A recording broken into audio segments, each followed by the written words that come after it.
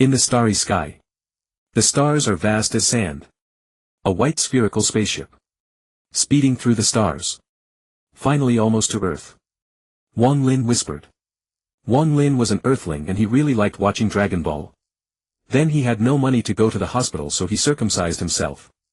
Thus he accidentally bled to death. When he opened his eyes again he found that he had transmigrated. By now Wang Lin's soul had been in the Dragon Ball world for 2 or 3 months. His current identity is a Saiyan.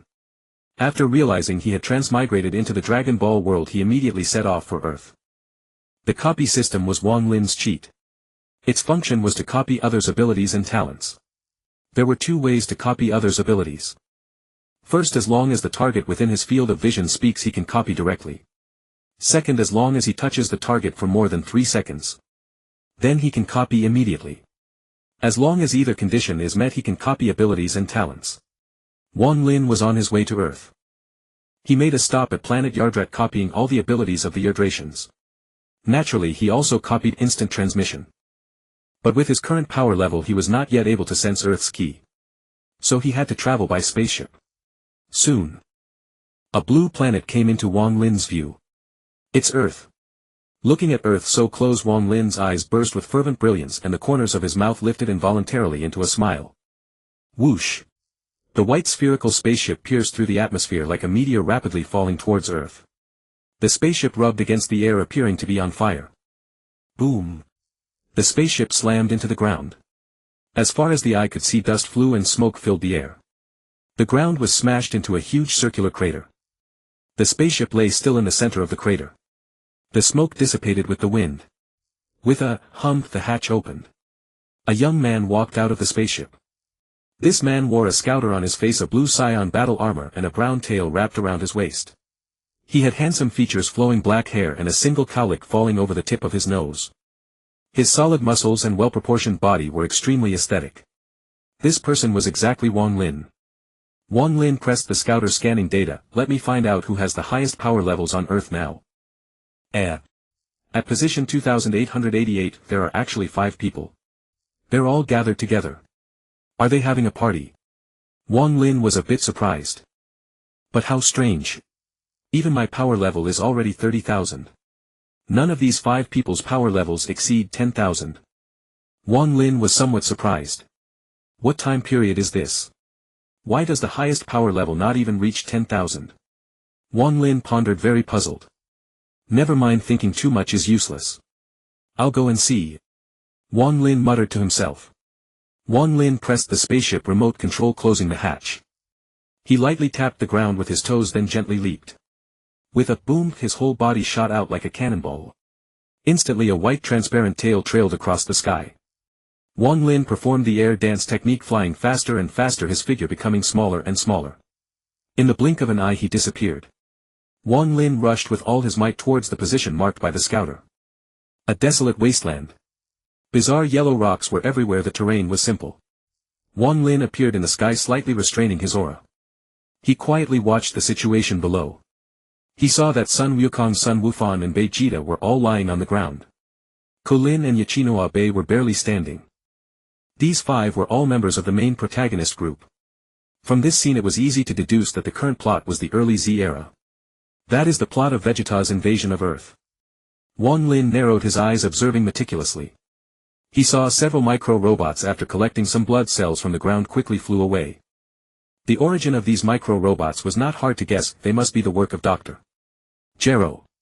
At this moment Wang Lin was attracted by a burst of laughter. He. Ha ha ha. We did it. Krillin laughed loudly. At this moment Vegeta was pinned down by Son Gohan. Vegeta's face was covered in blood, his body was covered in wounds, his left eye was destroyed and his tail was broken. Even his Saiyan battle armor was damaged and there was a long sword wound on his back. Ha!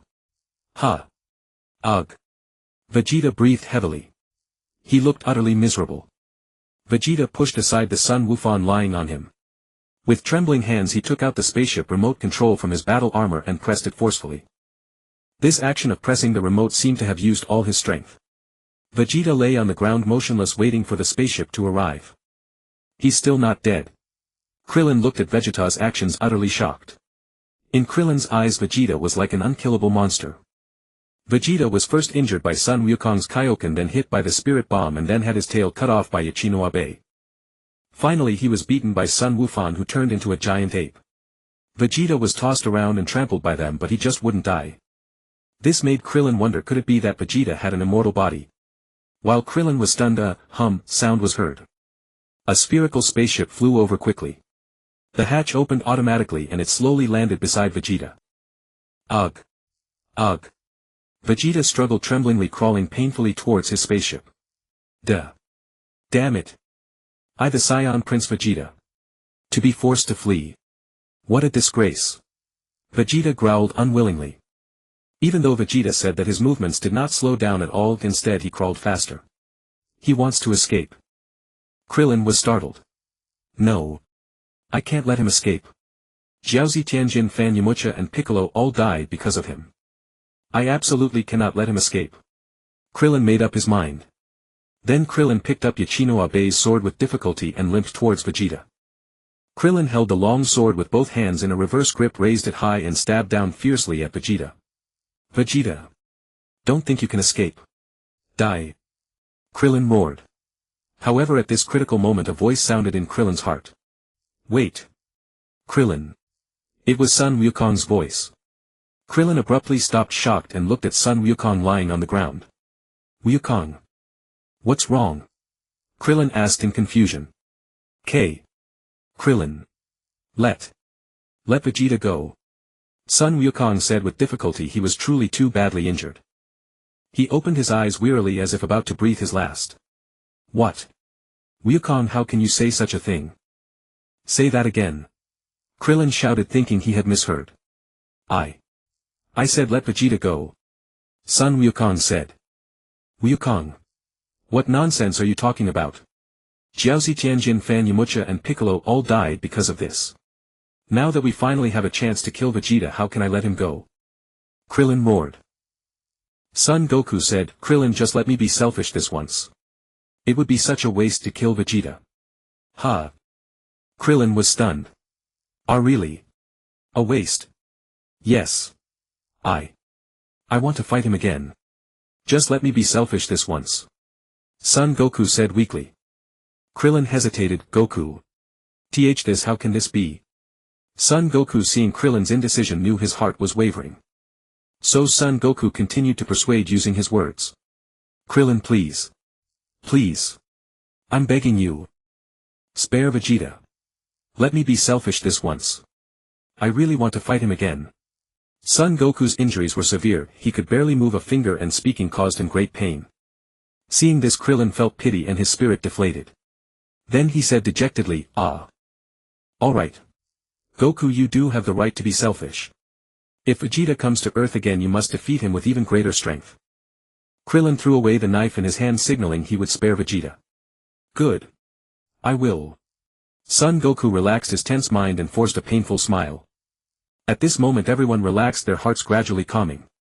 The battle with Vegeta had been a life-and-death struggle, with some dead and others wounded. It was an extremely brutal victory. Son Goku's actions could be described as a model of saintliness. However, at that moment, Son Goku and Krillin's expressions suddenly became extremely grim. Having calmed down, they sensed a faint, familiar yet unfamiliar aura. Saiyan. Krillin looked up at the sky, his eyes filled with unconcealable fear. How? Weren't there only 2 Saiyans?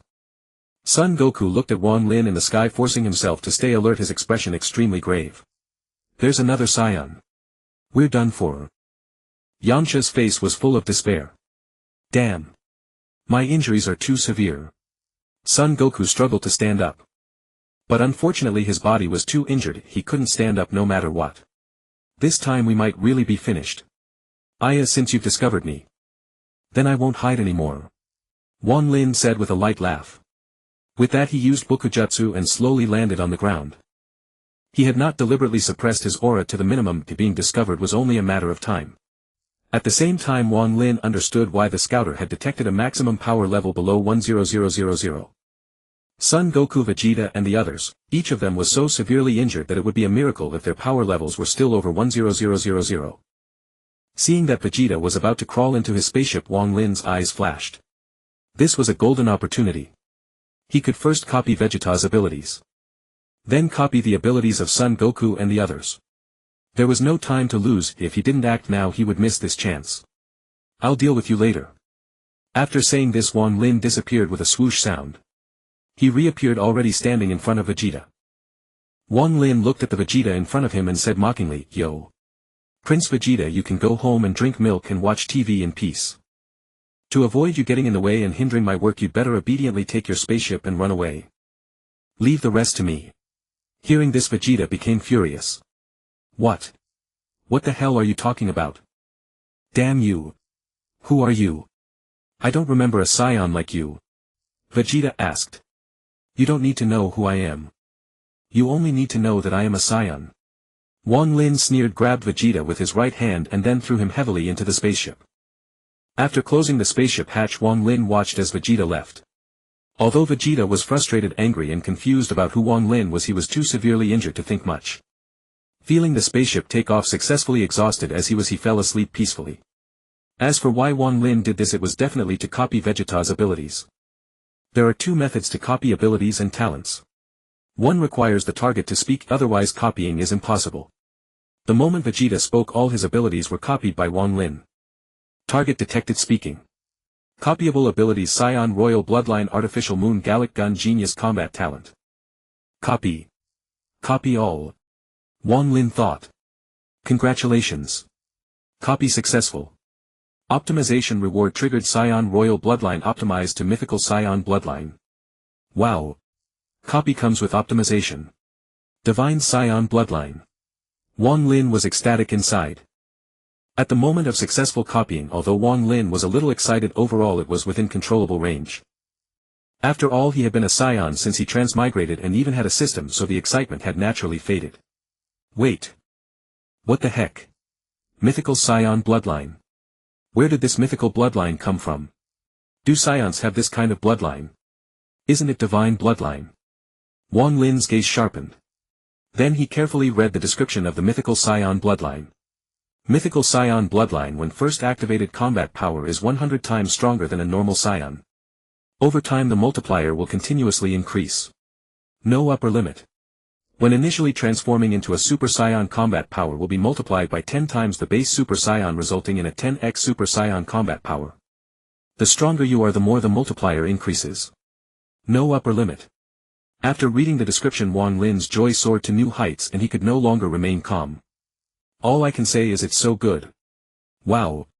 Combat power 100 times stronger than normal Saiyan bloodline. Becoming a Super Saiyan with 10x combat power. Isn't this equivalent to becoming a Super Saiyan and then using the 10x Kaio-ken on top of that? The stronger you get, the more awesome the multiplier. As expected of a mythical bloodline. This is way better than a divine bloodline. Wang Lin was both surprised and delighted. How to describe this feeling? In short, it was very, very wonderful. Great. Very successful. Wang Lin licked his lips, feeling an endless aftertaste. Vegeta, since I've copied your abilities, I will take care of your wife in the future. Wang Lin's lips curled into a sinister smile. Then it's your turn. Wang Lin turned and looked at Krillin. Why you? Who are you? Krillin looked at Wang Lin in fear, his legs trembling, stepping back involuntarily as if avoiding a snake.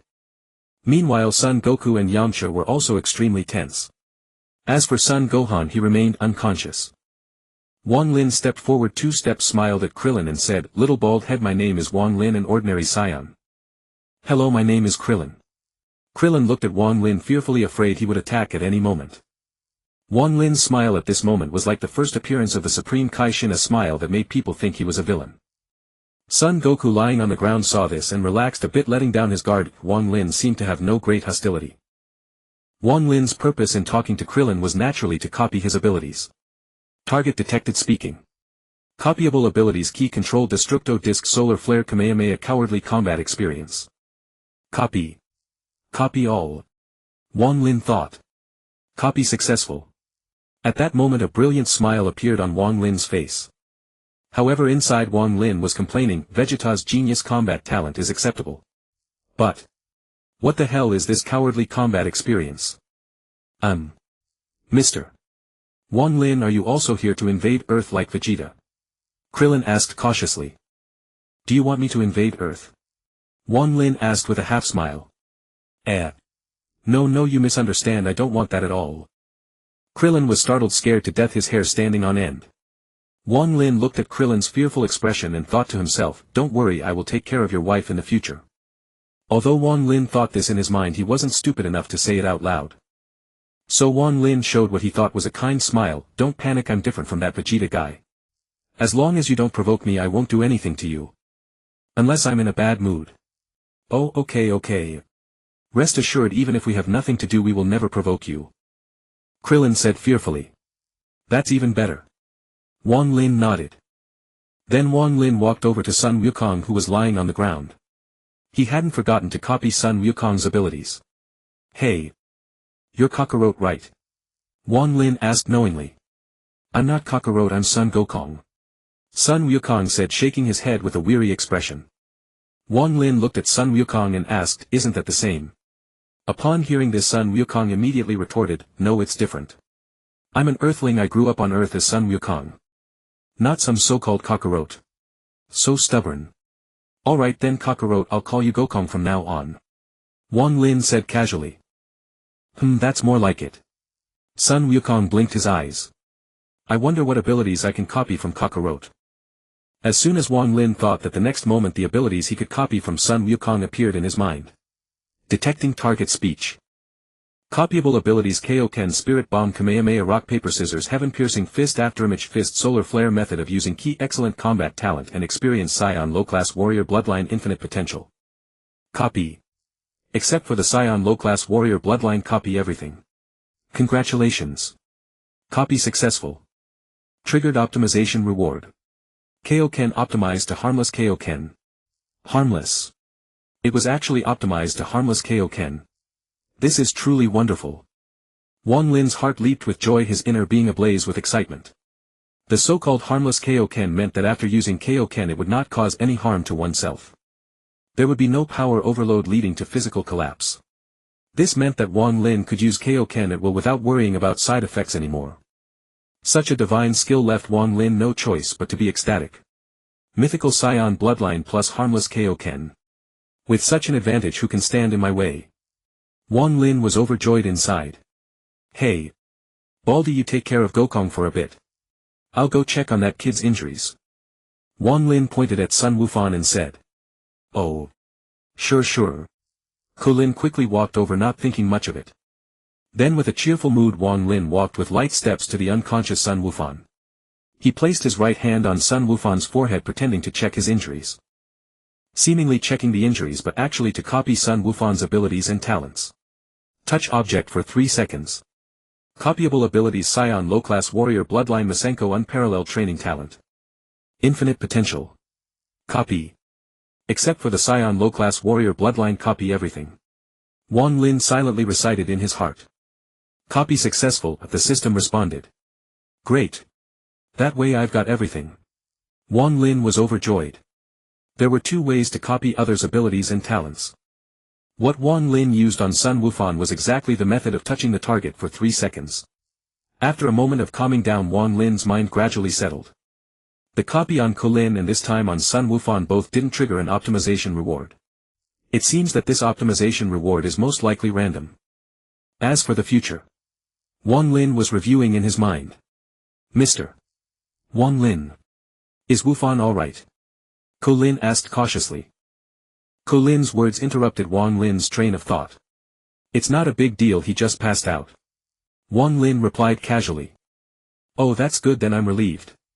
Kulin let out a sigh of relief. Ha. It's good that he's okay. Sun Wukong also smiled. At that moment a somewhat chubby figure walked over. Kulin. You bastard, don't just throw my sword around after using it. Yakinu Obi picked up his sword with a face full of resentment, complaining very discontentedly. At this moment Yakinu Obi, seeing that the situation was relatively optimistic and sensing no danger, immediately rushed out. Kulin scratched the back of his head and smiled sheepishly. Yakinu Obi, such a small matter, don't take it so seriously. We all went through this battle, just surviving is good enough. It's not your sword, so of course you don't care. Humph. Yakinu Obi turned his head away in displeasure, indicating he didn't want to talk to Kulin. Alright. Anyway, winning this battle is already the best outcome. Sun Wukong said with a smile. Then Wang Lin walked up to Yakinuobi and placed his hand on Yakinuobi's shoulder. Feeling Wang Lin's action, Yakinuobi shrank his neck in fear and naturally dared not resist.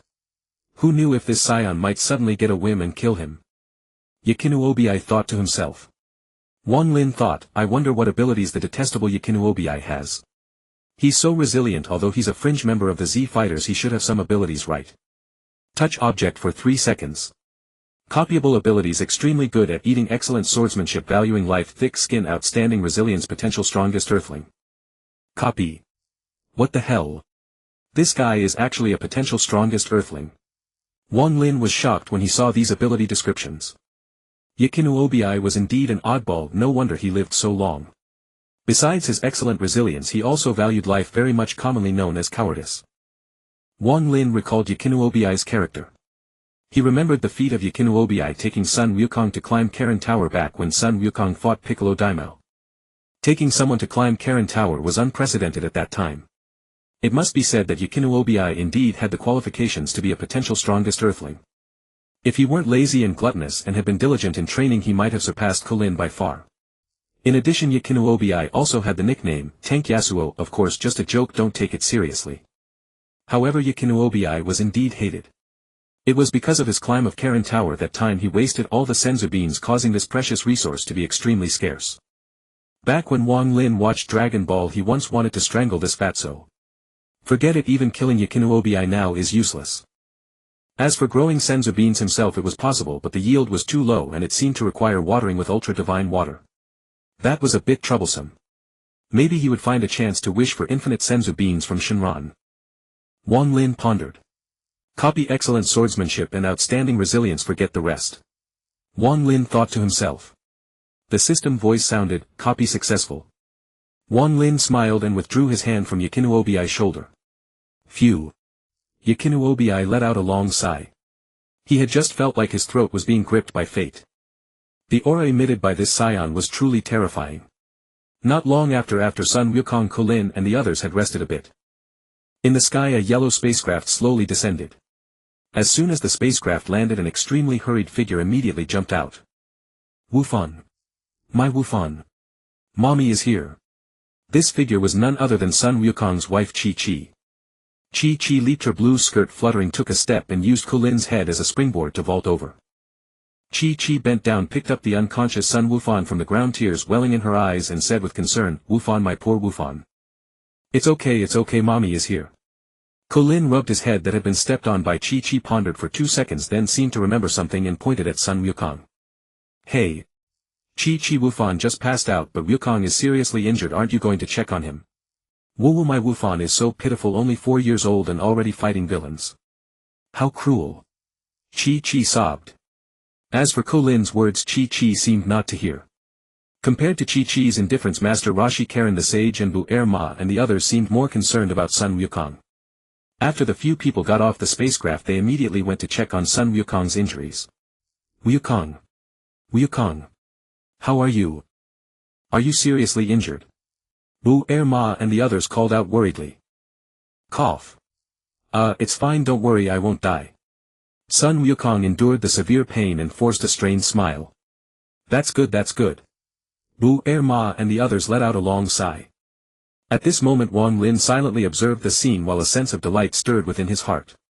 For in that instant a cascade of voices echoed through his mind. Detected speech from the Turtle Hermit, Korin, Bulma, Chi-Chi and others.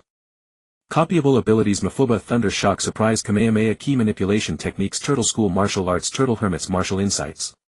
Senzu Bean Cultivation Techniques, Afterimage, Fizz, Telepathy, Clairvoyance, Korin's Martial Insights. Genius Scientist Talent, Bulma's Scientific Expertise and Experience. Turtle School Martial Arts, The Mentality of a Resentful Wife, Chi-Chi's Cooking and Homemaking Skills. Copy. Resentful Wife Mentality. Damn it. Copy everything except that. Wang Lin thought silently. Copy successful. Heh. Not bad at all. Wang Lin rejoiced inwardly. With all these abilities replicated, his future would be far smoother. He had effectively saved himself at least a decade of detours. Moreover, before arriving on Earth he had already copied the abilities of the Yardratians, so claiming he had saved over a decade of detours was no exaggeration. At that moment Bulma noticed the brown tail wrapped around Wang Lin's waist. Trembling she pointed at him and exclaimed, "A Saiyan. You're a Saiyan. How is that possible? Didn't Goku defeat all the Saiyans?" The turtle hermit frowned deeply, staring at Wang Lin with extreme vigilance as if facing a great enemy. "This doesn't look good," the turtle hermit muttered. Wang Lin, expressionless, stared back at them without blinking. But inwardly he was frantically complaining, "Damn, you only notice me now. As a Saiyan, don't I have any dignity? Is my presence that weak? Forcibly ignoring me is the deadliest insult." In that moment the atmosphere grew intensely tense, almost unbearable.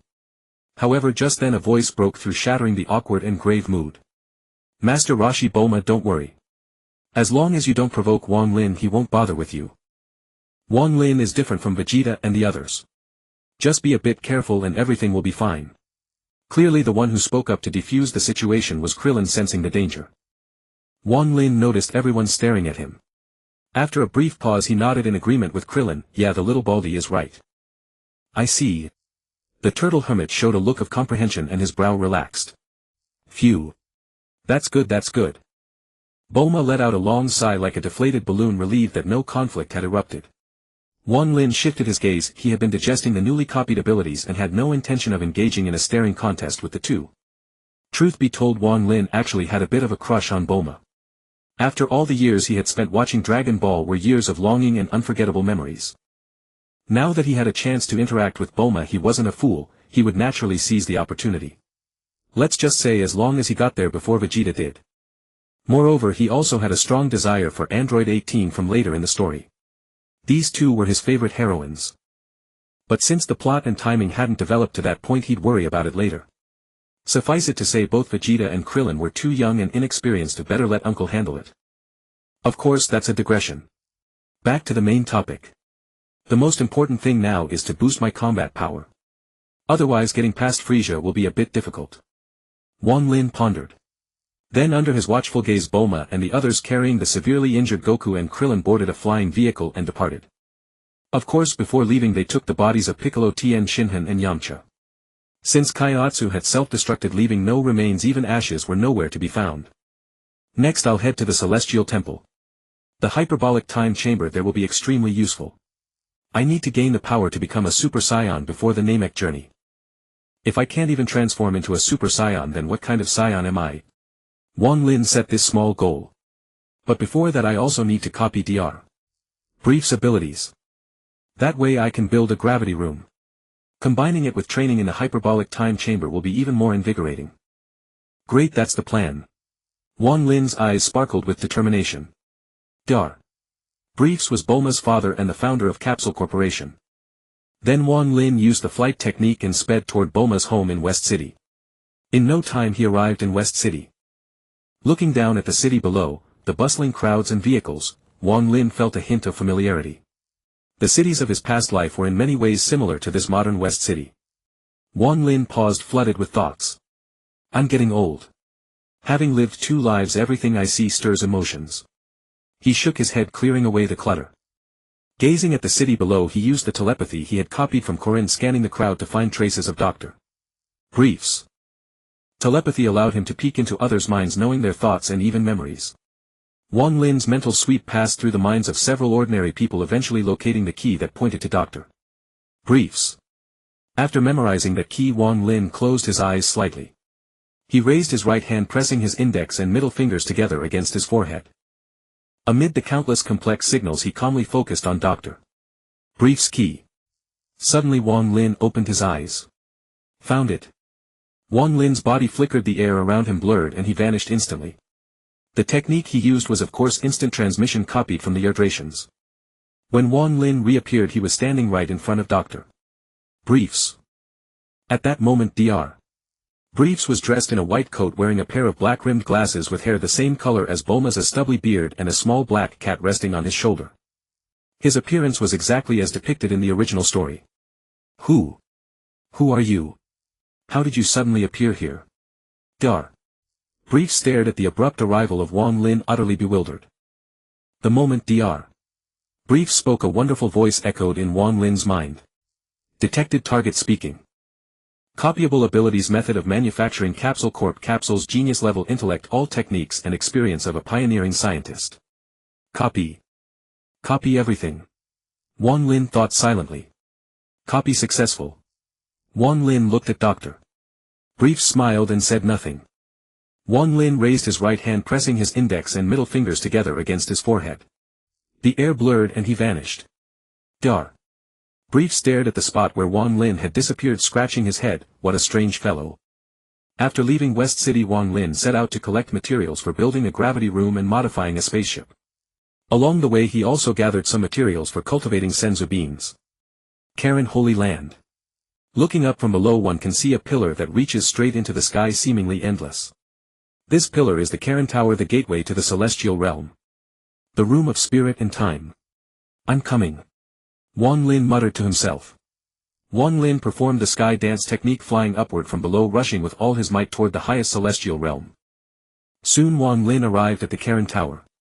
Passing by the residence of the Karen Hermit, he took the opportunity to collect some super sacred water. After collecting enough super sacred water, Wang Lin passed the Karen Tower and arrived at the uppermost celestial realm. Looking around. The entire celestial realm resembled a huge circular object that had been cut in half from bottom to top, forming a semicircle. The sanctuary was built upon this semicircular celestial realm.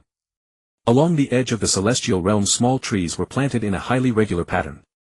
The ground was paved with white square stone bricks. This scene was exactly the same as the celestial realm in the original story. The moment Wang Lin appeared in the celestial realm, a voice suddenly rang in his ears. You are a Saiyan. As the voice came, a figure appeared before Wang Lin. This person was none other than Mr. Bobo, who looked a bit simple, plump with pitch black skin somewhat resembling an Indian. Detected target speaking. Replicable abilities, puppetry technique, flying carpet technique for molding Shenlong models, advanced application of Chi, top tier martial arts, insights, a series of abilities of the divine servant technique for repairing the room of spirit and time, etc. Copy all. Yes. Copy successful. Bobo's abilities. Successfully copied. Wang Lin was delighted, a slight smile curling at the corner of his mouth. At the moment of successful copying, Bobo spoke again. Saiyan. What are you doing here? Wang Lin smiled and said, I came here to make a deal with you. A deal? What kind of deal? Bobo looked at Wang Lin warily. Trust me, you will be very interested in this deal. Wang Lin said with a smile. What exactly do you want to do? Bobo asked. Resurrect the God of Heaven. Wang Lin whispered. Hearing this, Bobo was immediately tempted. Really? Do you really have a way to revive the god? Wang Lin nodded gently. Seeing this, Bobo asked, what kind of deal do you want to make with Bobo? If it's too excessive, Bobo won't trade with you. Then I'll be straightforward. This condition is easy for you. I want to borrow the room of spirit and time inside the sanctuary. As the condition of the deal, I will go to the Namek star and find the Dragon Balls there to help you resurrect the god. How about it? Quite a bargain, right? Wang Lin asked. Bobo frowned and asked, the room of spirit and time. What plot are you going to carry out inside? What ulterior motives do you have? The matter of resurrecting the god, is it also a lie to deceive me? And how do you know all these things? After you come out, you wouldn't want to invade Earth, would you? Wang Lin, hearing this barrage of skeptical questions, immediately grew impatient. Am I too kind? So kind that you forgot I am a Saiyan? Enough with all this nonsense. If you don't want to make this deal, fine, it's not like I'm begging you. I don't need to go through much trouble. I just need to defeat you and then I'll enter the room of spirit and time myself. Wang Lin said coldly. Bobo's expression changed. After a moment of thought, he realized that Wang Lin was absolutely right. His own words earlier were indeed inappropriate and might even create a formidable enemy. While Bobo was pondering, Wang Lin sneered, how about it? Have you decided to be my enemy? I'm running out of patience. Instantly Bobo's face turned even more grim. Finally Bobo corrected his attitude and chose to follow his heart. I'm sorry. I apologize. Bobo was rude. Bobo offers you his apology. With that, Bobo bowed 90 degrees to Wang Lin and apologized. Good, it seems you're not too foolish. Now take me to the room of spirit and time. Wang Lin said. Bobo nodded and said, okay. Bobo understands. Please follow Bobo. Bobo will take you to the room of spirit and time now. With that, Bobo led the way, walking toward the sanctuary. Then Wang Lin followed. Soon he entered the sanctuary with Bobo. After walking for a while they arrived at a door. Bobo with his back to the door facing Wang Lin said, "Behind this door is the room of spirit and time. Inside there is food and water. The environment inside is extremely harsh. Are you really determined to go in?" Bobo asked. Wang Lin nodded and said, "Nonsense. Outside 1 day, inside 1 year. If I don't make use of such a great place I'd be struck by lightning." "Well then before you enter Bobo reminds you can only stay inside for 2 days. After 2 days this door will automatically disappear. By then you will never be able to come out. Please remember you must come out within 2 days. After saying this Bobo fell silent. "Okay, I understand." With that Wang Lin pushed open the door and strode in. Regarding the room of spirit and time Wang Lin knew very well that even if he stayed beyond 2 days it would be fine. As long as one could reach the combat power of Super Saiyan 3 one could forcibly break through that space and walk out unscathed. What Wang Lin didn't know was that after leaving Bobo immediately went to the mortal world to find Sun Wukong. And under Bobo's strong request Bulma set off on a journey to the Namek star to find the Dragon Balls and resurrect the god. As for where the spaceship came from it was naturally the one used by Goku when he descended to Earth. The location of the Namek star was learned from the King of Worlds.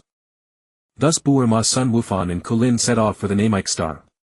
If Wang Lin knew about Bobo's actions he would surely say, "I never would have guessed. Bobo has such heavy scheming. Truly a dark-skinned person with a dark heart." After Wang Lin entered the room of spirit and time what met his eyes was a vast white space. Apart from the area near the door with ample food, water and a room there was nothing else inside. The environment was extremely harsh with very thin air and oppressive heat. The temperature fluctuated between 50 degrees Celsius and minus 40 degrees Celsius and there was 10 times Earth's gravity. If a weak-willed person entered here they might even experience hallucinations. And this was the room of spirit and time. Such a harsh environment. Truly a tormenting place. This kind of environment is perfect for cultivation. Wang Lin exclaimed. Then next I'll first build a gravity chamber and a spaceship. And also try to accelerate the growth of senzu beans. Wang Lin muttered to himself. He had already collected the materials for building the gravity chamber and spaceship since copying Dr. Bu Fu Si's abilities. Now he had plenty of materials. Incidentally he also prepared a lot of materials for cultivating senzu beans. After all he had previously copied the Karen Hermit's ability to cultivate senzu beans, he couldn't let it go to waste could he? Indeed when he flew to the celestial realm earlier he had specially gone to collect super sacred water for the purpose of cultivating senzu beans. Moreover among the abilities he copied on the Yardrat star there was a secret technique called accelerated growth art. Now naturally he could try to combine them to accelerate the growth of senzu beans. After Wang Lin took out the universal capsule he arranged the materials and vessels for cultivating the immortal beans. Then he dripped some super divine water into the vessels. Finally Wang Lin performed the ripening technique attempting to accelerate the growth. "I wonder if it will succeed," Wang Lin murmured. Ripening technique. Wang Lin gave a low shout. He raised his right hand fingers spread and aimed it at the freshly sown immortal beans activating the ripening technique. A series of green halos continuously poured from Wang Lin's right hand into the newly planted beans. In an instant the beans as if receiving a great tonic sprouted roots and leaves growing at a rate thousands of times faster. At last they grew into pale green beans. Excellent, it worked. Wang Lin exclaimed softly, his heart filled with joy. Wang Lin gathered the green beans and counted them. After accounting for losses he had roughly 30 to 40 beans left. Not bad. I planted 500 or 600 seeds and harvesting 30 to 40 is quite good. Wang Lin was delighted. The immortal bean cultivation technique of Kalen Sage had an extremely low success rate, pitifully low. For Wang Lin to ripen 30 to 40 beans on his first try was truly impressive. Let me test if these ripened beans are effective. Then Wang Lin gathered a strand of energy in his right palm and with an expressionless face slashed a long deep wound on his left index finger. A line of fresh blood slowly dripped from the fingertip. Wang Lin picked up an immortal bean with his right hand and tossed it into his mouth. With a crisp crunch he chewed a few times and swallowed. An unbelievable sight unfolded. The wound on his index finger healed at a visible rate. Seeing the wound close instantly Wang Lin could not help but rejoice, it works. Then with excitement Wang Lin ripened another batch of immortal beans. Next he would build the gravity chamber and modify the spaceship. His spaceship and all the necessary materials were stored in his universal capsule. He now took them out and began the modifications. As for where the materials came from, being a Saiyan, it was only reasonable to take some supplies from the king, right? Time passed quickly. In the blink of an eye, Wang Lin had been in the spirit and time room for half a month. Phew. Finally done. Wang Lin let out a long breath. He had spent nearly half a month successfully modifying the spaceship. The gravity chamber inside the ship was also completed. The 500 times gravity chamber and the relatively large spaceship were perfectly integrated. Now let the training begin. Wang Lin took a deep breath, sat cross-legged, closed his eyes and meditated for a while before raising his energy to the peak. Then Wang Lin entered the gravity chamber, adjusted the gravity to 50 times, and as the dark red gravitational pressure enveloped the entire chamber, he began his training. The immense combat power of the mythical Saiyan bloodline was unleashed without restraint. Ha! Wang Lin growled low. Suddenly a white translucent aura burst forth from his body. Wang Lin erupted with energy, maximizing his combat power. Then he started training, adjusting to the 50 times gravity as he swung his fists and kicked his legs. Wang Lin rhythmically punched and kicked, combining hand and foot movements, producing sounds reminiscent of the prince's battle style. Wang Lin occasionally flipped, jumped, spun, sidestepped and performed basic exercises like one-finger push-ups. He also trained in Mr. Popo's style or the Turtle School martial arts methods. In short, he executed every physical exercise and movement he could think of and performed perfectly. Whenever he grew tired or felt his body reaching its limit, Wang Lin would immediately eat an immortal being to restore his stamina and continue the high-intensity training. Unbeknownst to him, Wang Lin's combat power began to skyrocket during the training. Additionally, besides physical training, he also practiced the abilities he had copied. All the copied abilities and techniques felt as if he had always known them, as if he had practiced them for countless years, instantly becoming one with them. Ha! Kaio-ken. 10 times. Wang Lin clenched both fists and roared, unleashing the 10 times no damage Kaio-ken. A dark red aura burst from Wang Lin's body, enhancing his combat power tenfold across the board based on the normal Saiyan's 100-fold strength. Kamehameha. Then Wang Lin roared, and on top of the 10 times Kaio-ken he unleashed the Kamehameha wave. Wang Lin spread his 10 fingers, brought his palms together at the base and gathered a sapphire blue energy sphere in his palms. Then he placed his hands by his side and thrust forward, sending a sapphire blue energy beam. The front of this sapphire blue energy wave was round while the rear was column-like. The tail connected to Wang Lin's palms with endless energy pouring out. Thus an immensely fierce Kamehameha wave was formed. After circling the gravity chamber, it came hurtling toward Wang Lin. Wang Lin made an incredibly reckless move. He controlled the Kamehameha to attack himself. He wanted to see if he could withstand his own technique. Only by overcoming oneself could one truly be strong. Just before the Kamehameha hit him, he unleashed Vegeta's technique. Ya! Garlic cannon. Wang Lin roared, muscles tensed, hands together at his waist, and suddenly fired a garlic cannon at the oncoming Kamehameha. With a booming sound, a blinding light flashed. The two powerful energy waves collided violently. Boom! The light faded.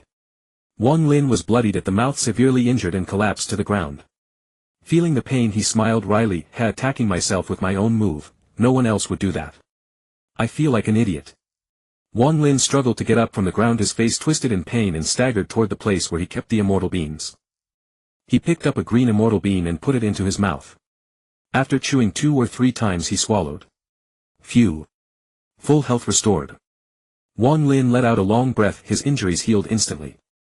At the same time with the recovery, the Saiyan's near-death passive refreshed. This meant his combat power would also surge dramatically. Continue training. With his injuries healed, Wang Lin raised his aura to its peak. He resumed training. Ha! Yeah! Destructo Disc. Mafuba. Thunder Shock Surprise. Spirit Bomb. Wang Lin practiced all the copied techniques one by one. He immersed himself in the joy of training. Time flowed like the mighty Yangtze River. In the blink of an eye, half a year had passed. Now, relying on the talent copied from Gohan, Wang Lin's combat power had reached an astonishing level. At the same time, his control over his own aura had reached the pinnacle. He could perfectly manage every single wisp of energy without wasting a bit. But this was not enough. Because he had yet to transform into a Super Saiyan. Wang Lin could vaguely sense a membrane, but it always seemed just out of reach. Therefore he did not leave the spirit and time room. He continued training, firmly believing that he could become a mythical Super Saiyan. I recall that the method to become a Super Saiyan is to unleash one's rage to the extreme. Whether it works or not, this is the only chance. Wang Lin clenched his fists tightly, crouching slightly. Suddenly he let out a mighty roar and burst his energy outward. In an instant a vast white translucent aura erupted from his body, soaring like a blazing flame. Then Wang Lin opened his mouth wide and roared at the top of his lungs. Hoa! He bellowed, elevating his energy to its peak. He then controlled all the energy within his body, concentrating it into a single point. After that he dispersed the energy throughout his entire body. Yayawaya! Wang Lin's mouth stretched to its limit as he kept roaring, the sound resembling a constipated groan. At the moment when all his power was gathered and released, his roar echoed throughout the entire hyperbolic time chamber.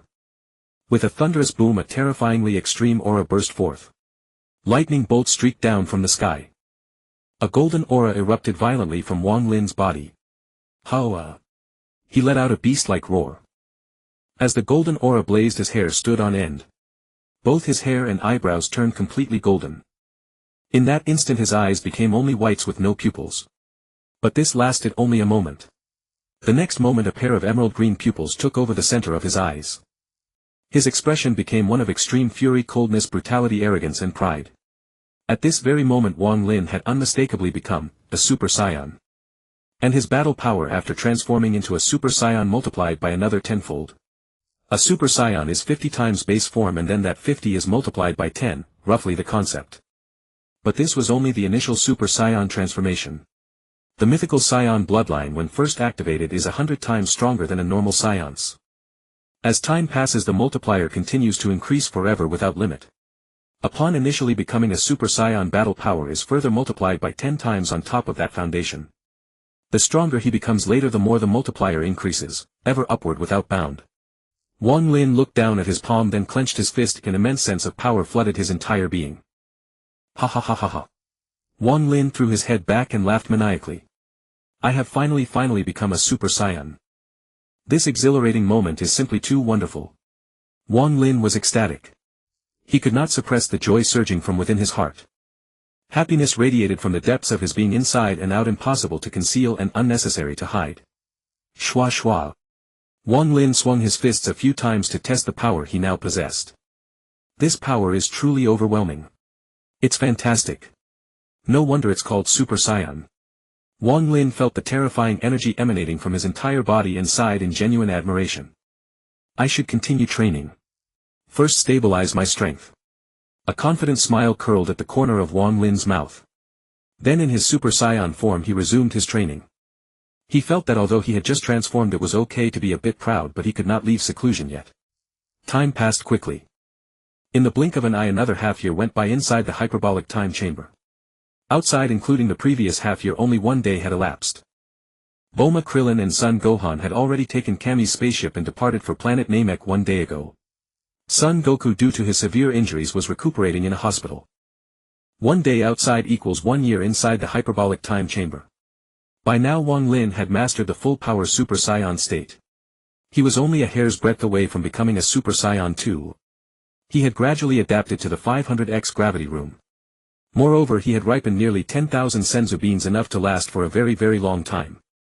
As Son Goku from Dragon Ball Super said, if we keep eating senzu beans continuously we can become immortal like Zamasu. Wang Lin secretly wondered, after leaving the hyperbolic time chamber, if he unleashed his rage to the extreme, would he become a Super Saiyan 2 like Gohan in the original story? After all, he had copied Gohan's talent. But he wasn't sure if it would work because his bloodline was the unheard of Mythical Saiyan lineage. Wang Lin deactivated his Super Saiyan state and sighed softly, ah. Cultivation requires a balance of work and rest. I've trained for a whole year without much rest, maybe my body is tired. Under such harsh conditions anyone's body would be exhausted. With my current strength I can effortlessly defeat Frieza. Forget it, I won't bother with all those miscellaneous thoughts for now. I should just rest well. It's been a year since I last had a proper rest. Wang Lin shook his head, casting aside those distracting thoughts. Then he took a shower, packed his belongings and stored everything into a capsule. Wang Lin put on his blue Saiyan battle suit and wore the scouter.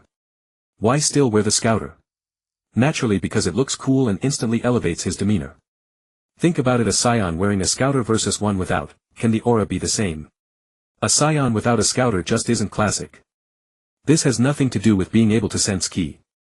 Having concealed his aura, Wang Lin stepped out of the hyperbolic time chamber. Outside, Wang Lin stood at the edge of the celestial realm. Gazing at the warm sun hanging in the sky, the azure heavens and the gentle breeze, his mood could not help but lift. Wang Lin exhaled the stale air from his lungs and sighed, the air outside is truly fresher. Ah! So refreshing. At that moment a dark plump figure approached. Saiyan, you're out. The newcomer was Mr. Popo. Wang Lin replied casually. I'm leaving. Wang Lin said calmly. Popo's expression changed. Where are you going? Do I need your permission to go somewhere? Or do you actually want me to invade Earth? Wang Lin asked with a hint of amusement. Popo quickly shook his head wobbling like a rattle drum. No. Go wherever you like. As long as you don't invade Earth. And perhaps we'll meet again. Leaving these words, Wang Lin immediately executed the air dance technique. He flew down toward the lower world. Whoosh! A gust of wind swept across the ground and a translucent white trail followed where Wang Lin had flown. Soon Wang Lin used the air dance technique to reach the surface of the sea. Yahoo! He let out a hearty roar. His body skimmed just above the waves. A huge trench was carved into the sea surface. Quickly Wang Lin arrived at an uninhabited small island. It was an island filled with birdsong and floral fragrance covered in lush green vegetation. The scenery was delightful. At the island's peak a sturdy cherry blossom tree stood rooted, growing steadily. Tiny pink cherry blossom pollen drifted gently in the air. From time to time a few petals fluttered down to the ground, creating a beautiful sight. Wang Lin's figure slowly descended beneath the cherry blossom tree. So beautiful. Wang Lin sighed softly. Gazing at the sublime scenery, watching birds occasionally glide across the sky, his mood became wonderfully pleasant. Wang Lin's main goal now was to rest well, calm his mind, to appreciate the view and cultivate his spirit. He wanted to adjust his state to perfection, wash away the fatigue from his body and shed the tarnish. Eliminate arrogance, guard against impatience. Thus achieve purification of body and mind and thereby step into an even more powerful realm. What I need to do now is rest well. Wang Lin murmured. Everything else can wait until I've rested. He lay down on the grass beneath the cherry blossom tree, bathing in the sunlight that filtered through the branches, savoring the moment's beauty. Gradually Wang Lin pillowed his head on his hands and drifted off to sleep. At that moment his aura was tranquil and peaceful, deeply attuned to nature. Then a colorful butterfly fluttered over and gently landed on the tip of Wang Lin's nose. With each rise and fall of his breath it softly flapped its wings. Time passed swiftly. In the blink of an eye a week had gone by. Amidst the desolate yellow rock region of Shidu, a young man clad in an orange martial arts uniform with a hairstyle resembling a crab's shell was training with immense difficulty. The man stood on his hand, supporting his entire body with a single index finger of his right hand, performing a one-finger handstand. Huff. 1999-2000. 2059. TCH. My body. My body can't hold on. Damn it. The man roared in frustration, his body uncontrollably collapsing onto the ground. Damn it. My injuries still haven't healed. The man pounded the ground in agony, venting his impotent rage. This man was none other than Sun Wukong. With my body in this state I can't even train normally. Let alone beat Vegeta again. Ah. Sun Wukong raged helplessly, filled with bitter unwillingness. Just then the air before him shimmered and a figure materialized in front of Sun Wukong. A voice followed, Yo. Goku. Ha. Wang Lin. How did you get here? Sun Wukong asked in confusion. That's not important. What matters is that you're troubled, aren't you? Here, catch this. Wang Lin produced a shiendo and casually tossed it towards Sun Wukong. Sun Wukong caught the shiendo and glanced at it doubtfully. Is this a shiendo? It's a shiendo. Excellent. Sun Wukong rejoiced. Without hesitation he excitedly popped it into his mouth, chewed twice and swallowed. The instant he consumed the shiendo, Sun Wukong's eyes suddenly blazed with vitality and his spirit and energy peaked in that moment. All his injuries were fully healed. Whew. Fantastic. I'm saved. All my injuries are gone. Sun Wukong exhaled, deeply overjoyed. Wang Lin, please spar with me. I can sense that your strength is immense. We'd make perfect training partners. Sun Wukong said solemnly. Wang Lin's mouth twitched and he was left speechless. Truly this was Sun Wukong, the battle maniac. As soon as his injuries healed he spoke of nothing else but sparring. How about it? Let's have a match. Sun Wukong urged, his gaze blazing as he stared at Wang Lin. Wang Lin was at a loss for words. Here I come. I'm about to attack. Sun Wukong warned. I can't muster any interest in sparring with you. To be honest, you're no match for me. Wang Lin shrugged helplessly. Sun Wukong chuckled. He will only know after trying. I'm coming. Sun Wukong warned. With that his body flickered and in an instant he appeared before Wang Lin. Then he threw a punch at Wang Lin.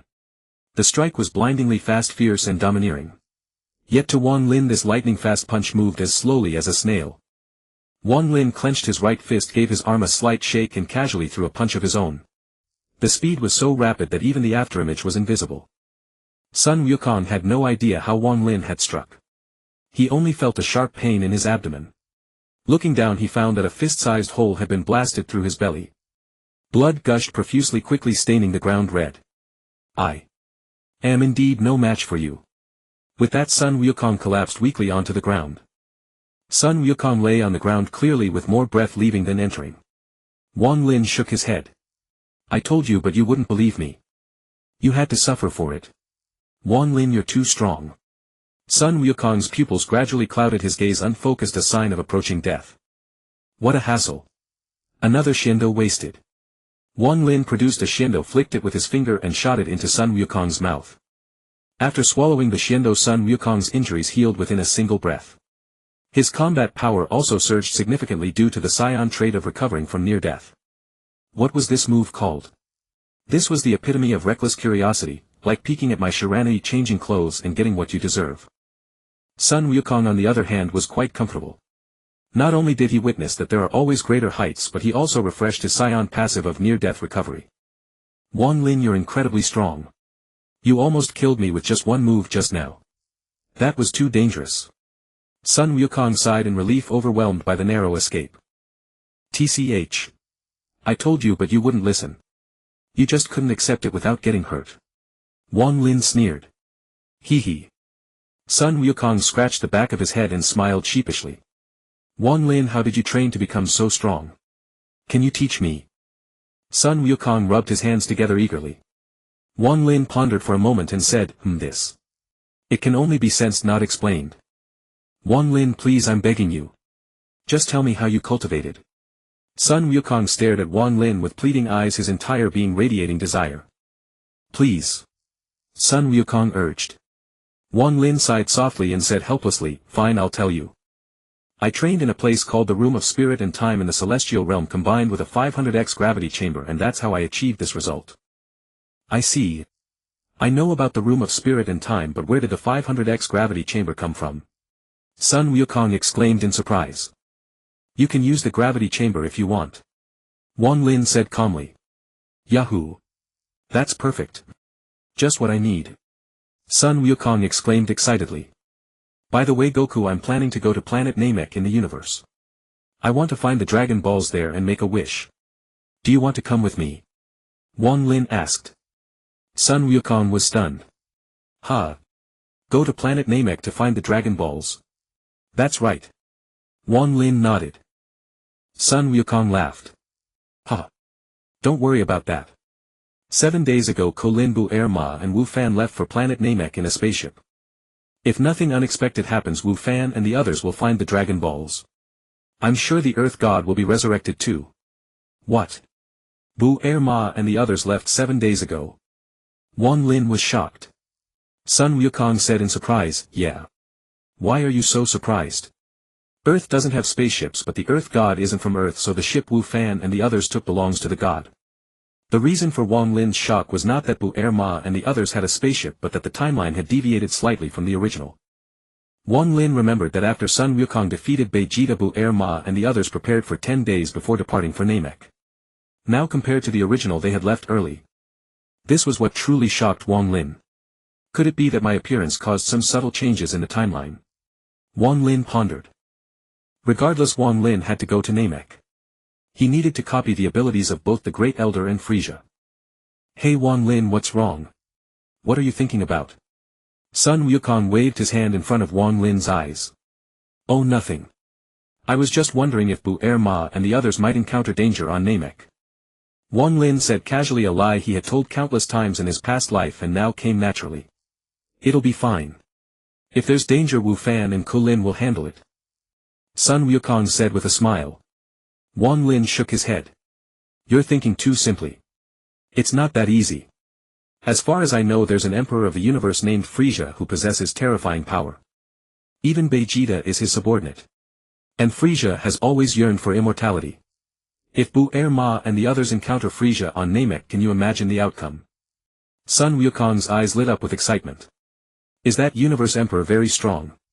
Sun Wukong's mind was rather simple and his focus was slightly different from normal people. Wang Lin held his forehead and pondered for a moment before replying, yes, very strong. Great.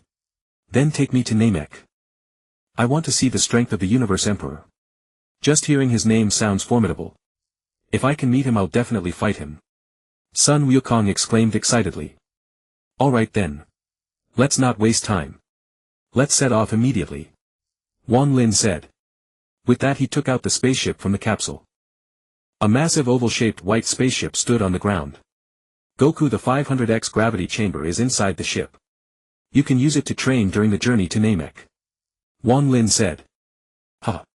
That's awesome. Sun Wukong cheered. Then Wang Lin entered the cockpit, set the destination and piloted the spaceship to take off. A violent wind swept across the ground as the ship shot upward like a cannonball, soaring tens of thousands of miles into the sky. In an instant it burst out of Earth's atmosphere. In the cosmic galaxy. Inside the spaceship. Wow. This spaceship is incredibly fast. It flew out of Earth in an instant. Sun Wukong exclaimed. Of course. Wang Lin smiled. Is this the 500X gravity chamber? But why don't I feel any gravity? Sun Wukong looked at a special empty room and asked. Gravity needs to be adjusted manually. If you stay in a 500X gravity environment all at once, you can't even lift your hand, let alone train. Wang Lin explained. Saying that, he walked to the control panel and adjusted the gravity to 20X. Instantly a dim and oppressive dark red glow descended. Soon it covered the entire room. Yuwa, my body is so heavy. Amazing, truly amazing. Training in this environment, my strength will skyrocket. Sun Wukong exclaimed excitedly. As long as you understand. Then I'll lend you this gravity chamber for now. Wang Lin said. After speaking he turned and walked out. Just as he reached the door he suddenly remembered something and turned back. By the way, this bag contains senzu beans. With the help of senzu beans your strength will increase even faster. Go calm, catch. Wang Lin flicked his right hand and tossed the small bag containing senzu beans to Sun Wukong. This bag has a good weight. Looks like several dozen. Sun Wukong caught the bag and said. That's right, there are 100 senzu beans in the bag. Enough for you to use for a while. Wang Lin said with a smile. 100. Sun Wukong was startled, curiously opened the bag and looked. Wakaka. There really are 100 senzu beans. Awesome. Sun Wukong was overjoyed. Go calm, let me tell you one more thing. Our Saiyan race's combat power greatly increases each time we recover from severe injury near death. Before I nearly killed you by accident. After you recovered, didn't your strength improve a lot? Wang Lin said slowly. After recovering from near death my strength did increase. Hee. That means I can use the Saiyan trait plus senzu beans to become stronger. This is really great. Sun Wukong said excitedly. Smart. Wang Lin praised. By the way, Wang Lin, where did you get so many senzu beans? Sun Wukong asked curiously. Wang Lin smiled and casually made up a story. It was on a sunny morning I met a talking colorful caterpillar, and that caterpillar. Before Wang Lin finished, Sun Wukong suddenly realized, oh. I see, the senzu beans must have been given to you by that colorful caterpillar. Yes, you're so damn smart. You even guessed that. Wang Lin was speechless. I hadn't even started bragging but he already imagined it himself. However, it's good, saves me the trouble of explaining. I think I'm very smart too. Sun Wukong nodded with conviction. Then Wang Lin, feeling speechless, left the gravity chamber. Sun Wukong on the other hand stayed in the gravity chamber training comfortably. With senzu beans and the gravity chamber his combat power naturally rose. It was no exaggeration to say it was increasing at a phenomenal rate. Thus the two of them, Wang Lin and Sun Wukong, set off on the spaceship towards Namek. Time passed quickly. In the blink of an eye 6 days went by. At this moment Sun Wukong had stopped training. After multiple near-death recovery training sessions his combat power had reached over 3 million. He was only missing the catalyst of Kellen to become a Super Saiyan. As for Wang Lin, no description was needed, as silence spoke louder than words. Looking at the nearby Namek, Wang Lin reminded Goku, this planet is Namek. Prepare to land. Whoopee. Finally here. Sun Wukong cheered. Then a loud boom was heard. A strong sense of weightlessness came. Bang. The spaceship crashed into the ground. For a moment smoke billowed everywhere. After the smoke cleared, a large crater appeared. The spaceship landed safely on Namek. The hatch opened. Wang Lin and Sun Wukong stepped down. Looking around, the terrain was mostly wasteland and lakes with very few trees. The scenery of Namek needed no excessive description, just know it was exactly the same as in the anime. Is this Namek? Sun Wukong murmured. Wang Lin nodded. Yes, this is Namek. Goku, can you feel it? The key of Kellen, Sun Wufan and Vegeta are all on this planet. I feel it. Also I sense a huge evil aura.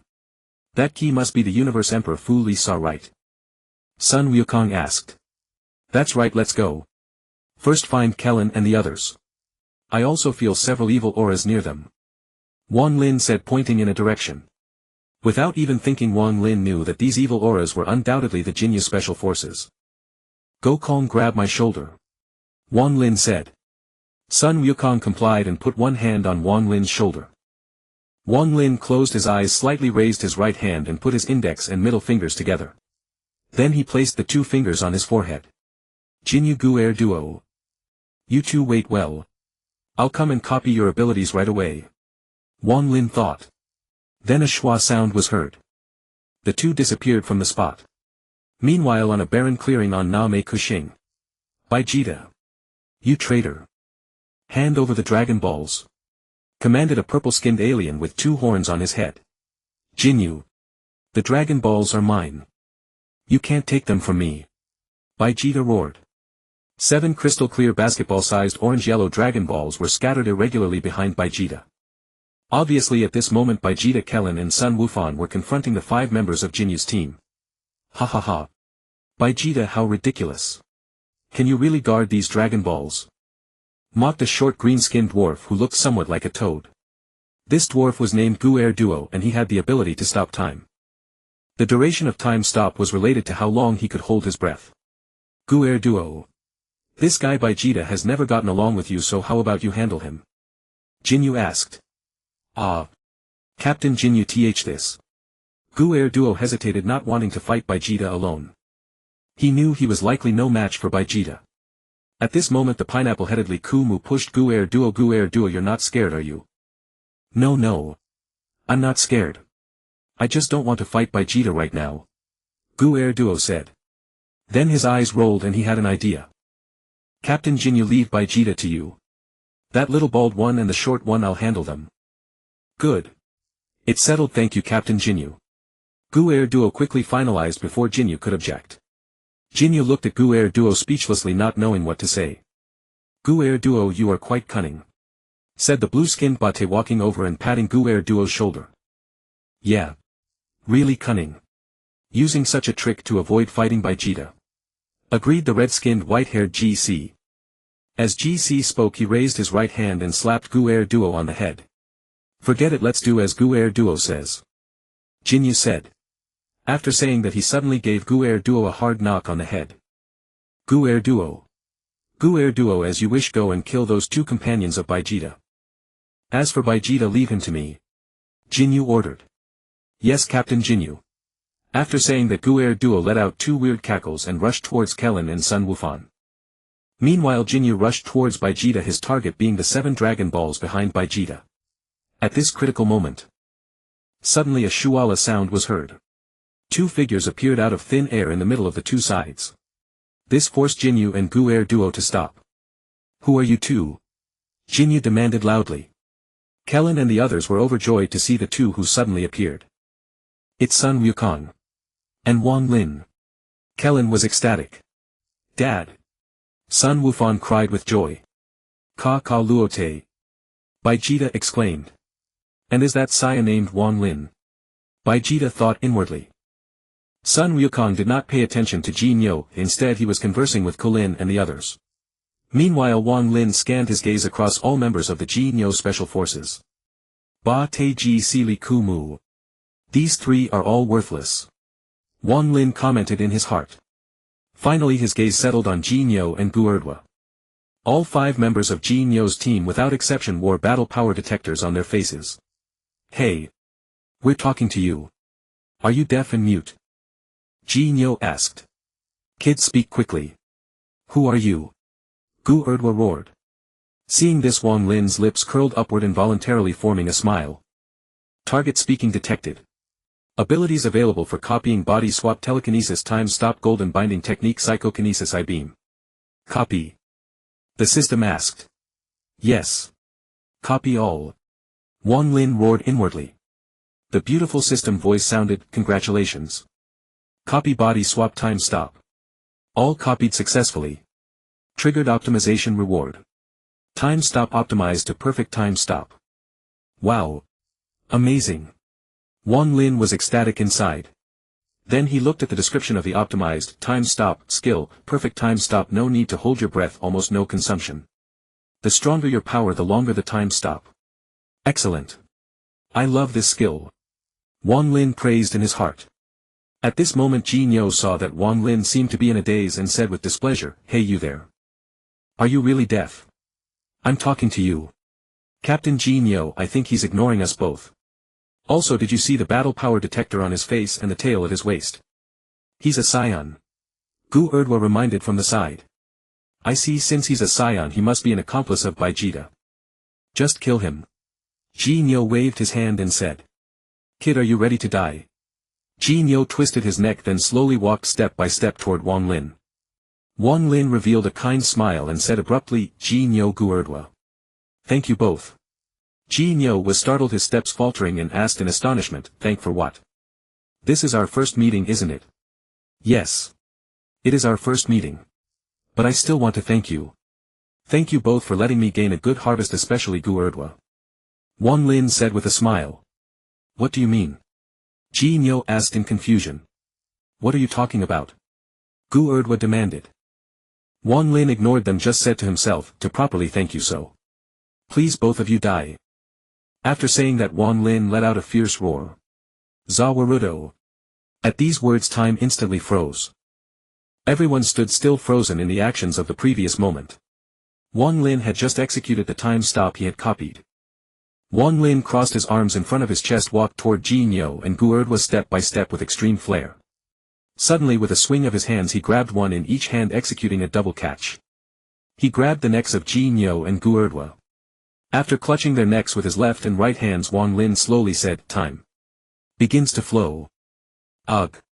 Damn it. Ginyu and Guerdwa kicked their feet, struggling desperately with all the strength they had since childhood. No matter how they struggled, it was to no avail in Wang Lin's hands. Then, with a slight increase in force, with a crack, he crushed both their necks. Next, Wang Lin condensed energy waves in both hands. Disappear. With a flash of light from his palms, Ginyu and the other exploded like fireworks, annihilated by the energy wave. What a filthy firework. Wang Lin sighed. For Wang Lin, killing the two was too easy, Jinyu's level of battle power was too weak. The situation with Wang Lin was noticed by Kulin and the others. Oh ho ho. Amazing, truly amazing. As expected of Wang Lin. He easily did what we wanted to do but dared not. Kulin said with admiration, stars in his eyes. Strong, really strong. Sun Wufan's face flushed. What's going on? Ginyu and Guerdwa just died like that. What a joke. Vegeta said in shock. Just now, the moment Wang Lin grabbed those two, time seemed to stop. What happened? Could it be that Wang Lin's speed was too fast? Sun Wukong asked in amazement.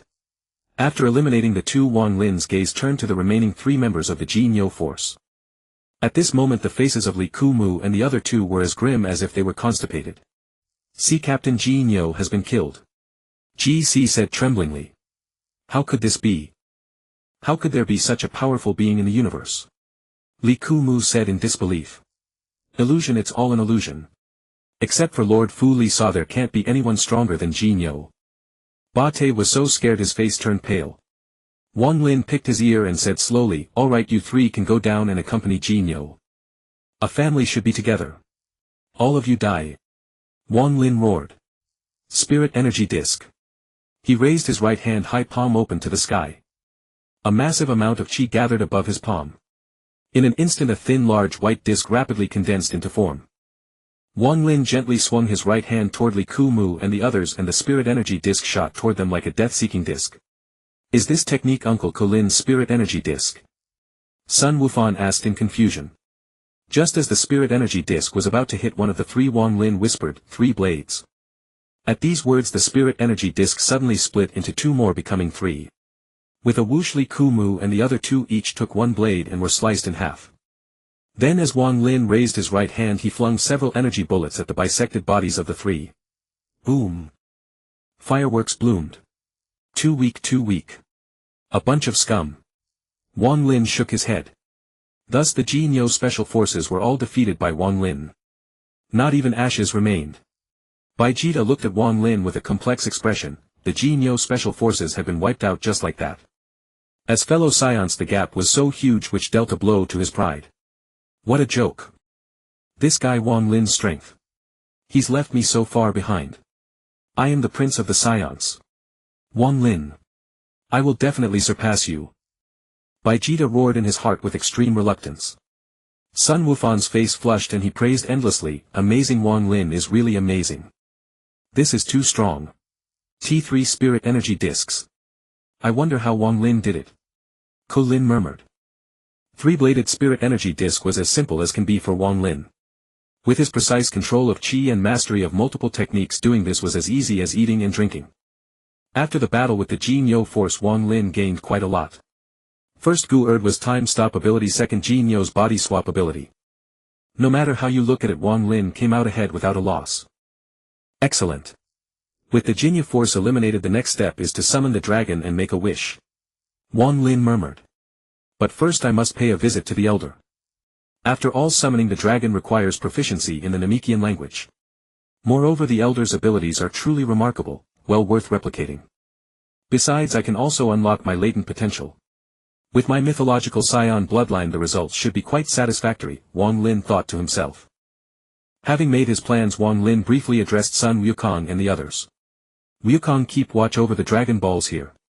I need to handle something and will return shortly," Wang Lin said. Sun Wukong immediately responded, "Very well, go ahead. We will keep a careful eye on the Dragon Balls." Ahem. Wang Lin nodded. He then raised his right hand, extending his index and middle fingers together and pressing them against his brow. Closing his eyes gently, Wang Lin's consciousness spread across the entire planet Namek, carefully sensing the presence belonging to the elder. After sensing for a moment, Wang Lin suddenly opened his eyes. Found it. With a swift rustle and before the eyes of all present, Wang Lin vanished in an instant. The scene shifted. When Wang Lin reappeared, he stood before the ancient elder. The elder sat slumped in his chair, his aura so frail it seemed as though death could claim him at any moment. Who are you? What are you doing here?" Den stepped in front of the elder, his body trembling as he asked. "Elder. You wretched bastard, you won't lay a hand on the elder." A figure swooped down, rapidly appearing before Wang Lin in an instant. "Excellent, elder. Nelua is here." Den exclaimed with joy. "Elder, are you all right?" Nelua asked with concern. "I am fine, Nelua. Stand down. He is not an enemy, I sense no malice in him," the elder said with a slight shake of his head. "Yes, elder." Nelua retreated to the side, his eyes never blinking and fixed firmly on Wang Lin. Meanwhile, Wang Lin was busy replicating the abilities of the 3 Namekians. Detecting target speech. Copyable abilities include healing, limb regeneration, egg-laying, latent potential development, telepathic communication, the Namekian language, the ability and method to create Dragon Balls, and all Namekian abilities. Proceed with full replication. Replicate everything. Wang Lin roared inwardly. Replication successful. The moment he heard the confirmation, a smile naturally spread across Wang Lin's lips. The elder's abilities, including the power to create Dragon Balls and healing techniques, were all replicated in one go. Wang Lin instantly comprehended and mastered these copied abilities to perfection. The feeling was simply exquisite beyond compare. Then the elder looked at Wang Lin and asked, "Young man, I sense no malice in you. What brings you here?" Hearing this, Wang Lin spoke without hesitation, "Elder, I will be direct. Krillin and son Gohan who visited here before are my friends. I was guided here by them. In truth my purpose is the same as theirs. I am asking you to help unlock the latent potential hidden within my body. Krillin and Gohan. Are you truly their friend? Den couldn't help but ask. That's right, you must be Den, correct.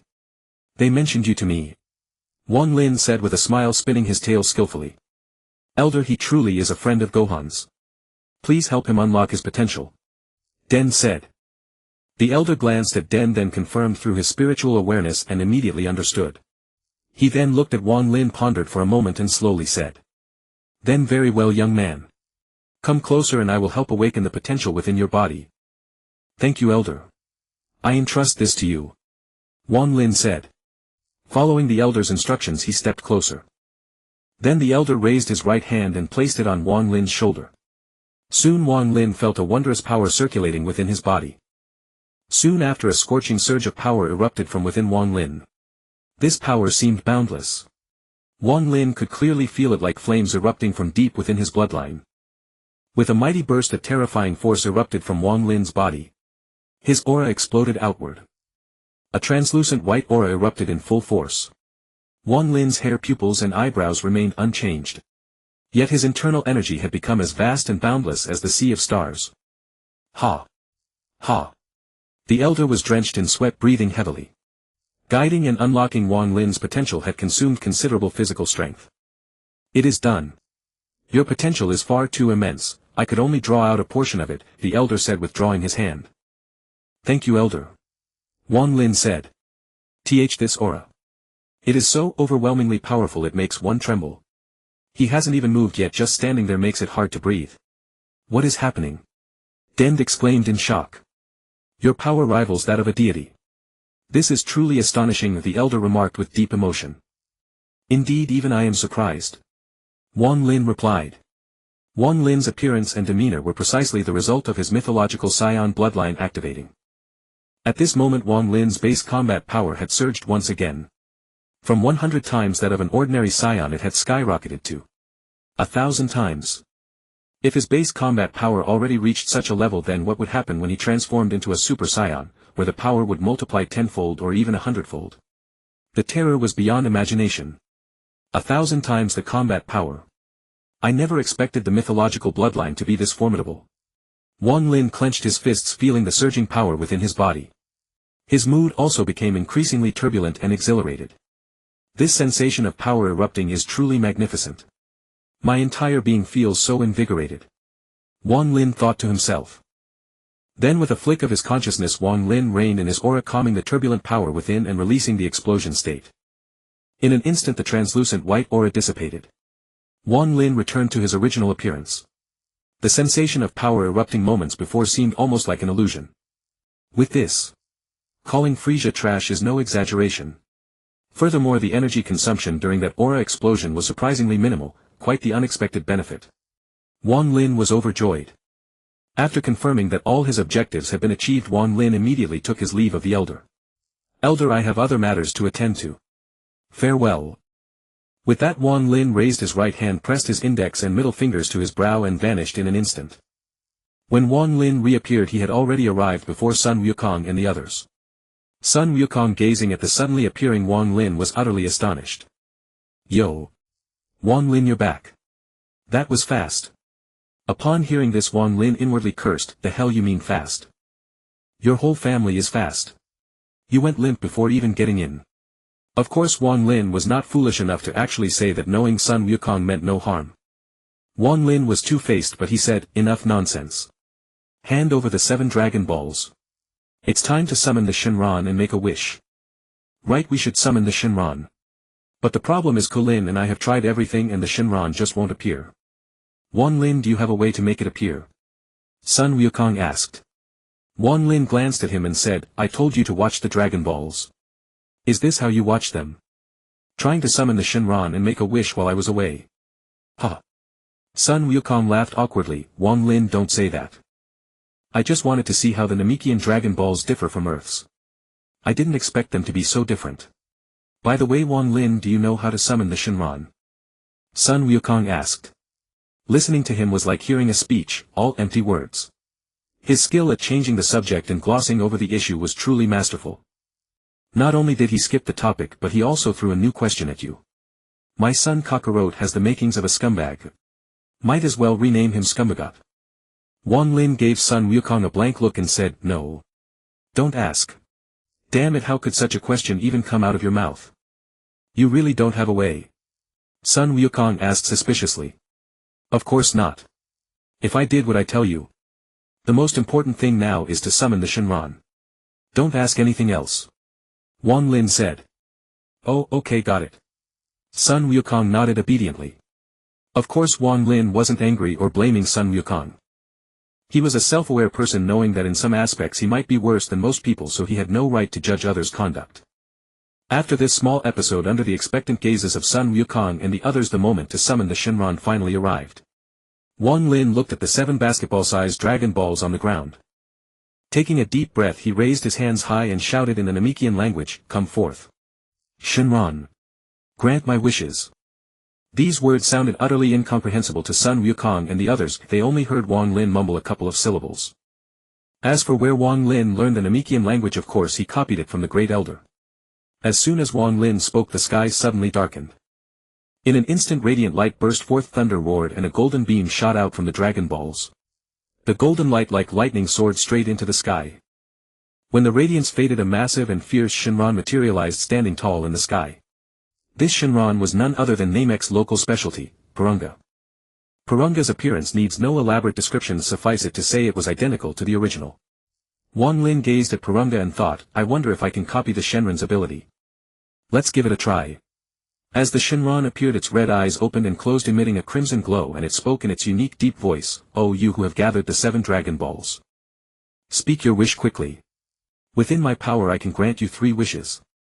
Detected target speaking. Copyable ability: the ability to grant 3 wishes once every 130 days. Copy. Copy. Wang Lin thought. Copy successful. It actually worked. Amazing. Wang Lin was ecstatic. He had never expected that just trying it out he would actually copy the Shenron's ability. 3 wishes every 130 days, that's really powerful. Wang Lin exclaimed. The reason for 130 days was that Namek's method of time calculation differed from Earth's. On Namek, 130 days counted as 1 year. Therefore, after making wishes this time, Purunga would be available again in just 130 days. Meanwhile, Kulin and the others were utterly stunned upon seeing Purunga. This is the Shenron. It's truly awe-inspiring. Sun Wufan said in shock. No way. Is this real? Why does the Namekian Shenron look so terrifying? Kulin was astounded. Compared to Earth's Shenron, the Namekian one seems a bit different, Sun Wukong agreed. Hey. Gokong. A bit different. Is that a bit different? Can't you see the huge gap? Kulin asked. Huh. It's pretty much the same, Sun Wukong said, scratching his head with a laugh. Geez, I'm speechless. It's totally different. Kulin was exasperated. What? So this is the Shenron. Does that mean my wish for immortality is about to come true? Vegeta thought to himself. If I can obtain immortality, then Kakarot and Wang Lin will be nothing. With that thought, a smirk gradually spread across Vegeta's face, revealing a look of impending triumph. Then Vegeta suddenly dashed forward and roared at Purunga, Shenron. Grant me immortality. Hurry up. Give me immortality. After saying this, Vegeta burst into laughter like a fool. Ha ha ha. The others stared in shock at the laughing Vegeta, then glanced at the unmoved Wang Lin. They then looked at the unresponsive Shenron. Immediately Kulin and the others understood. Oh. So wishes must be made in the Namekian language. Ha ha ha. I finally have immortality. Vegeta laughed maniacally. Watching Vegeta completely lose himself. Wang Lin couldn't help but remind him, Vegeta, don't get too excited. As long as you can't speak Namekian, any wish you make to Purunga is useless.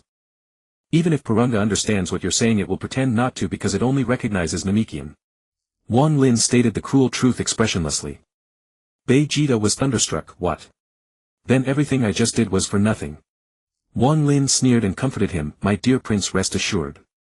Please be confident, everything you just did was completely wasted. Don't harbor even a shred of hope. Hearing this, Vegeta clenched his fists and roared, damn Shenron. How infuriating. Then Vegeta must have had a screw loose. He snarled at Wang Lin. Hurry up and wish for me to become immortal. Once I gain immortality and kill Frieza, I'll share half of the universe's throne with you. Then we'll rule the Milky Way as equals. What do you say, Wang Lin? Tempted? Vegeta asked. Wang Lin sneered, tempted. I am indeed tempted. With that, Wang Lin's tail lashed out, striking Vegeta hard. Vegeta was sent flying backward. Wang Lin then flashed after him, driving a knee into Vegeta's stomach. Bang! The sound of impact. Ugh! Vegeta cried out, vomiting crystalline gastric fluids. His body arched in midair like a cooked shrimp, then crashed heavily to the ground with a thud. Vegeta curled up, clutching his abdomen, his face twisted in agony. Why do you have to show off? I'm indeed tempted to beat you up. After taunting Vegeta, Wang Lin wasted no time and began making his wish. Purunga. My first wish is, let me possess a spatial ring that can hold living beings with a storage space the size of the solar system. And I can take out unlimited senzu beans from it. Wang Lin declared in Namekian. As for why he made this wish, it was to create an inner world. Having a ring with an inner world the size of the solar system was incredibly cool, wasn't it? Especially one that could produce unlimited senzu beans. However, Wang Lin wasn't sure if this wish could be fulfilled, as it involved multiple elements. But it was worth a try, wasn't it? Purunga, can you do it? Wang Lin asked. Purunga's eyes glowed red and he spoke in a deep resonant voice, it's done. This is simple for me. Your wish has been granted. Now state your next wish. As he finished, a ring appeared in Wang Lin's left palm. Wang Lin glanced at it and slipped the ring onto his right index finger. With a thought, he tried and found he could indeed retrieve senzu beans. This is amazing. Wang Lin praised. Then he made his second wish. Purunga, my second wish is to give me as many materials for making Dragon Balls as you can. Why did Wang Lin make this wish? Because he had copied all of the Grand Elder's abilities, including the power to create Dragon Balls. Not using such an ability would be a sin. Purunga pondered for a few seconds as if considering the feasibility. Finally Purunga's eyes brightened and he spoke slowly, it's done. This is simple. Your wish has been granted. Now state your final wish. As the dragon finished speaking, a pile of materials for making Dragon Balls materialized and fell to the ground. Wang Lin waved his right hand and the materials vanished. Where did they go? Naturally, they were stored in the spatial ring he had just obtained. After storing the materials, Wang Lin made his final wish. Purunga, revive Earth's guardian Piccolo. This is my last wish. Wang Lin shouted. Purunga's eyes flashed and he said, understood. A trivial matter. All your wishes have been granted. Farewell. With a flash of light, Purunga vanished. He split into 7 basketball-sized Dragon Balls, flying off in 7 different directions across Namek. The night sky carrying dark clouds also fled. The sky returned to normal. Krillin looked at Wang Lin with some fear. Wang Lin, what wishes did you just make? Is Piccolo revived? Wang Lin smiled calmly. Don't worry. I wished for Piccolo's revival. Great. Uncle Piccolo is finally alive. Gohan exclaimed joyfully. Ha! Wang Lin, you're amazing. With Piccolo here, everyone else on Earth can be revived. Goku said excitedly. Krillin praised, Wang Lin, it's a good thing you know Namekian, or this trip to Namek would have been wasted. Yeah. Uncle Wang Lin is amazing. Gohan chimed in. The three took turns complimenting Wang Lin, who remained expressionless and unruffled, just routine. Meanwhile, Vegeta had finally recovered. He stood up, fists clenched, glaring at Wang Lin with extreme resentment. Why? Why didn't you wish for me to become immortal? I am the Prince of the Saiyans. Vegeta demanded. Wang Lin looked at Vegeta with a strange expression. Vegeta, how could such a stupid question come out of your mouth? Can't I wish for what I want? Vegeta's eyes widened, pupils contracting sharply as if a thought struck him. Do you mean you wished for immortality for yourself? Vegeta asked, his face turning ugly. My dear prince. Do you even need to ask? With your intelligence, can't you guess what I wished for? Wang Lin mocked. Ah. Damn, Wang Lin. You actually dared to wish for immortality for yourself. How infuriating. Vegeta pounded the ground in fury. Ugh. Damn Wang Lin. Damn Kakarot. Damn Baldi. A bunch of hateful bastards. Seeing Vegeta on the verge of a breakdown, Wang Lin found it amusing. He really wanted to refrain from laughing at Vegeta, but he couldn't help it. As the saying goes, most happiness is built on others' pain, this rarely fails. Goku and Krillin were speechless. What does this have to do with us? If you hate Wang Lin, don't drag us into it. It's Wang Lin who caused your pain, so why are we being caught in the crossfire? Damn it. Damn. Vegeta beat the ground, causing it to crack innocently. Without immortality, how can I defeat Frieza? If I don't defeat Frieza, I'll never avenge the Saiyan race. Damn Wang Lin. Damn Kakarot. Damn low-class warrior. Vegeta roared. Wang Lin's eyes flickered. Finally he sighed, clenched his right fist and drove it into Vegeta's stomach. Thud. The fist pierced through Vegeta's body. Ugh. Vegeta groaned in pain, agony washing over him. Wang Lin withdrew his hand, flicking off the blood. Vegeta's eyes widened in disbelief, then he collapsed limply to the ground with a thud. Why? Why did you kill me? Vegeta's eyes were glazed, his pupils fading. Clearly he was dying. Wang Lin shook his head. Kill you? No, I'm helping you. Don't you know that every time a Saiyan recovers from near death, their battle power skyrockets? And you should know the legend of the Super Saiyan better than anyone. As he spoke, Wang Lin raised his right hand toward Vegeta. A soft golden light shot from his palm, enveloping Vegeta. Once I heal your injuries, your power will surge like a geyser. Following this trend, you will eventually become the thing the frozen demons fear most. A Super Saiyan. Wang Lin explained. Vegeta was stunned. A Super Saiyan. I see. As the golden light shone, his injuries rapidly healed. Wang Lin had used the healing technique he copied from Dend. It was only slightly inferior to Majin Buu's healing beam. It could rival the Senzu bean in effectiveness. Under Wang Lin's healing ministrations, within 3 seconds Vegeta's injuries were completely healed. My body. It's healed. Sensing his condition, Vegeta leaped to his feet, utterly astounded. And my power. It feels like it's increased tremendously. Vegeta clenched his fist, feeling the surging strength within him, his spirit soaring. The sky had cleared, the rain had ceased. He felt invincible once more. A smile crept into his eyes, the corners of his mouth lifting slightly. Wang Lin, I'm already Super Vegeta now. You. But before he could finish, Wang Lin struck again with a punch. Bang. Ag. Another fist pierced through Vegeta. A bloody hole clean through from front to back was clearly visible. Blood splattered across half of Wang Lin's face. A trickle of blood slid down his cheek to the corner of his mouth. Duh. Damn it. What are you doing? Vegeta roared.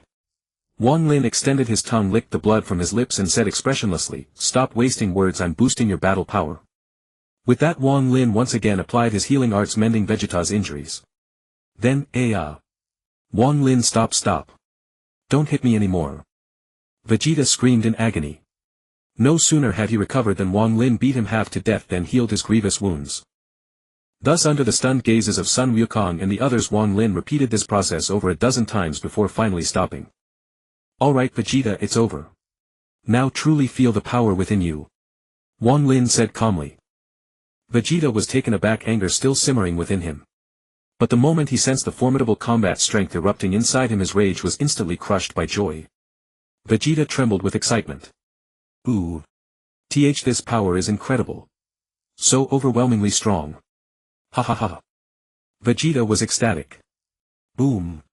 He suddenly burst his ki, unleashing a transparent white aura. In an instant the wind howled, kicking up sand and rocks. The lake churned, the earth quaked. The clouds in the sky were blown away in an instant. The sparse trees swayed wildly. Namek trembled as if struck by an earthquake. Such a terrifying aura was worlds apart from the previous Vegeta. Vegeta's current battle power had soared to over 2 million, closing in on Sun Wukong's 3 million. Ha ha ha. I Super Vegeta am already a Super Saiyan. Vegeta laughed arrogantly. Humph. Wang Lin. Kakarot.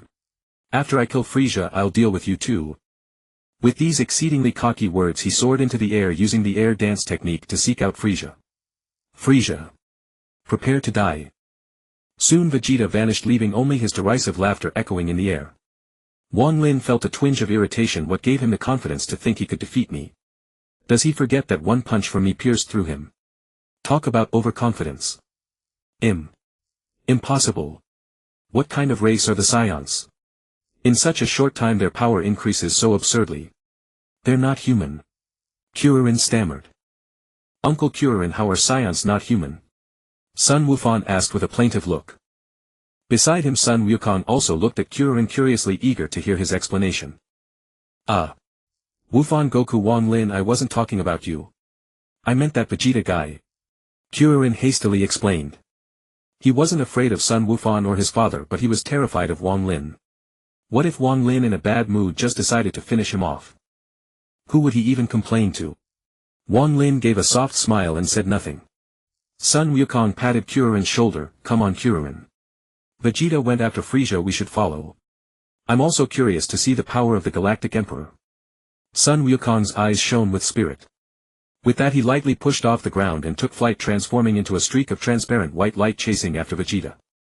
Sun Wukong followed close behind. Before leaving, Kuririn turned to ask Wang Lin coming with us? You go on ahead. I'll be there shortly. Wang Lin said calmly. Oh okay.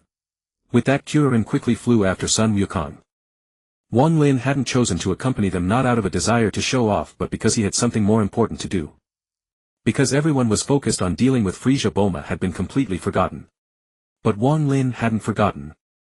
After all, Bulma was the wife he had already claimed. Wang Lin had been waiting for this chance to be alone with her.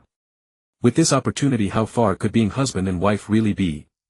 Wang Lin let out a sly laugh. Vegeta, just keep on swelling up. After this you'll have to change your name to Green Vegeta. Then he closed his eyes gently. He raised his right hand, pressing 2 fingers to his forehead. Wang Lin furrowed his brow slightly, quietly sensing Bulma's aura. His thoughts swept out, exploring the lake, the low rocky hills, the stone forest, one scene after another. With his current battle power, his consciousness instantly enveloped the entire planet Namek. Found her. Wang Lin's eyes snapped open. With a soft whoosh, he vanished into thin air. Meanwhile, a blue-haired woman sat on the edge of a cliff, her chin resting on her hand, staring blankly at the lake below. Kuririn and Wufan left me alone in this godforsaken place again. I've had enough. It's outrageous. How could they bear to leave a lady stranded in this barren land? Bulma complained.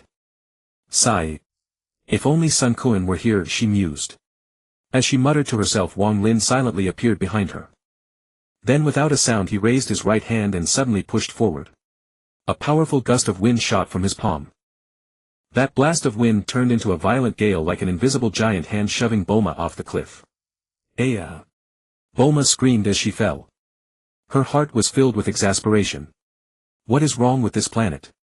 First an earthquake and now a terrifying, inexplicable wind. Someone save me. Sun Wukong, help.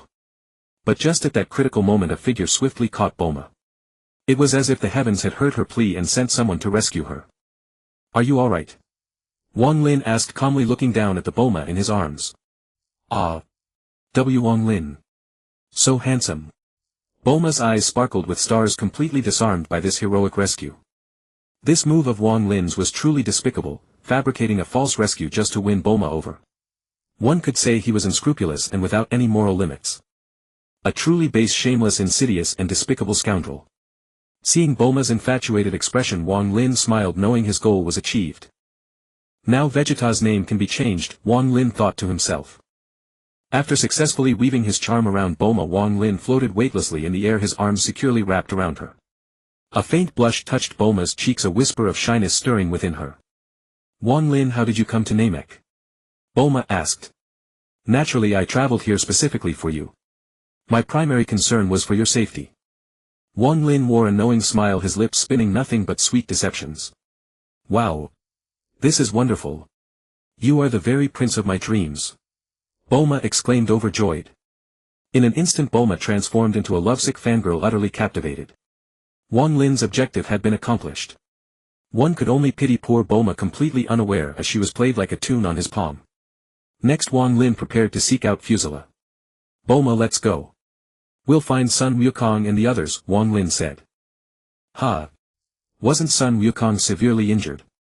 How did he end up on Namek as well? Bulma asked in puzzlement. With the senzu beans his injuries have fully healed. Hold on tight, we're taking off. Having spoken, Wang Lin gently closed his eyes and pressed 2 fingers to his brow. Whoosh! The two vanished instantly.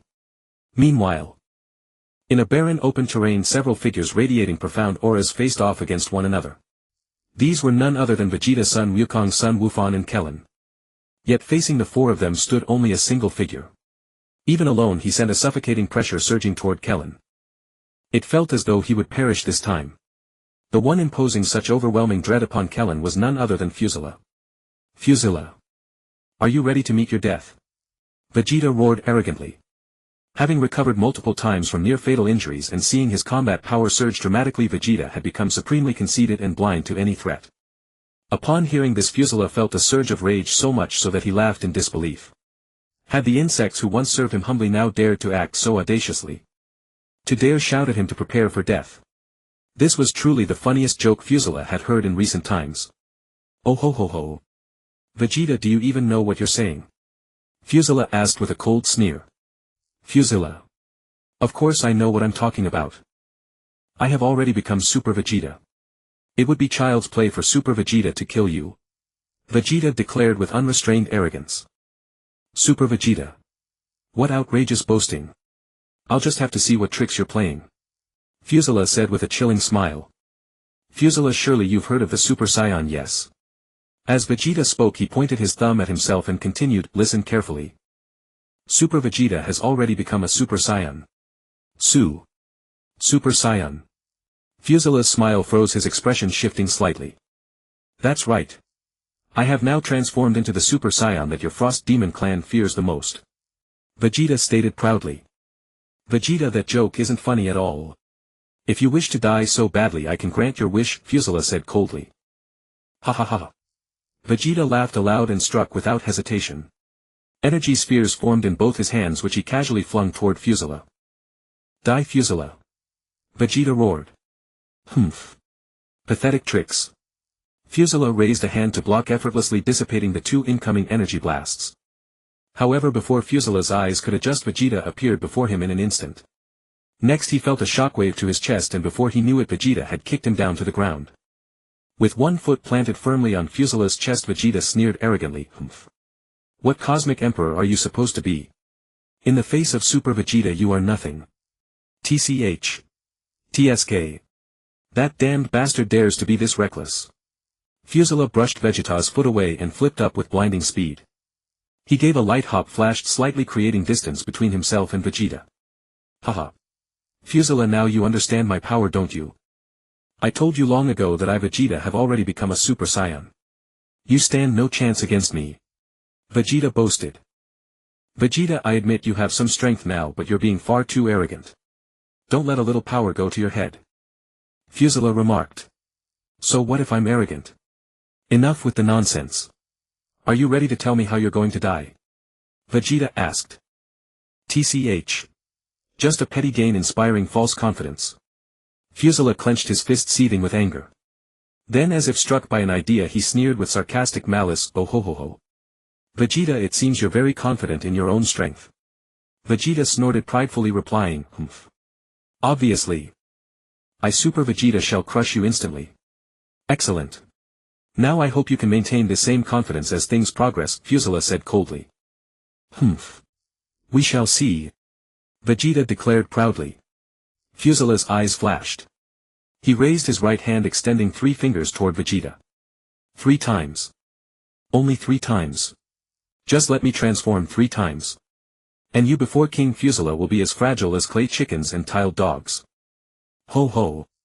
Upon hearing this, Vegeta scoffed arrogantly, Frieza, show me whatever tricks you have. Those 3 transformations are nothing but empty boasts. In front of Super Vegeta, even if you were to transform 100 times, there would be absolutely no possibility of defeating me. At this moment Vegeta was at the peak of arrogance, conceit and blind self-confidence. He believed that having become a Super Saiyan, no one could possibly be his match. Heh heh. Frieza chuckled unervingly twice. You are truly arrogant. I hope you can remain this confident when you feel the hellish terror I will bring upon you. Enough. Stop wasting words and show me whatever power you have. Vegeta urged impatiently. Hey. Vegeta. Don't let him transform. If it backfires and burns us all, it'll be trouble. Kellen shouted with some worry. Yes, Vegeta, we should finish him off quickly while we still can. Sun Wufan chimed in agreement. Shut up. If you two brats are scared, go back to Earth and drink your milk. Vegeta said irritably. What could two mere brats possibly understand? How could Vegeta possibly listen to two brats? Seeing this, Sun Wukong beside them looked energized. Wufan Kellen. Just watch from the sidelines. Don't interfere with Vegeta's battle. Besides, I want to see Frieza's true strength for myself. If he's only at this level, it would be terribly disappointing. Vegeta crossed his arms over his chest, gazing at Frieza with unshakable pride. Clearly he was waiting for Frieza to transform. Seeing this, Frieza's sneer deepened his mind, racing with the thought, by all means swell with pride. I hope you can maintain this arrogance until the very end. Frieza wasted no more time. He immediately began his transformation. It was seen that Frieza's expression turned solemn. He spread his feet apart, crouched slightly, and clenched his fists. A terrifying aura slowly emanated from his diminutive body. Suddenly Frieza tilted his head back slightly, opened his mouth wide, and roared. Hiya! Yawa! Frieza bellowed. As his roar echoed, a terrifying aura erupted abruptly. His body was rapidly undergoing changes. His stature suddenly shot upward, his form enlarged, and two enormous horns grew from his head. His limbs also thickened, and even his face grew larger. At this moment Frieza became very burly and looked somewhat intimidating. It formed a stark contrast with his previous small frame. A loud bang was heard. The scouter on Frieza's face suddenly shattered. Due to his first transformation, his power surged abruptly, and he couldn't control the energy within his body for a moment. Some leaked power accidentally damaged the scouter, causing it to explode. Frieza didn't care about the destruction of the scouter. He looked at Vegeta and said with a smile, Vegeta. How do you find my transformation? Not disappointing, is it? As soon as Frieza spoke, one could tell that his voice had become much deeper than before. Vegeta replied arrogantly, so what? You've just changed your appearance. Don't think you can scare me. No matter how intimidating you look, you can never be a match for me, Super Vegeta. Vegeta's expression was extremely haughty. Ha ha ha. Do you really think so? Don't rush. There are 2 more transformations. Wait until I complete the 3rd transformation before you make your judgment. Frieza laughed loudly. TCH. Stop dawdling with your transformations. Hurry up. Don't waste any more time. Vegeta urged. Humph, haha. Very well. Frieza sneered and began his 2nd transformation. Hiya. Frieza clenched his fists, opened his mouth wide, and roared. Before long Frieza's appearance changed again. It was seen that the armor on his shoulders suddenly spread open like wings. His head suddenly elongated, looking like a small gas canister. Spikes grew on the sides of his head and on his back. His lips became incredibly thick, his tongue long and coarse, and his face somewhat ferocious. Such an appearance was simply monstrous. Frieza licked his lips and laughed loudly, ha ha ha. Vegeta, isn't my current transformation stunning? Vegeta frowned and spat, TCH. Monster. Frieza, you've become so ugly. Seeing your mouth like a buttock makes me sick. Vegeta's face was full of disgust. TCH. Frieza gritted his teeth and clenched his fists, feeling an impulse to crush Vegeta right then and there. But on second thought, it wouldn't be too late to toy with him after completing the 3rd transformation. So Frieza began his 3rd transformation. It was seen that Frieza clenched his fists tightly, opened his mouth wide, and roared violently. Ha! Frieza roared with all his might, the sound from his mouth resembling that of someone constipated. Even if a constipation patient couldn't relieve themselves under such a roar, they would surely have become unblocked. Ya! A loud boom was heard. A terrifying aura of the highest degree burst forth from within Frieza's body. In an instant, sand and stones flew, the wind swept away the clouds, the earth trembled, and the lake water reversed. Planet Namek tottered. Terrible natural phenomena swarmed in as if the end of the world had arrived. Frieza's figure was shrouded by dust. Before long, when the dust dispersed and everything calmed down, Frieza's form was revealed. Now Frieza had become bald with a purple crown. Most of his skin was pale white, with only a small portion of his body coordinatingly colored purple. His body had become more compact, his muscles perfectly coordinated with his physique, looking aesthetically pleasing and more suited for combat. This appearance was his final form and also his original appearance. Ha! Frieza, is this your 3rd transformation? Doesn't look impressive to me. Vegeta taunted. Is that so? Frieza chuckled lightly and vanished in an instant. When he reappeared he was already standing in front of Vegeta. Vegeta was startled and involuntarily stepped back half a pace. The distance between them was only 20 centimeters. At this range just one step forward would close the gap to their faces. How can his speed be so fast? Vegeta thought in shock. Vegeta, how about it? My speed is passable, isn't it? Frieza looked at Vegeta with a half-smile. Humph.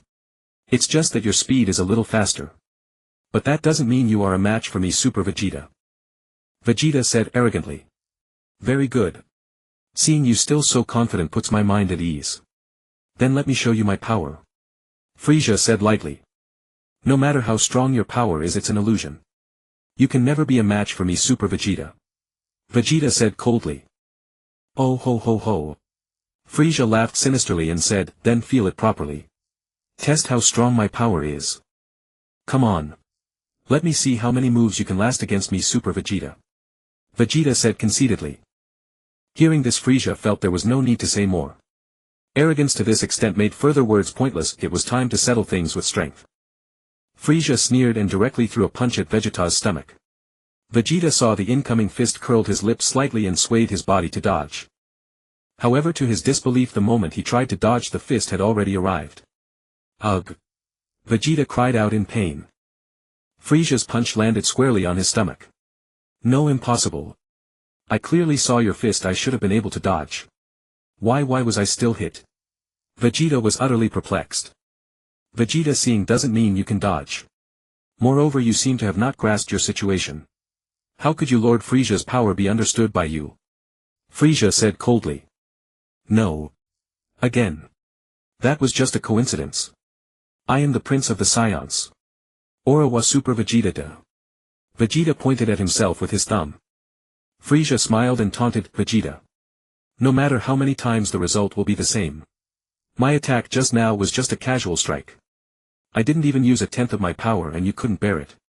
If I use half my power, what will you do then? Impossible. Frieza. You're just talking big. Die, Frieza. Vegeta roared and kicked toward Frieza. A sound of whoosh was heard and Frieza's body flickered easily, dodging. Then Frieza descended from above, stomping down and directly crushed Vegeta into the ground. Instantly smoke filled the air. When the smoke cleared, a large circular crater emerged. And Vegeta lay at the center of the crater. Just moments ago he was so triumphant, and now he was knocked flat. Truly worthy of the name Tragic Vegeta. Vegeta coughed twice, then flipped over and rose to his feet. He was about to launch his counterattack. With a light tap of his toes against the ground, he shot forward like a sword unsheathed. He charged at Frieza. A playful smirk curled on Frieza's lips as he sidestepped with a flicker of movement, evading the strike. Then Vegeta attempted dozens of attacks. Yet not a single one grazed even the hem of Frieza's clothes. Each time Frieza dodged with pinpoint precision. TCH. Vegeta clenched his fists. His eyes bulged, bloodshot veins threading across the whites. Fury had consumed him. You only know how to dodge. Die already. Vegeta roared. He raised both hands, palms open, aiming at Frieza. In an instant a vast amount of ki coalesced in his palms. Ha! Vegeta bellowed. One after another energy blasts hurtled toward Frieza. In no time thousands of projectiles filled the sky, a veritable deluge blotting out the heavens. Frieza watched the sea of energy orbs cascade toward him. A scornful smile touched his lips. He made no move to evade, letting the blasts rain down upon his body. You said I only dodged, didn't you? Fine, this time I'll let you attack. Ah da da da da. Vegeta held his hands, blurring as they moved. Energy spheres as if inexhaustible erupted from his palms in a frenzy. A torrent of immense ki condensed and surged relentlessly, hammering Frieza. Ah da da da da da da. Vegeta was now unleashing his signature move, the Prince's Assault. As the barrage of energy blasts pounded Frieza. For a moment endless smoke and dust billowed. Soon Frieza's figure was swallowed by the haze. Vegeta stared at the swirling smoke, no longer able to see his opponent. Believing he had vanquished Frieza, he ceased his assault. Huff. Huff. Huff. Vegeta gasped for breath, his chest heaving. Clearly the barrage had drained a significant portion of his ki and stamina. After catching his breath, a faint smile tugged at the corner of his mouth. Ha ha ha. You're dead now, aren't you? Serves you right. Why didn't you dodge? Vegeta laughed triumphantly. Just as his laughter reached its peak, a mocking chuckle drifted from the depths of the smoke. Oh ho ho. Is that so? At the sound, Vegeta's face froze, his laughter cut short. A breeze swept through, dispersing the smoke. Vegeta's expression turned ashen when he saw Frieza standing unscathed in the same spot. Terror finally seized him. No, impossible. I hit you with all those attacks, how can you be completely unharmed? Oh ho ho. Vegeta, your attacks are nothing but a tickle. They do little more than stir up some dust. Frieza sneered darkly. Damn you, Frieza. What did you say? Vegeta's eyes bulged, fury seething at Frieza's words. Vegeta, don't you understand yet? The gap in our power is as vast as a chasm. Frieza stated. How can it be? No. It's impossible. I'm Super Vegeta. Frieza. I'm going to kill you, die. Vegeta roared. Ha! Vegeta bellowed. He brought his hands together, palms open at his waist. In an instant a massive amount of ki gathered in his palms. Soon a sphere of energy formed. Garlic cannon. With a shout, Vegeta thrust his hands forward, launching the energy blast at Frieza. With a deafening boom, the garlic cannon shot straight to Frieza. His expression cold and contemptuous, Frieza raised his right hand. With a casual swipe he batted the garlic cannon away. The deflected blast shot past Namek and exploded with a thunderous roar. High above it blossomed into a brilliant firework. At the sight, Vegeta's body began to tremble. He just swatted away my garlic cannon with a flick of his hand. This can't be. Vegeta screamed, his face etched with horror. Frieza, seeing Vegeta's despair, smiled even more. Vegeta, you've been attacking for so long. Now isn't it my turn? As he spoke he strode unhurriedly toward Vegeta. Vegeta, savor this. The terror of hell is descending upon you. Crack crack crack. The sound of Frieza's footsteps. The Frost Demon clan's feet were peculiar, producing a crackling noise with each step. Watching Frieza approach step by step, Vegeta's body quivered. He felt an immense pressure. The being he had exhausted every trick to harm was now walking toward him. I am the Prince of the Saiyans. I am Super Vegeta. How can I feel fear? Vegeta stammered. Oh ho ho. Frieza cackled. Suddenly his body flickered and vanished. In the next instant he reappeared with a fist hurtling toward Vegeta. Bang! Vegeta could not dodge, he could only watch as the blow landed. Ugh! He cried out in pain. Frieza kicked out, sending Vegeta flying backward. He pursued, raining down a storm of punches on Vegeta's body. Bang! Bang bang bang! Vegeta was pummeled, his body stiff, his head spinning, utterly helpless. Then Frieza lashed his tail like a whip, striking Vegeta. He was sent crashing to the ground. Finally Frieza stopped and stomped hard on Vegeta's chest. Ugh! The brutal strike forced a groan of agony from Vegeta. Despair consumed him, the gulf in their power was simply too vast. Truly an insurmountable chasm. Frieza gazed down at the broken form and chuckled. Oh ho ho. Super Vegeta. Didn't you say you had become the Super Saiyan I fear most? Now why are you lying under my foot like a dead dog? Frieza taunted. Vegeta was seething with rage and humiliation, the reversal of strength almost driving him to vomit blood. But he knew the gap was too great, resistance was futile, so he simply gave up. What? Not going to fight back? Show me the spirit you had before. Frieza's face turned cold, annoyed. I wanted to have some fun with you, but if you won't resist there's no point. Vegeta remained silent, his heart ashen, he was utterly broken. Frieza gave a sinister laugh. Vegeta, do you think giving up will lessen your pain? It will only double the suffering. Frieza said coldly. With that he flicked his tail. The tail coiled around Vegeta's neck like a rope, hoisting him into the air. Oh ho ho. Frieza chuckled darkly. Yah! Frieza roared. He drove a fist straight into Vegeta's kidney. Bang! One punch. Bang bang bang. Punch after punch. Frieza's fists kept falling, battering Vegeta's kidneys. He was truly beating Vegeta while hanging him up. Yeah. Frieza howled, his fists raining down. The scene was so brutal that even Kellen and the others could hardly bear to watch. They had witnessed the whole ordeal and understood Vegeta's despair. Too cruel. If this continues Vegeta will die. Kellen trembled. Dad. Please save Vegeta. He's lost all will to fight. Sun Wukong pleaded looking at Sun Wukong. Sun Wukong stared at Vegeta's pitiful state, his brow furrowed. He didn't need Kellen or the others to say anything, he had already seen enough. Vegeta had already given up, so why was he being tortured like this? Wufan, take good care of the senzu beans. Sun Wukong handed the pouch of beans Wang Lin had given him to his son. He was about to intervene. Okay, Dad. Sun Wufan obediently took the beans. Kyuso. Sun Wukong clenched his fists, his anger mounting. Finally he could contain himself no longer and made his move. Stop right there. With a roar, Sun Wukong flashed forward and kicked Frieza in the head. Bang.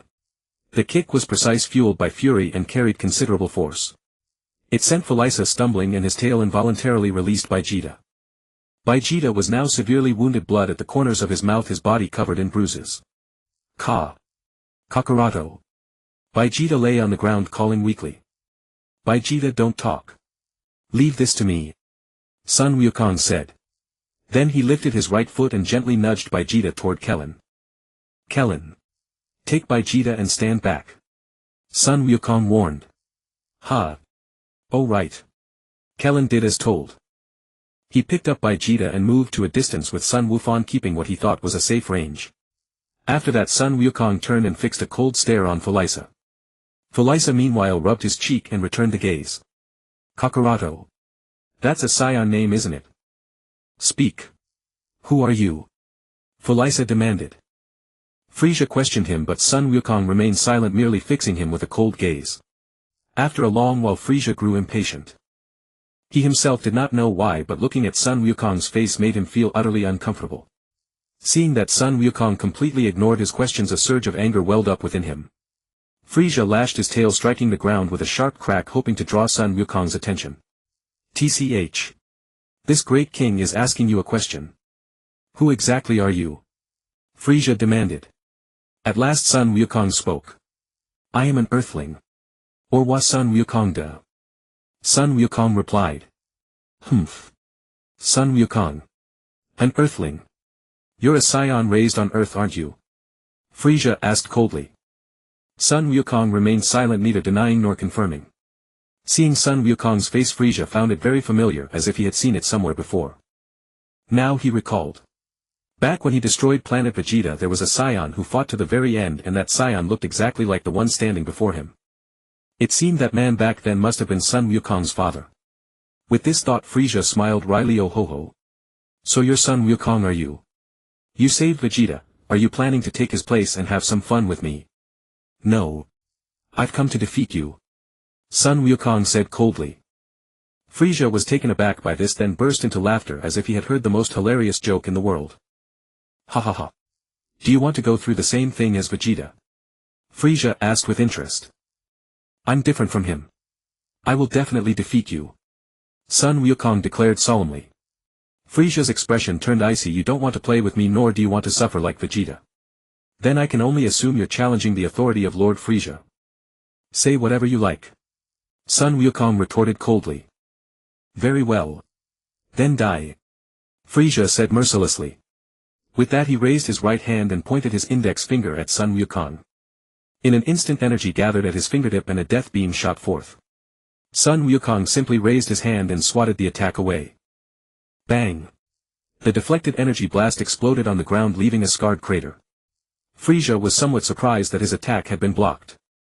Unwilling to believe it, he fired another death beam from his finger. The beam shot towards Sun Wukong at incredible speed. But Sun Wukong, unfazed, simply reached out and swatted it away again. TCH. Frieza grew annoyed and fired multiple death beams in rapid succession. Yet each one was effortlessly swatted aside by Sun Wukong. Explosions rang out one after another, leaving the ground battered and scarred. Frieza, enraged that his attacks were useless, lost his temper. So he shifted his aim away from Sun Wukong and pointed at the spot behind him, where Krillin was standing. Bang! Frieza fired another death beam from his finger. Sun Wukong's heart jolted and his face changed drastically. Frieza! Stop! Sun Wukong roared.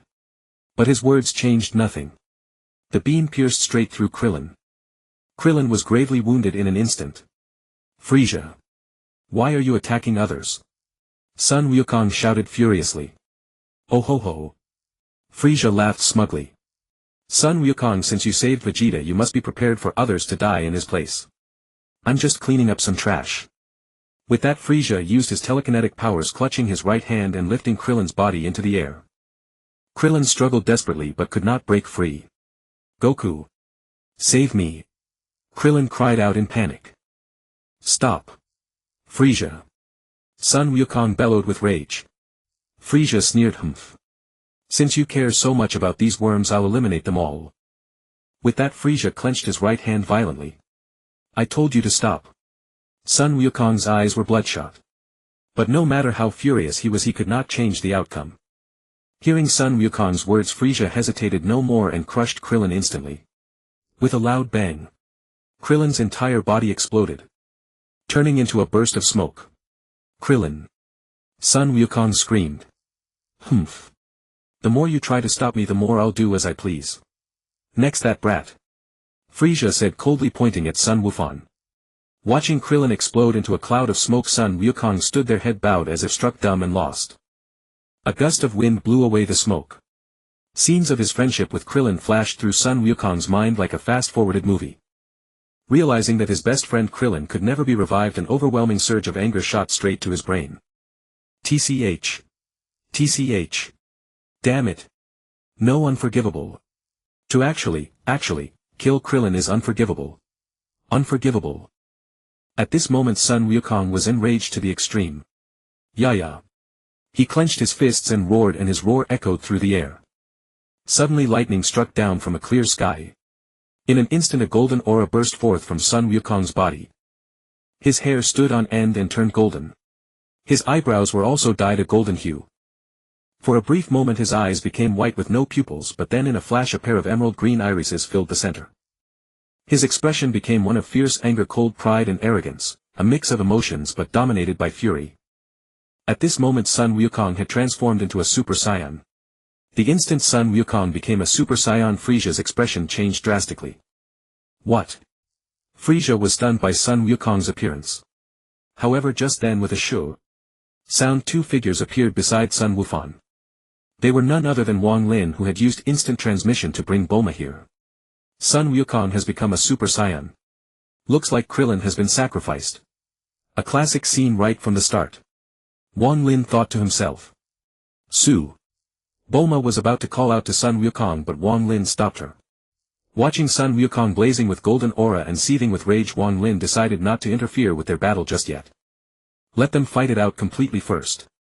Wang Lin, Bulma, Sun Wukong and Vegeta, who had recovered from his injuries after eating a senzu bean, began to watch.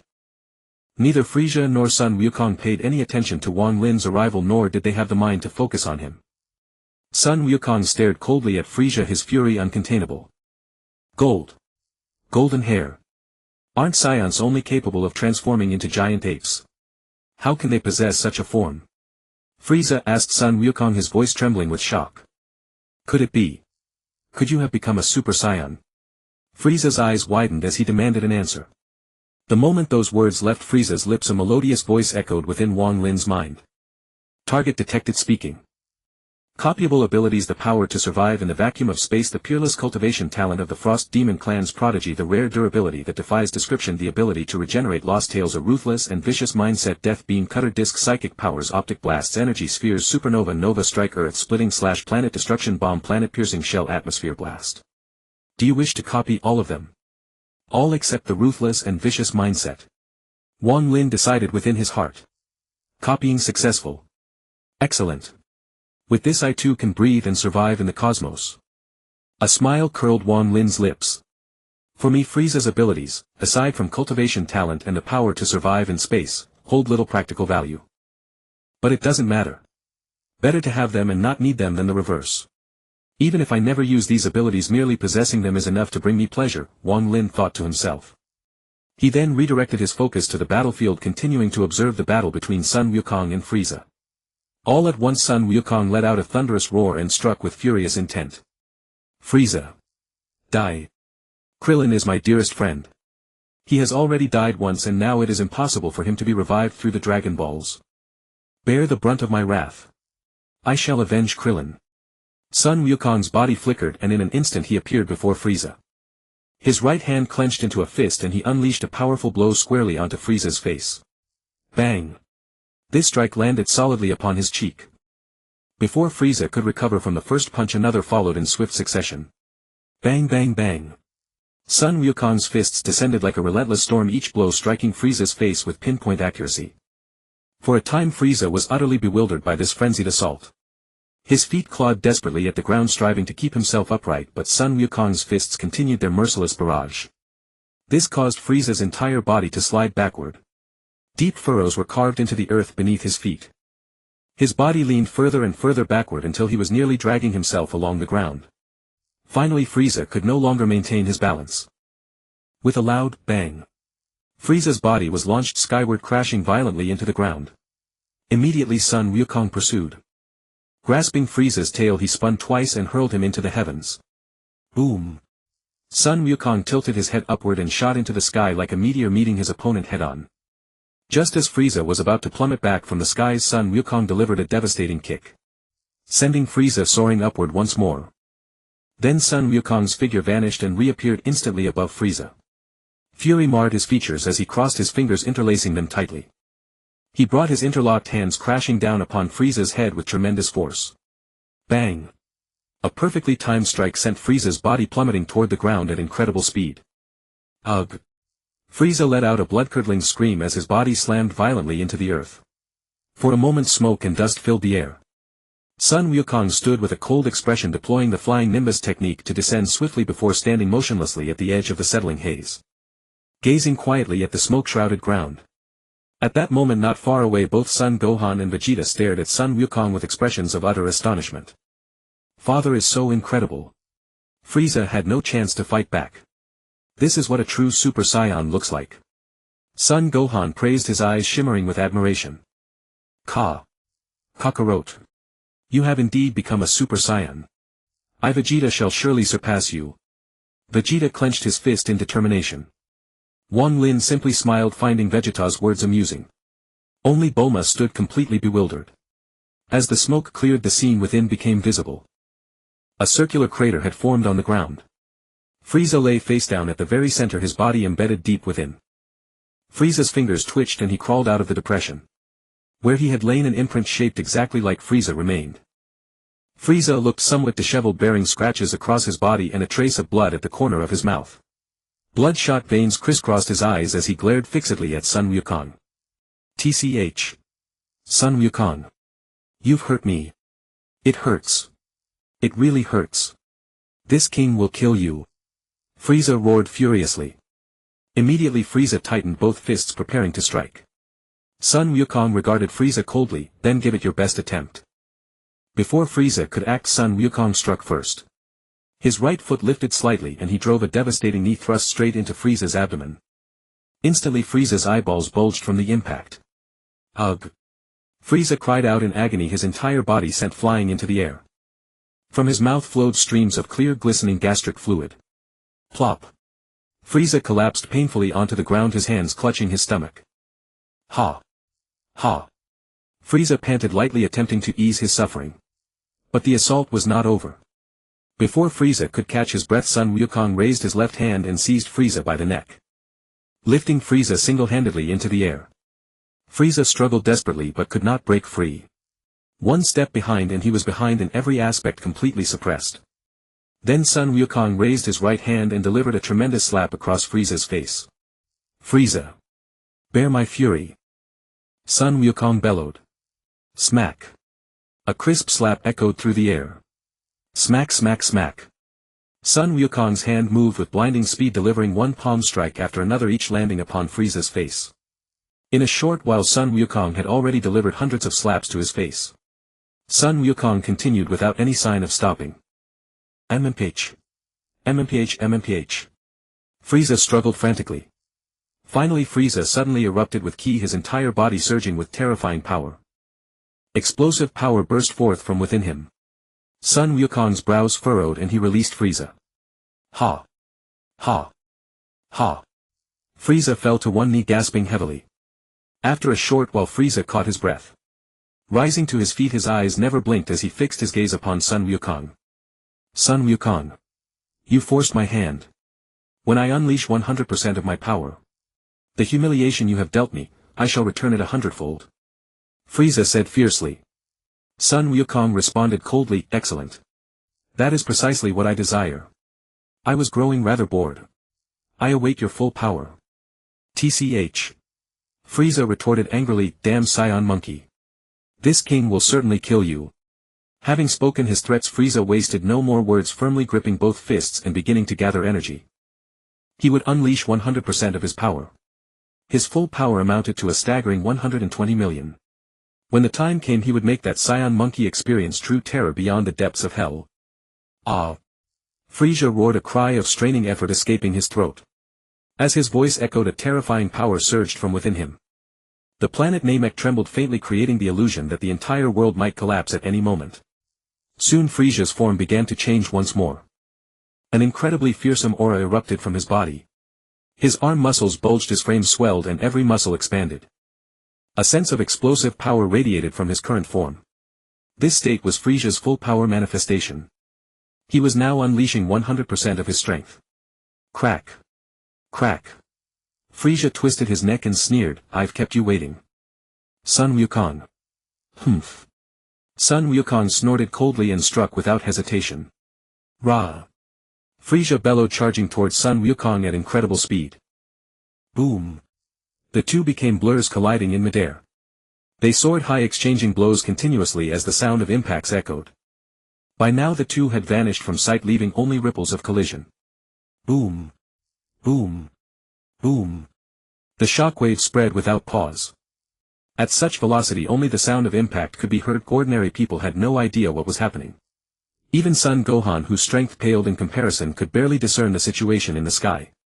Even Vegeta could only barely track the movements of the two fighters in the sky. Amazing. Absolutely amazing. Son Gohan was in awe. Although he could not clearly see the battle above, he could distinctly feel the terrifying power erupting from their clashes. Finally, after exchanging hundreds of blows in the sky, Sun Wukong and Frieza separated. Slap. The two landed heavily on the ground. Huff. Huff. Frieza panted slightly, the expenditure of ki clearly taking its toll. Sun Wukong, however, wore a cold expression, staring icily at Frieza. Suddenly Sun Wukong flickered and drove a fierce punch into Frieza's abdomen. Boom. Gah. Frieza cried out in pain, coughing a trail of blood. His feet stumbled involuntarily. Then Sun Wukong delivered a swift kick. A thunderous crash followed. Frieza's body was sent flying backward. Boom. He crashed into a low rocky hill which collapsed into rubble, burying him beneath. For a moment dust billowed. As the dust settled and rubble rolled away, a beam of light flared. It cleared the debris, revealing Frieza's form. Now he was gnashing his teeth, fists clenched, veins bulging on his forehead, furious beyond measure. Damn it! You wretched Saiyan monkey! Frieza snarled. He raised his right hand, gathering energy between two fingers, and slashed down at the ground like a blade of light. SHRRK. The planet Namek was cleaved through like tofu. This technique was the earth-splitting slash, a move capable of piercing a planet. In an instant the ground trembled from the explosion. A deafening boom erupted as molten lava gushed forth from the planet's core. Sun Wukong. Do you see? I've cut clean through the entire planet. What do you think would happen if I used this on you? Frieza asked, his tone sinister. Seeing this, Sun Wukong grew even more enraged. TCH. Don't go around destroying other people's planets, he roared. Frieza snorted coldly, humph. It's not your planet, none of your business. Saiyan monkey. Prepare to die, he bellowed. The two flickered and clashed once more. As the ground quaked and lava spewed, the scene resembled nothing less than the apocalypse. Wang Lin decided he had seen enough. He prepared to move Bulma and the remaining living beings on Namek to Earth. Otherwise the battle between Sun Wukong and Frieza would endanger others. Wang Lin was particularly concerned about Bulma's safety. This matter could not be delayed. If he procrastinated any longer and Frieza destroyed Namek's core, leaving the planet with only 5 minutes of life, it would be far more dangerous. As for why Wang Lin did not act sooner, if he had intervened early, none of this trouble would have occurred. Wang Lin now prepared to use the ability he had copied from Purunga. That ability allowed 3 wishes every 130 days. Without further ado, Wang Lin began making his wishes. My first wish. Transfer everyone except Sun Wukong and Frieza to the large lawn at Bulma's house in West City Earth. Wang Lin made his wish. A red gleam flashed in his eyes. In an instant everyone except Frieza and Sun Wukong vanished from the battlefield. Meanwhile at the Namekian Grand Elder's dwelling. The Grand Elder sat on his chair, brows furrowed. Alas! The end of Namek is upon us. Nail, take Dend and flee this planet in a spaceship as quickly as possible. My time is short, let me and Namek rest together in eternal slumber. The Grand Elder said. Grand Elder. We must leave together. Dend cried, tears streaming down his face. Nail's eyes also grew moist as he tried to speak, Grand Elder I. But before he could finish, all 3 of them vanished simultaneously. The same phenomenon occurred across Namek. Every frog and every other indigenous creature disappeared in that moment. Earth. West City. On the large lawn of Bulma's house. Where is this? Nail's mind went blank. This planet is filled with a peaceful aura, Den said. It seems someone has transported us to another planet. At least our Namekian race has not been entirely wiped out, the Grand Elder said, slowly, sorrow etched across his face. Bulma was stunned for a moment, then looked around and found the surroundings strangely familiar. Yay! This is my house. I'm back on Earth. This is wonderful. We're saved. Bulma cheered joyfully, as happy as a child. What happened? How did we suddenly return to Earth? Son Gohan asked in bewilderment, completely at a loss. Everyone had different expressions, but all were in high spirits. Humph. The great Vegeta was not meant to die. Vegeta snorted, arms crossed, brimming with pride. Wang Lin saw this and a faint smile curled at the corner of his mouth. Then he patted Bulma on the shoulder. Bulma, I brought you all back to Earth. Since this is your home, please take care of them for now. I have matters to attend to, I'll come find you later. With that, Wang Lin pressed 2 fingers to his forehead, preparing to use instant transmission to leave. Just then Son Gohan looked at the bag of senzu beans clutched tightly in his hand, as if recalling something. He immediately called out to Wang Lin, wait. Uncle Wang Lin. What about my father and Frieza? Wang Lin looked down at Son Gohan and said calmly, your father and Frieza are still fighting on Namek. I'm going back there to settle this matter. With that, Wang Lin said no more and vanished using instant transmission. Wang Lin did not head to Namek immediately. Instead he came to the underworld, the territory of King Yema. The reason for his sudden detour was that he suddenly remembered the North Kai. Thinking of the North Kai, he also recalled the North Kai's disciple King Yema. Upon thinking of these two, Wang Lin couldn't help but want to copy their abilities. By the time he copied both their abilities, it wouldn't be too late to go to Namek and deal with Frieza. Although he already had the invulnerable Kaio-ken, one might ask if it was necessary to copy the North Kai's abilities. To be very clear, it is absolutely necessary. The North Kai's remote telepathic communication ability is extremely powerful. No matter where you are in the galaxy, he can directly communicate with you telepathically. Moreover, he can also let people across the universe hear your voice. Additionally, he can accurately locate any planet in the universe. In this way, combined with instant transmission, it's simply perfect. How could such an excellent ability be missed? As for King Yema's abilities, I wonder if I can copy his ability to suppress the souls of the dead. Wang Lin muttered to himself. Soon Wang Lin appeared before King Yema. You're a living person. How did you come to my place? King Yema looked at Wang Lin in confusion. Target speech detected. Copyable ability: suppress souls of the dead. Ability to decide whether the dead go to heaven or hell. Control permissions over the underworld. Copy or not? Copy. Wang Lin thought. Copy successful. Upon hearing, copy successful, Wang Lin's lips curled up, revealing a smile. Although these abilities might never be used in a lifetime, who would complain about having too many skills? Hey! I'm talking to you. King Yema said with some displeasure. I'm looking for the Kai. None of your business, Wang Lin said coldly. With that, his body flickered and disappeared. Reappearing, he was already standing on the Snake Way. The Snake Way is 1 million kilometers long, which for ordinary people is an unusually long distance in the world. Wang Lin placed 2 fingers on his brow and, after sensing the North Kai's aura, instantly disappeared. North Kai's planet. At this moment, Yamcha, Ten Shinhan and Kaiotsu stood excitedly behind the Kai. The Kai was watching the battle on Namek through telepathy. Additionally, he acted as a commentator recounting some major events to Yamcha, Ten Shin Han and Kaiotsu. For instance, how Sun Wukong transformed into a Super Saiyan and pummeled Frieza. Or what happened when Frieza released his full power. The Kai would commentate on such matters. Lord Kai, does this mean that Sun Wukong, having become a Super Saiyan, has already won? Yamcha asked. The Kai shook his head and said, I don't know. Looking at their battle, it seems evenly matched. Although Sun Wukong has a slight advantage, the final outcome remains uncertain. As they conversed, suddenly a swish sound was heard. A figure appeared out of nowhere. The Kai looked at the person who suddenly appeared before him, utterly astonished. You are Wang Lin. What brings you here? The Kai asked. What? That's Wang Lin. Yamcha was greatly shocked. The pressure is terrifying. It made me think an enemy had found North Kai's planet. Ten Shin Han said. Lord Kai is right, Wang Lin is indeed a Saiyan. Kaiotsu said. Wang Lin did not respond, he was only sensing the wonderful voice in his mind. Target speech detected. Copyable abilities: Kaio-ken Genki Dama, top tier martial arts, insights, humorous jokes, ability to telepathically communicate with all living beings in the universe, remote telepathy, living map, all abilities of the North Kai. Wolf Fang Wind Fist Kamehameha, turtle school martial arts, Yamcha's womanizing talent. Solar Flare Masenko 4 Demon Flash, multiform Dodonpa, shooting star punch, evil containment wave, Crane school martial arts, Ten Shin Han's martial arts talent, outstanding talent for male bonding. Dodonpa telekinesis, Crane school martial arts, Kaiotsu's talent for male bonding. Copy all or not? Yes. Wait. Talent for male bonding. What the hell? Besides Yamcha's womanizing talent and Ten Shin Han and Kaiotsu's talent for male bonding, copy everything else. Wang Lin thought. Copy successful. Comfortable. Wang Lin smiled slightly.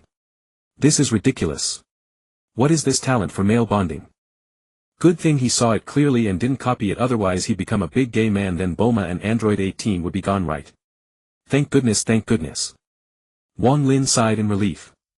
Wang Lin didn't say another word to the Kai and others, he directly used instant transmission to leave. Just left like that. Truly baffling. The Kai scratched his head in confusion. He truly couldn't figure out what the meaning of Wang Lin coming here was. Forget it, let's continue. Remotely sensing the battle situation on Namek. Namek.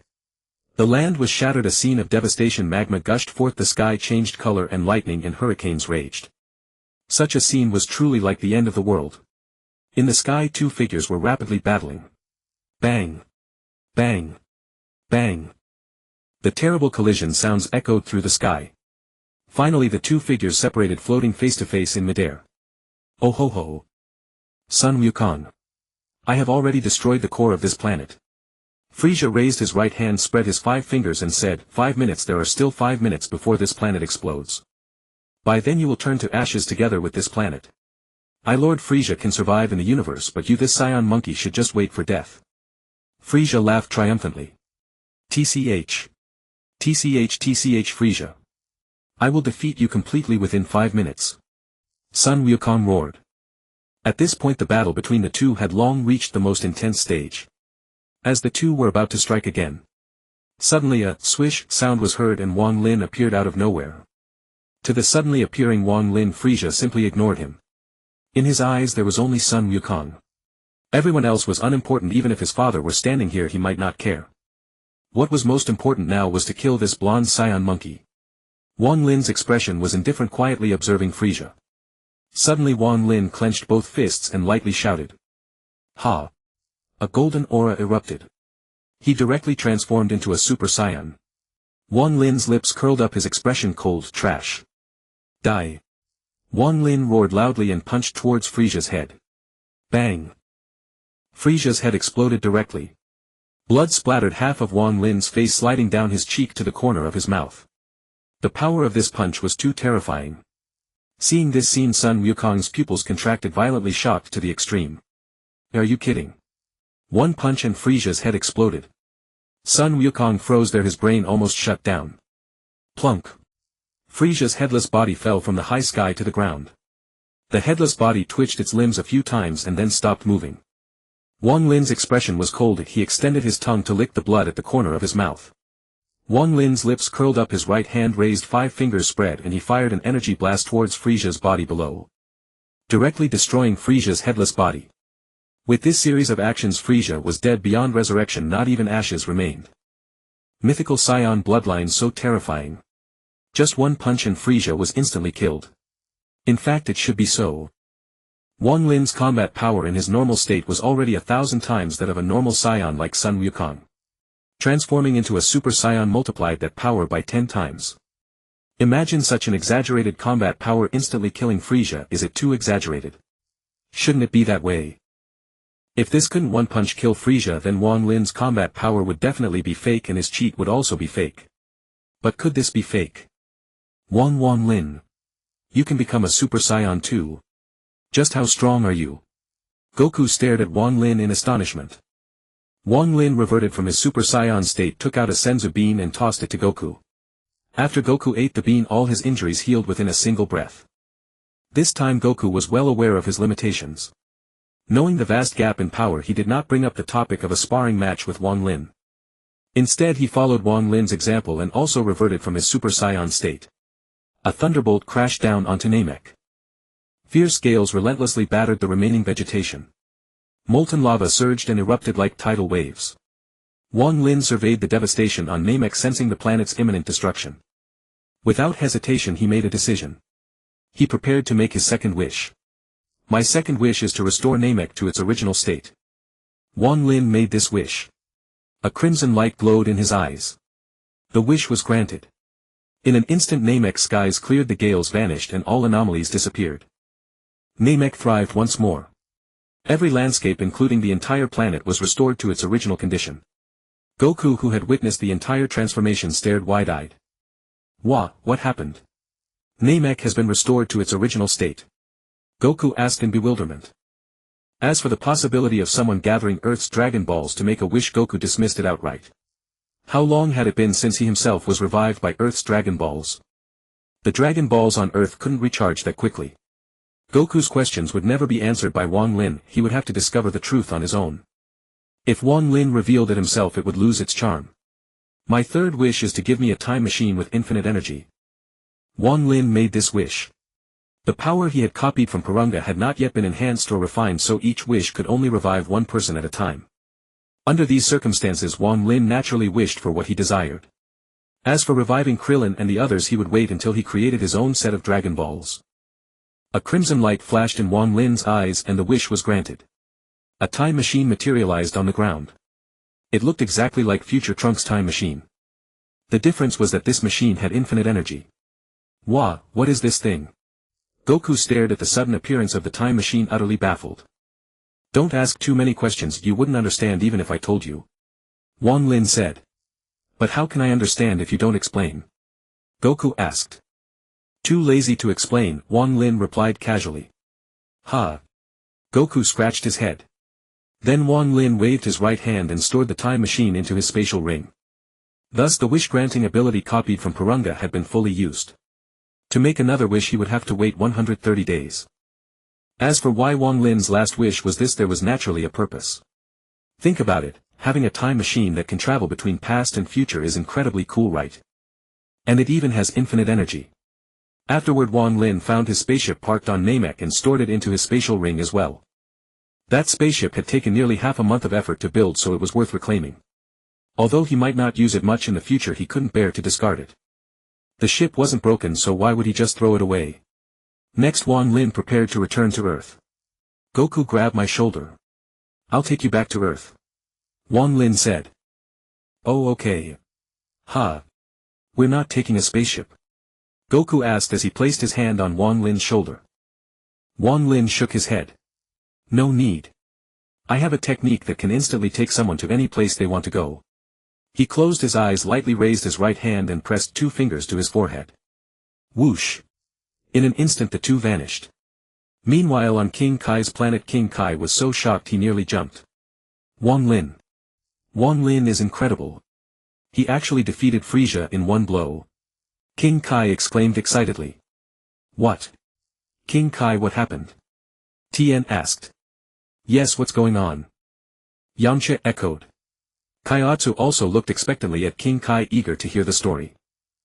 Well, it turns out Wang Lin can also become a Super Saiyan, and then Under the three men's shocked expressions, King Kai recounted the events. Wow! Wang Lin is such a powerful Saiyan.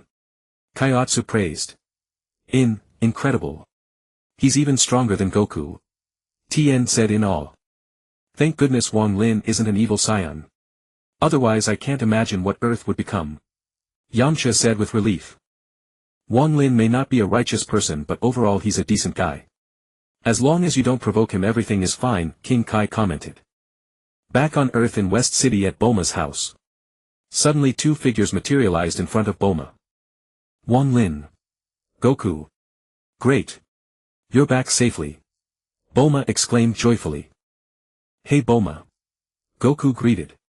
By the way, what about Frieza? Did you defeat him? Bulma asked.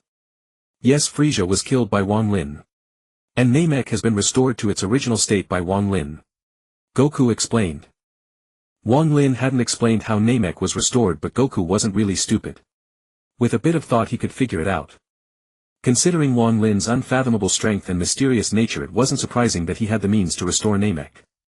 Great wisdom appears foolish, that described Goku perfectly. Wang Lin is what Goku said true? Bulma asked, looking at Wang Lin. That's right, it's true. Wang Lin nodded with a smile. Yeah. Both of you are amazing. Great. Frieza is finally defeated. Bulma cheered overjoyed. Then Bulma called for Gohan and the others. They celebrated again. Dad. Uncle Wang Lin. You two are so strong. Gohan praised, his eyes shining with admiration. Humph. Kakarot. Wang Lin. I will surpass you both. Vegeta thought to himself. Next, Bulma held a grand feast to celebrate the victory. After the banquet, Wang Lin used instant transmission to send the Namekian elder and the others back to Namek. Thus the matter of Namek came to an end. Then everyone went their separate ways. Before heading home, Goku consulted Wang Lin about a question. Wang Lin, what is that technique called that you used to bring me back to Earth from Namek in an instant? Goku asked. That technique is called instant transmission. Wang Lin glanced at Goku. Want to learn it? Goku nodded frantically. Wang Lin replied, I won't teach you. Don't say that. Please teach me. I beg you. Goku pleaded. It can only be understood, not explained. Wang Lin said. Wang Lin, I'm begging you. Teach me. Goku rubbed his hands together expectantly. Fine. Go home first. I'll teach you when I have time. Wang Lin waved his hand. Great, it's a deal.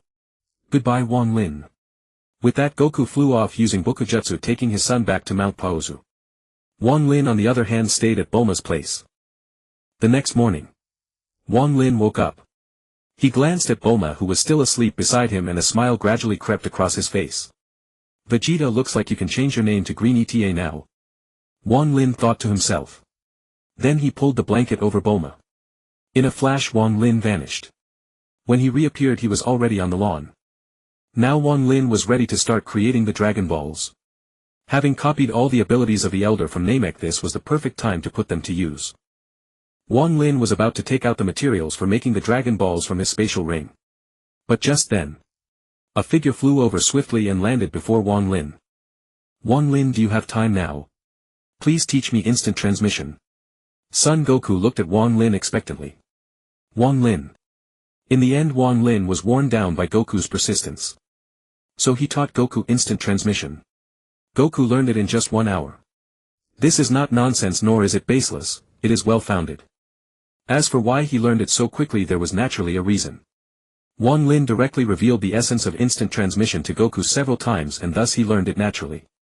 In the original anime, Cell had mentioned that when Goku used instant transmission to take Cell to North Kai's planet during his self-destruction, causing North Kai to die innocently. At the moment of Cell's self-destruction, he saw the essence of instant transmission and instantly learned the technique. Also in the Majin Buu saga, when the Earth was about to explode, Kibito Kai used instant transmission to save people, and Buu learned it just by watching. First Cell, then Majin Buu, these are solid evidence.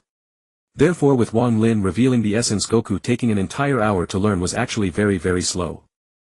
If taught this way, even a dog could learn it in a dozen minutes. But Goku took an hour.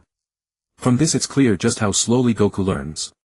With a schwa sound, Goku pressed his right index and middle fingers to his forehead and vanished instantly. Another schwa and Goku reappeared. Ha! Wang Lin. I finally learned instant transmission. Thank you so much for teaching me such a convenient technique. Well then Wang Lin, I'm heading back. I'll come find you again another time. See you. With that Goku pressed his two fingers to his forehead and vanished. Wang Lin, damn what a heartless jerk. Truly a scumbag like Goku, almost on par with me, learned the skill and ran off. But it's fine this way, no one to disturb me while I make the Dragon Balls. Wang Lin thought to himself. However, teaching Goku instant transmission came with a problem. His wife might be seen by Goku while bathing or doing something else. But Wang Lin had already planned once the Dragon Balls were made he would wish for Goku to be unable to use instant transmission to enter Bulma's house, making his instant transmission ineffective there. Next Wang Lin wasted no time and began crafting the Dragon Balls. With a wave of his right hand, a faint glimmer flashed from his spatial ring and a pile of materials appeared out of thin air heaped on the open ground. This pile of materials was of course the one Wang Lin had obtained by wishing from Shenron and Purunga. There were quite a lot of these materials, enough to make several rather large Dragon Balls. As Wang Lin crafted the Dragon Balls, he pondered what elements he should add to the Shenron. I recall that the Earth's Shenron had been killed before. So I'll add some self-defense abilities to the Shenron. That way it can also punish those who turn their backs on it after making wishes. Considering that some vicious individuals right after making a wish turn around and kill the Shenron, it's better to grant the Shenron some combat talent. With that in mind, the Shenron's appearance and form should also be more ferocious, otherwise it won't intimidate anyone. Wang Lin mused. Also the number of wishes it can grant at a time should be 3, otherwise it won't be fun. The number of times it can revive people should be unlimited, and the number of people revived should also be unlimited. Otherwise it would be frustrating. The scope of wishes should also be broad, then the Shenron would be perfect. After granting a wish, the Dragon Balls should scatter within the Earth's range. Otherwise collecting them across the universe would be a pain. Wang Lin thought. Considering that the Earth's Shenron cannot revive those who have already died. And that the Namekian Shenron can only revive one person per wish, such a stingy setting. Wang Lin planned to remove all these restrictive limitations. My Shenron will naturally be unique and perfect. A smile curled at the corner of Wang Lin's mouth. After adding these elements, he began crafting the Dragon Balls. Making the Dragon Balls would take about 100 days, it couldn't be done overnight. Dend had mentioned this in the original. He also mentioned that if there were ready-made Dragon Balls and a model, one could simply adjust and modify them for immediate use. But unfortunately Wang Lin only had materials, so naturally he had to start from scratch. In other words, if there were ready-made Dragon Balls and a model, it wouldn't be called making Dragon Balls, it would just be modifying the revived Shenron. Wang Lin decided that after making the Dragon Balls he would copy the Shenron's abilities as well. This idea was perfect. Time passed quickly. In the blink of an eye 90 days had passed. Wang Lin spent the days making Dragon Balls and the nights with Bulma. Thus these 90 days were quite comfortable. Now Wang Lin's Dragon Ball making project had reached its final stage. The Dragon Ball model had also been shaped. Next he only needed to give life to the Shenron and cast the incantation to summon it.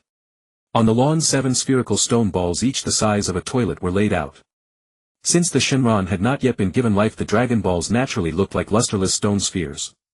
Wang Lin raised both hands, spread his 10 fingers, aimed them at the model, and a soft glow emanated. Wang Lin chanted in the Namekian language, Mishi Mishi Walla Bi Ula Ji, if you be Ula Ji then I can't Misha Jili Gwala. After a moment light burst forth and the Shenron model came to life. Then 7 beams of golden light shot out and landed on the 7 Dragon Balls. Each of these 7 Dragon Balls was the size of a toilet.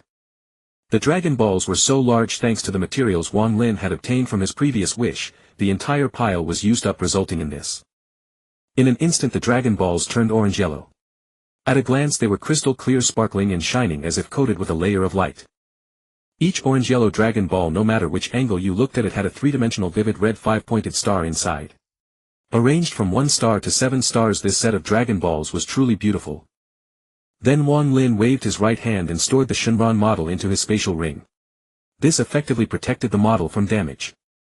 If the Shenron model were destroyed, it would affect the use of the Dragon Ball, so storing it in the spatial ring was safer.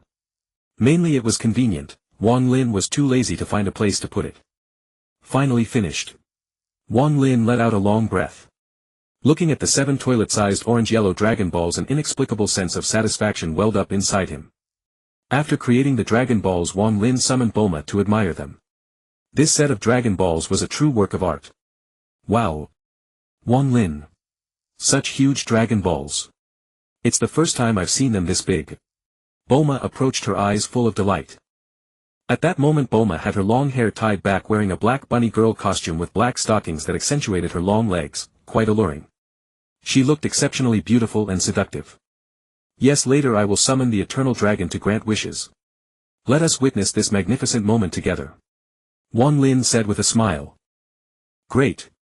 I'll go notify Sun Wukong and the others so we can all witness the birth of the new Eternal Dragon. Bulma was overjoyed. The prospect of witnessing the birth of a new Eternal Dragon filled her with eager anticipation.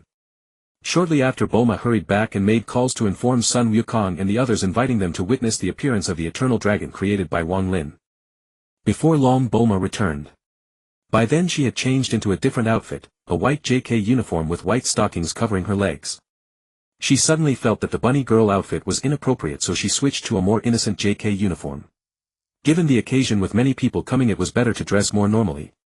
Thus she changed into a plain white JK outfit. Not long after, the people she had called all arrived one after another. Those present were all familiar faces: Sun Wukong, Sun Wufan, Bik Gui, Xianren, Wulong and Pu'er. Also present was Vegeta, who was currently staying as a guest at Bulma's house. Everyone was astonished upon seeing Wang Lin's Dragon Balls. Dragon Balls as large as a toilet, truly a first. Since everyone is here, Wang Lin, let's summon the Eternal Dragon. Bulma said with a smile. Exactly what I was thinking. Wang Lin nodded. Before that, let me introduce the advantages of the Dragon Balls I created. Wang Lin said lightly. At these words everyone turned their gaze toward him, their faces full of anticipation. Wang Lin smiled and began slowly. I won't waste words, just a brief introduction. Compared to the Namekian Dragon Balls, mine can also grant 3 wishes. And one wish can revive multiple people. Those who have been revived before can be revived again with no limit on the number of times. Moreover, when I made the Dragon Balls I used Namek's time calculation, meaning they can be used again after only 130 days to gather and make wishes. Wang Lin explained. After finishing his words, he did not immediately summon the Eternal Dragon but gave everyone some time to digest the information. Once everyone understood Wang Lin's meaning, a commotion broke out. What? After making a wish we can use them again in just 130 days. Is that possible? Bik exclaimed, his face turning green with shock, though it was already green. Wow! Uncle Wang Lin is amazing. This way everyone killed by the Saiyans and Frieza can be revived all at once. Sun Wufan marveled. Incredible, truly incredible. To be able to create Dragon Balls, your capabilities are truly astonishing. What a mysterious Saiyan. Gui Xianren praised. Sun Wukong couldn't help but compliment, wonderful. Wang Lin. You've done it. Now Kulin can be revived using your Dragon Balls. Unbelievable. Aside from Namekian, someone else can create Dragon Balls. Vegeta was astounded. Very well then, let's summon the Eternal Dragon now. Let us witness the birth of a new Eternal Dragon. Wang Lin said. Everyone showed excitement and anticipation. Wang Lin looked at the Dragon Balls before him, took a deep breath. He hesitated, should he publicly speak the incantation he had set? After much hesitation he finally decided to speak the true incantation. Raising both hands, Wang Lin shouted, Rabid Dragon. Get out here and grant your daddy's wishes. The words left everyone astonished. Why would Wang Lin say such an incantation? Was he cursing? Before anyone could think further, the 7 toilet-sized Dragon Balls emitted a dazzling golden light. The golden light shot straight into the sky. Instantly the sky turned blood red. Then the blood-red sky gradually faded, replaced by darkness. As dark clouds covered the sky amidst thunder and lightning, a mighty and burly figure materialized. The Eternal Dragon's appearance was terrifying. Its head bore a pair of enormous black horns. Its face was hideous and ferocious, its mouth as ugly as a butt with fangs protruding from its lips. Its body was immensely massive, its arms incredibly muscular, covered in bulging tumors of muscle, looking both horrifying and nauseating.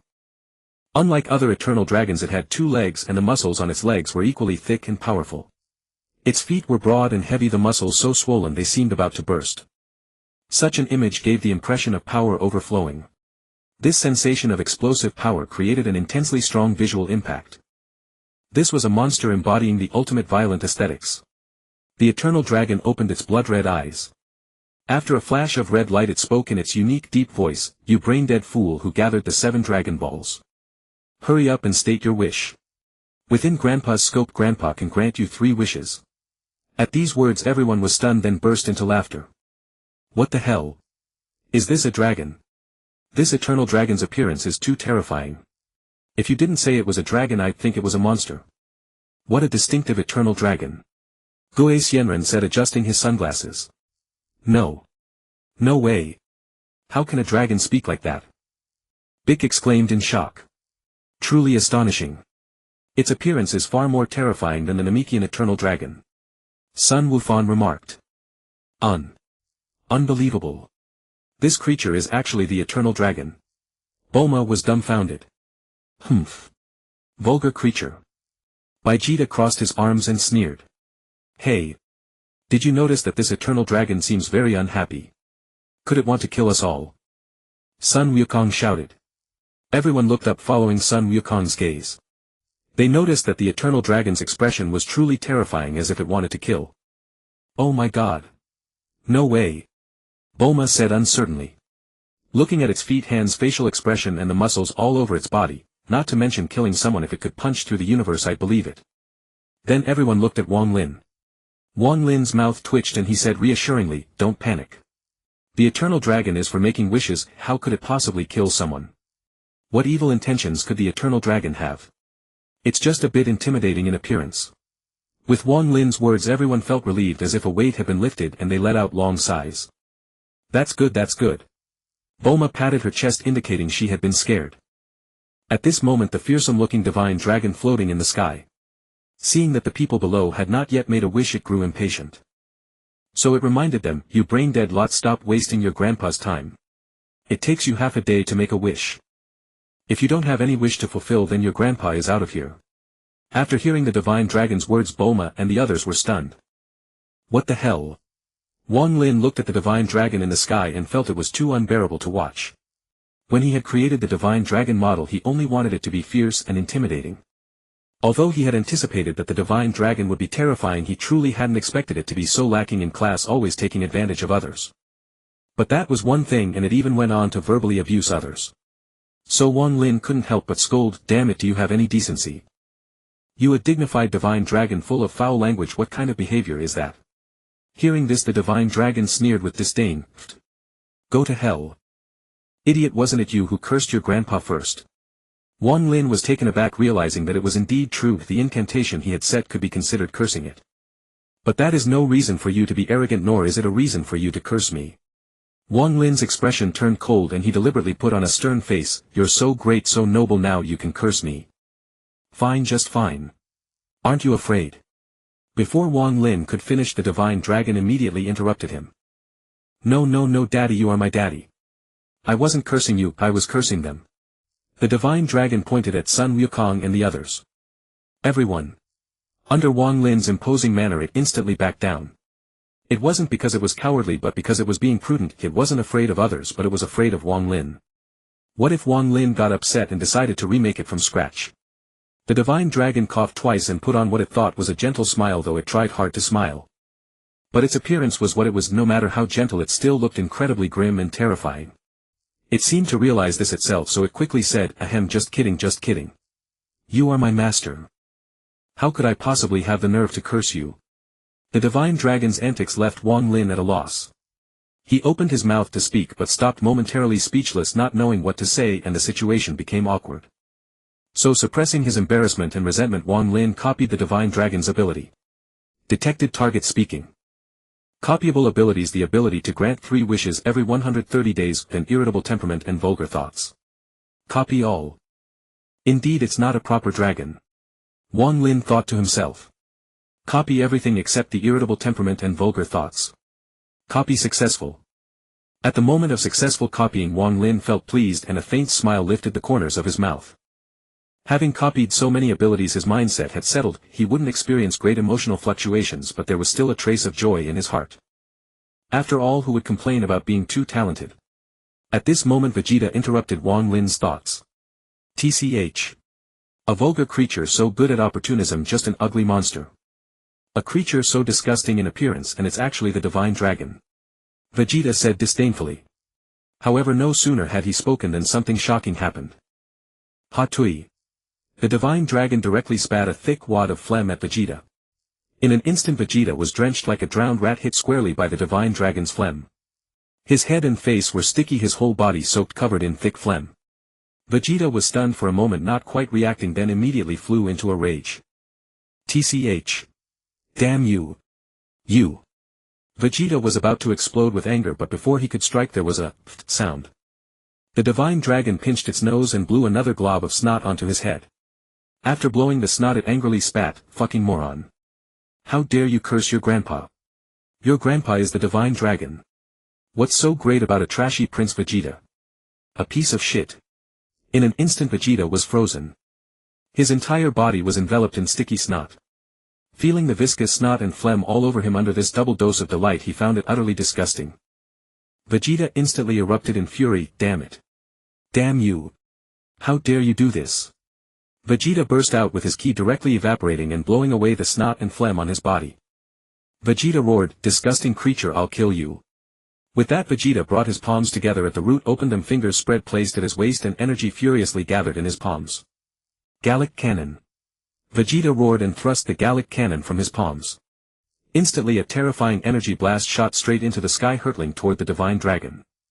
The divine dragon watched the incoming Gallic Cannon, took a deep breath, and its chest swelled. Then the divine dragon blew a powerful breath toward the Gallic Cannon. Boom.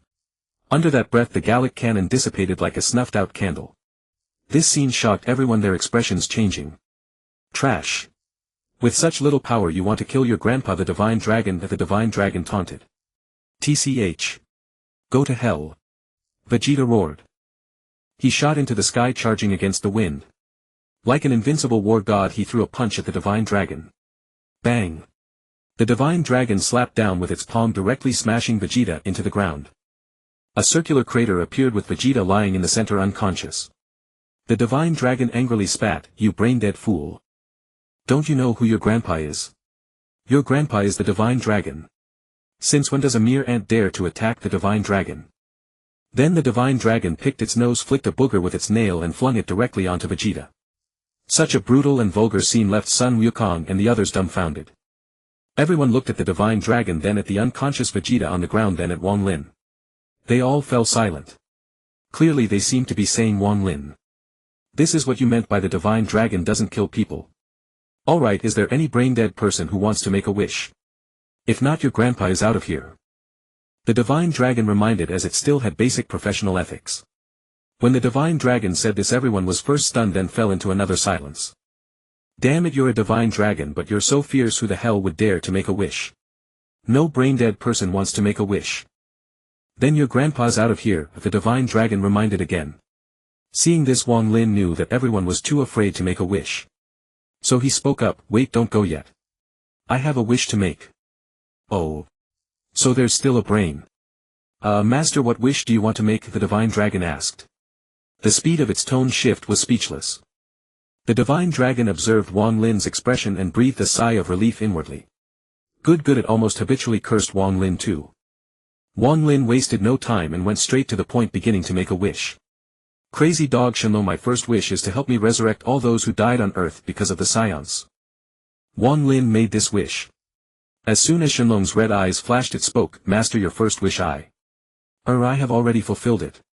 Hurry up and state your next wish." Wang Lin narrowed his eyes. This Shenlong was not honest. Besides its penchant for cursing others, it also constantly sought to take advantage. It even wanted to take advantage of him. However, Wang Lin couldn't say much. After all, this was the Shenlong he had painstakingly created. As long as it wasn't too excessive, Wang Lin was willing to indulge it. At that moment on Beijia Wang Xing, the halos above the heads of Yamcha, Tianjin Fan and Jiaozi disappeared, and the three of them were revived. Furthermore, the people of the city who had been killed by Naba were also revived. Then Wang Lin made his second wish. "Shenlong, my second wish is to resurrect all the kind-hearted people who died in the Namek battle because of Frieza." Wang Lin said. As Shenlong's blood-red eyes lit up it spoke, "Master, your second wish has been fulfilled. Hurry and state your last wish." Shenlong urged. Wang Lin's lips curled upward and he made the third wish. "Very well, my last wish is to grant Bulma eternal youth." Also let Sun Wukong's instant transmission fail within the range of Bulma's house. Finally help me hold a grand wedding with Bulma. Alright master, this matter is a piece of cake for me. Shenlong said. As its eyes flashed red it said, all your wishes have been fulfilled. Then congratulations on your marriage. Goodbye. With that a flash of light in the sky and Shenlong vanished. It transformed into 7 toilet-sized Dragon Balls shooting towards 7 different directions on Earth. Swish. The dark clouds in the sky dispersed, the night gradually faded and the sky returned to its original clear appearance.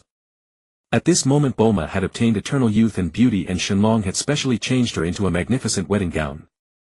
Sun Wukong and the others after witnessing the new Shenlong stayed to participate in the wedding with looks of astonishment.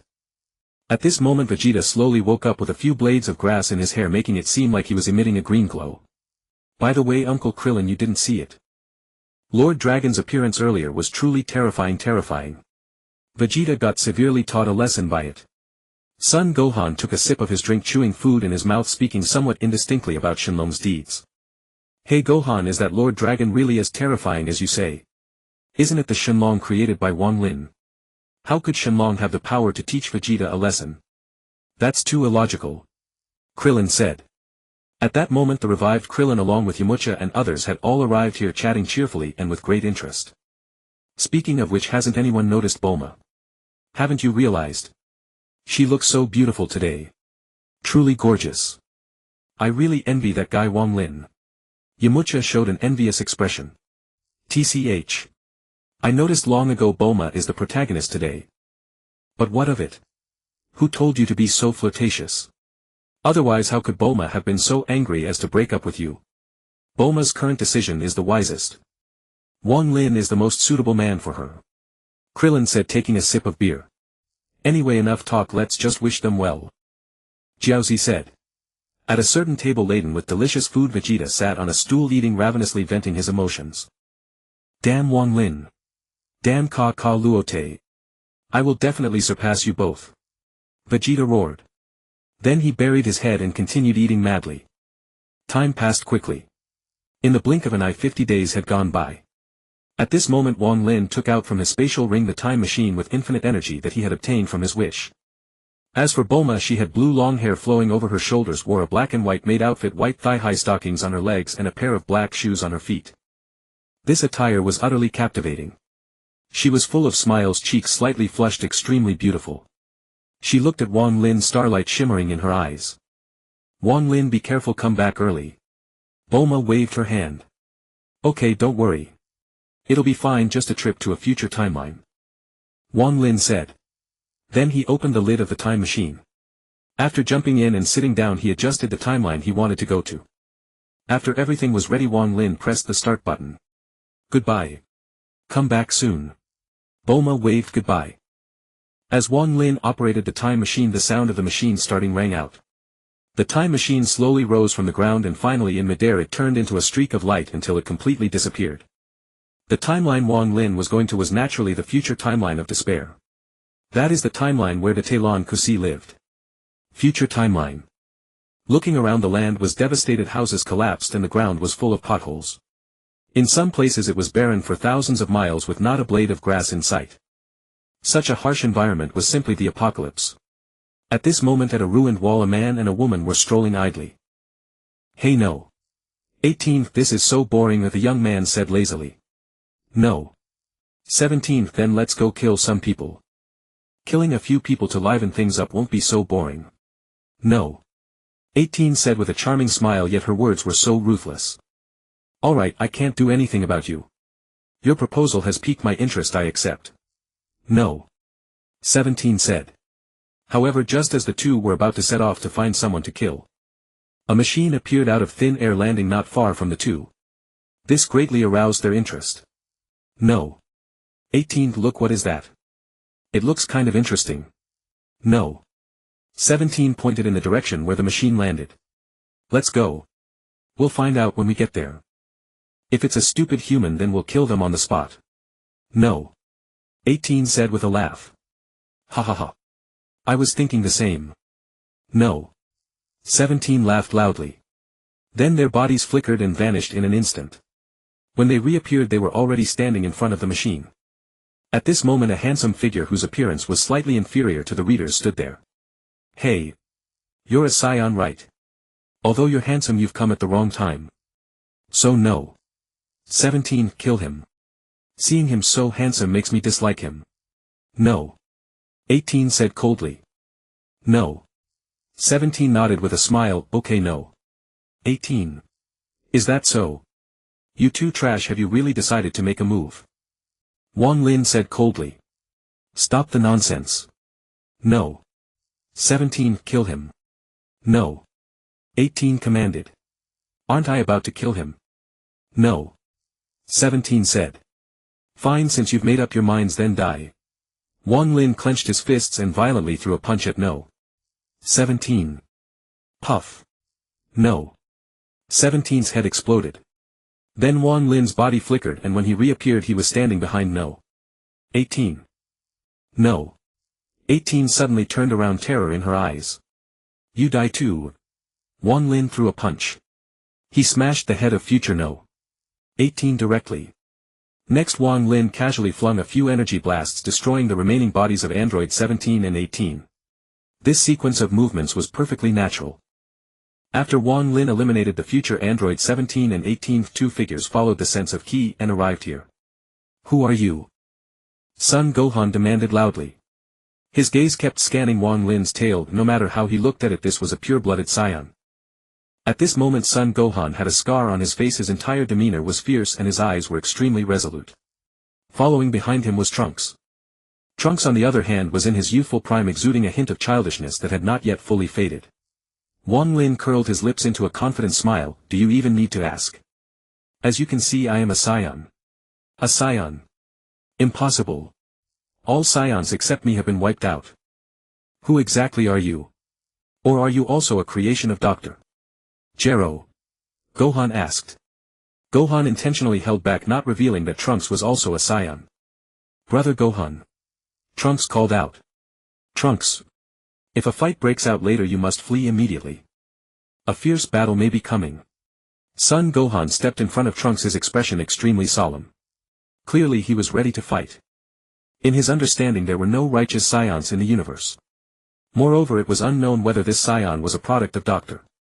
Gero. Seeing Son Gohan's actions, how could Wang Lin not realize that he was being treated as an enemy? From this the future timeline was indeed too tragic. If he had arrived a few days later, Gohan might have been killed by the androids after losing his arm. Fortunately he came early enough. Thus Wang Lin spoke to soothe him. Gohan. Don't be too tense. Android 17 and Android 18 have just been killed by me. If you don't believe me, look at the ground, there should still be some remnants they left behind. What? You killed the androids? Son Gohan's eyes swept the ground, and indeed he saw some charred black marks. His pupils constricted and he involuntarily stepped back 2 paces. I told you not to be nervous. I am a person from the past timeline and I have come specifically to save this timeline. Wang Lin said calmly. What are you talking about? Neither in the past nor the present has there ever been a person like you. Who exactly are you? Son Gohan demanded. If you don't believe me, fine. Then you don't need to do anything from now on, you and Trunks just need to watch. Wang Lin said with a smile. What do you plan to do? Son Gohan asked with a frown. It was not surprising that Gohan was like this, if the timeline he lived in was truly too hopeless. Now suddenly appearing out of nowhere a person who claimed to be from the future and specifically came to save the timeline, no one would easily believe it. Moreover, he was a Saiyan known for being ruthless, his credibility was far too low. Wang Lin did not speak, just stood there quietly. Wang Lin pondered, which wish should I start with? Forget it, I won't think about it, I'll do them one by one. Anyway, I have 6 wishes to use. Moreover, my purpose in coming to the future timeline is to change this hopeless future. With a plan in mind, Wang Lin began to make his first wish.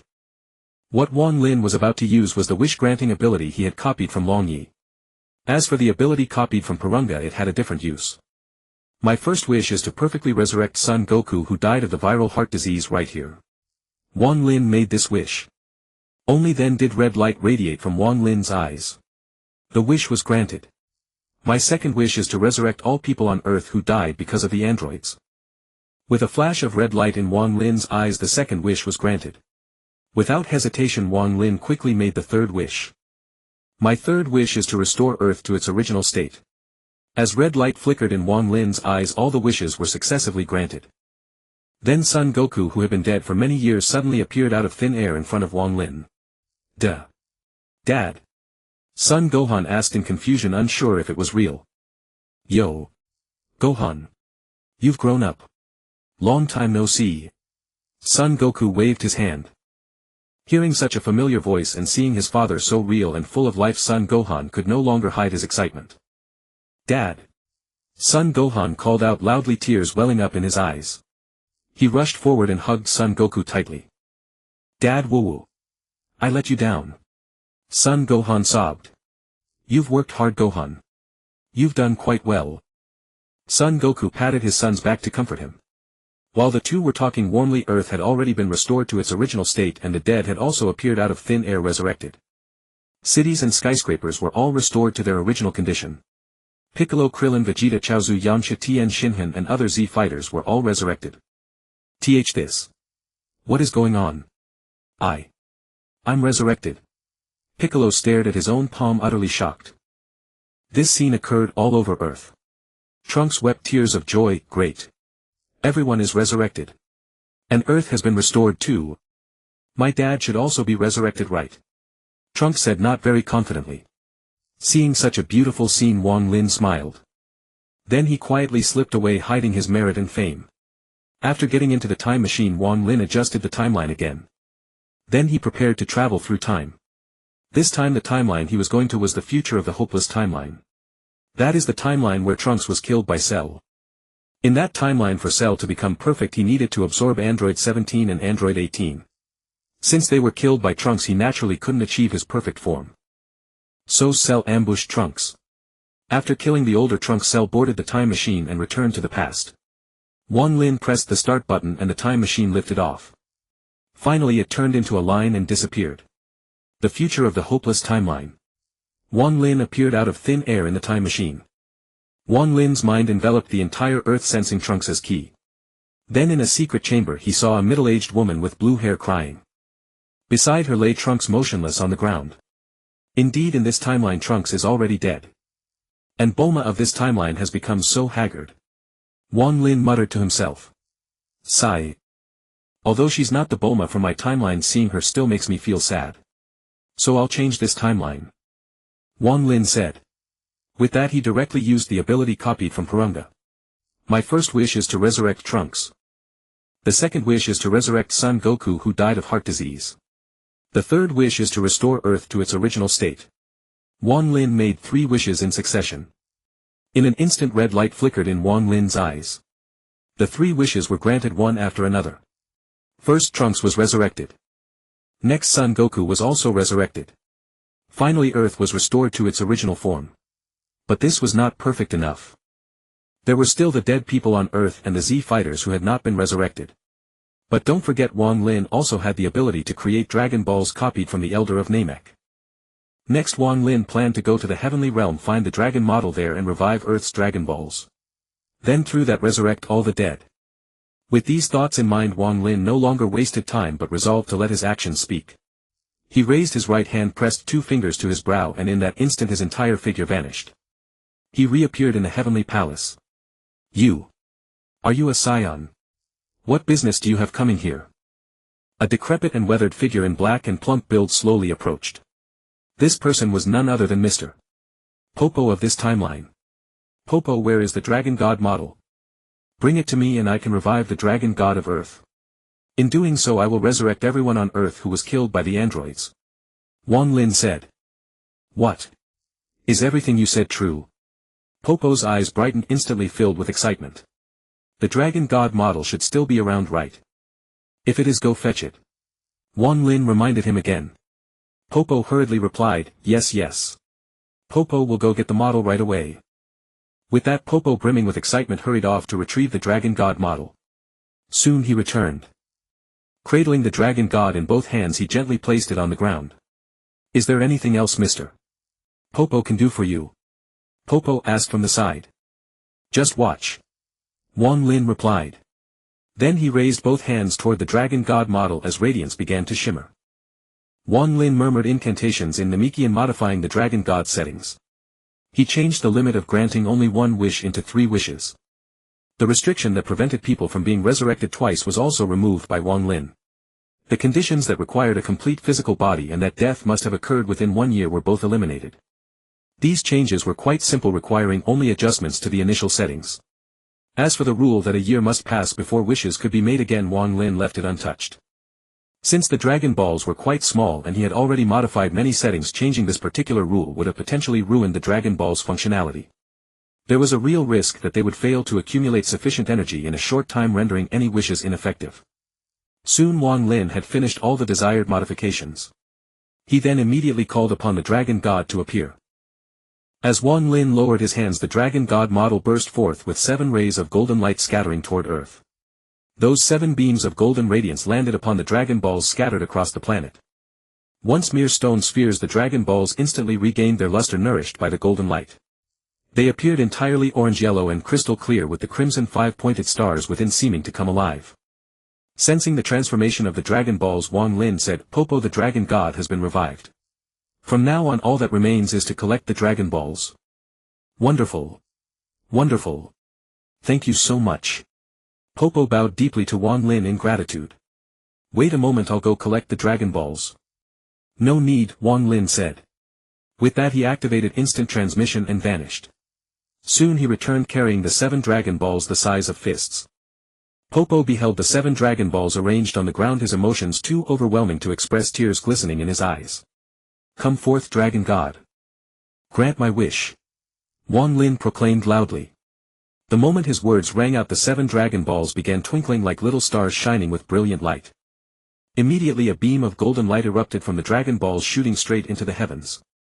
As dark clouds enveloped the sky, everything plunged into sudden darkness. A figure with green armor and a yellow belly materialized from the light. The Dragon God's appearance needed no further description, it was identical to the original.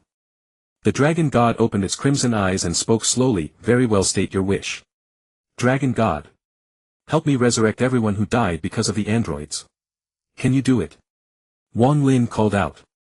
The Dragon God hesitated for a moment before slowly replying, "This. It can be done. However, since so many people are being resurrected at once, a single wish does not hold enough power. Fulfilling this wish would require consuming 2 wishes. Would that still be acceptable?" the Dragon God asked. Wang Lin frowned slightly. As expected, the problem was that the Dragon Balls were too small. But he did not hesitate. "I accept. Then, as you say, consume 2 wishes to resurrect everyone who died at the hands of the androids," Wang Lin declared loudly. "Very well. As you wish." The Dragon God's eyes gleamed. "Your wish has been granted." "Excellent." Wang Lin's lips curved upward. In the next instant a beautiful voice echoed within his mind. Target speech detected. Replicable ability, the power to grant 3 wishes once every year. Do you wish to replicate it? Replicate. Wang Lin thought. Replication successful. Perfect. Wang Lin smiled faintly. At that very moment on Earth, every soul who had perished to the androids was brought back to life. Vegeta, Krillin, Piccolo and the other Z fighters who had fought on the front lines were all resurrected. Then Wang Lin prepared to depart. Since he had already altered this timeline, it was time for him to leave. He raised his right hand, pressed 2 fingers to his brow, and in the blink of an eye vanished. Just then the Dragon God called out, "Then what is your final wish? Speak it." But when he looked around, he found Wang Lin had disappeared, leaving only Popo behind. The Dragon God paused in bewilderment. Turning to Popo, the Dragon God asked, "Since the one who just left has gone, do you have any wishes to make? If not, then I shall take my leave." At that moment an elderly figure emerged from the palace. "Popo, long time no see." The old man was none other than the good half of Piccolo, the old Kai. "Dragon God, I have a wish to make," but the old Kai looked up and declared. Meanwhile Wang Lin had already settled into the time machine. With that settled, the affairs of the future timeline are now complete. Then it is time to return to the timeline that is truly mine. Wang Lin murmured to himself. Wang Lin pressed the start button of the time machine. The time machine transformed into a parallel line and vanished. Main timeline.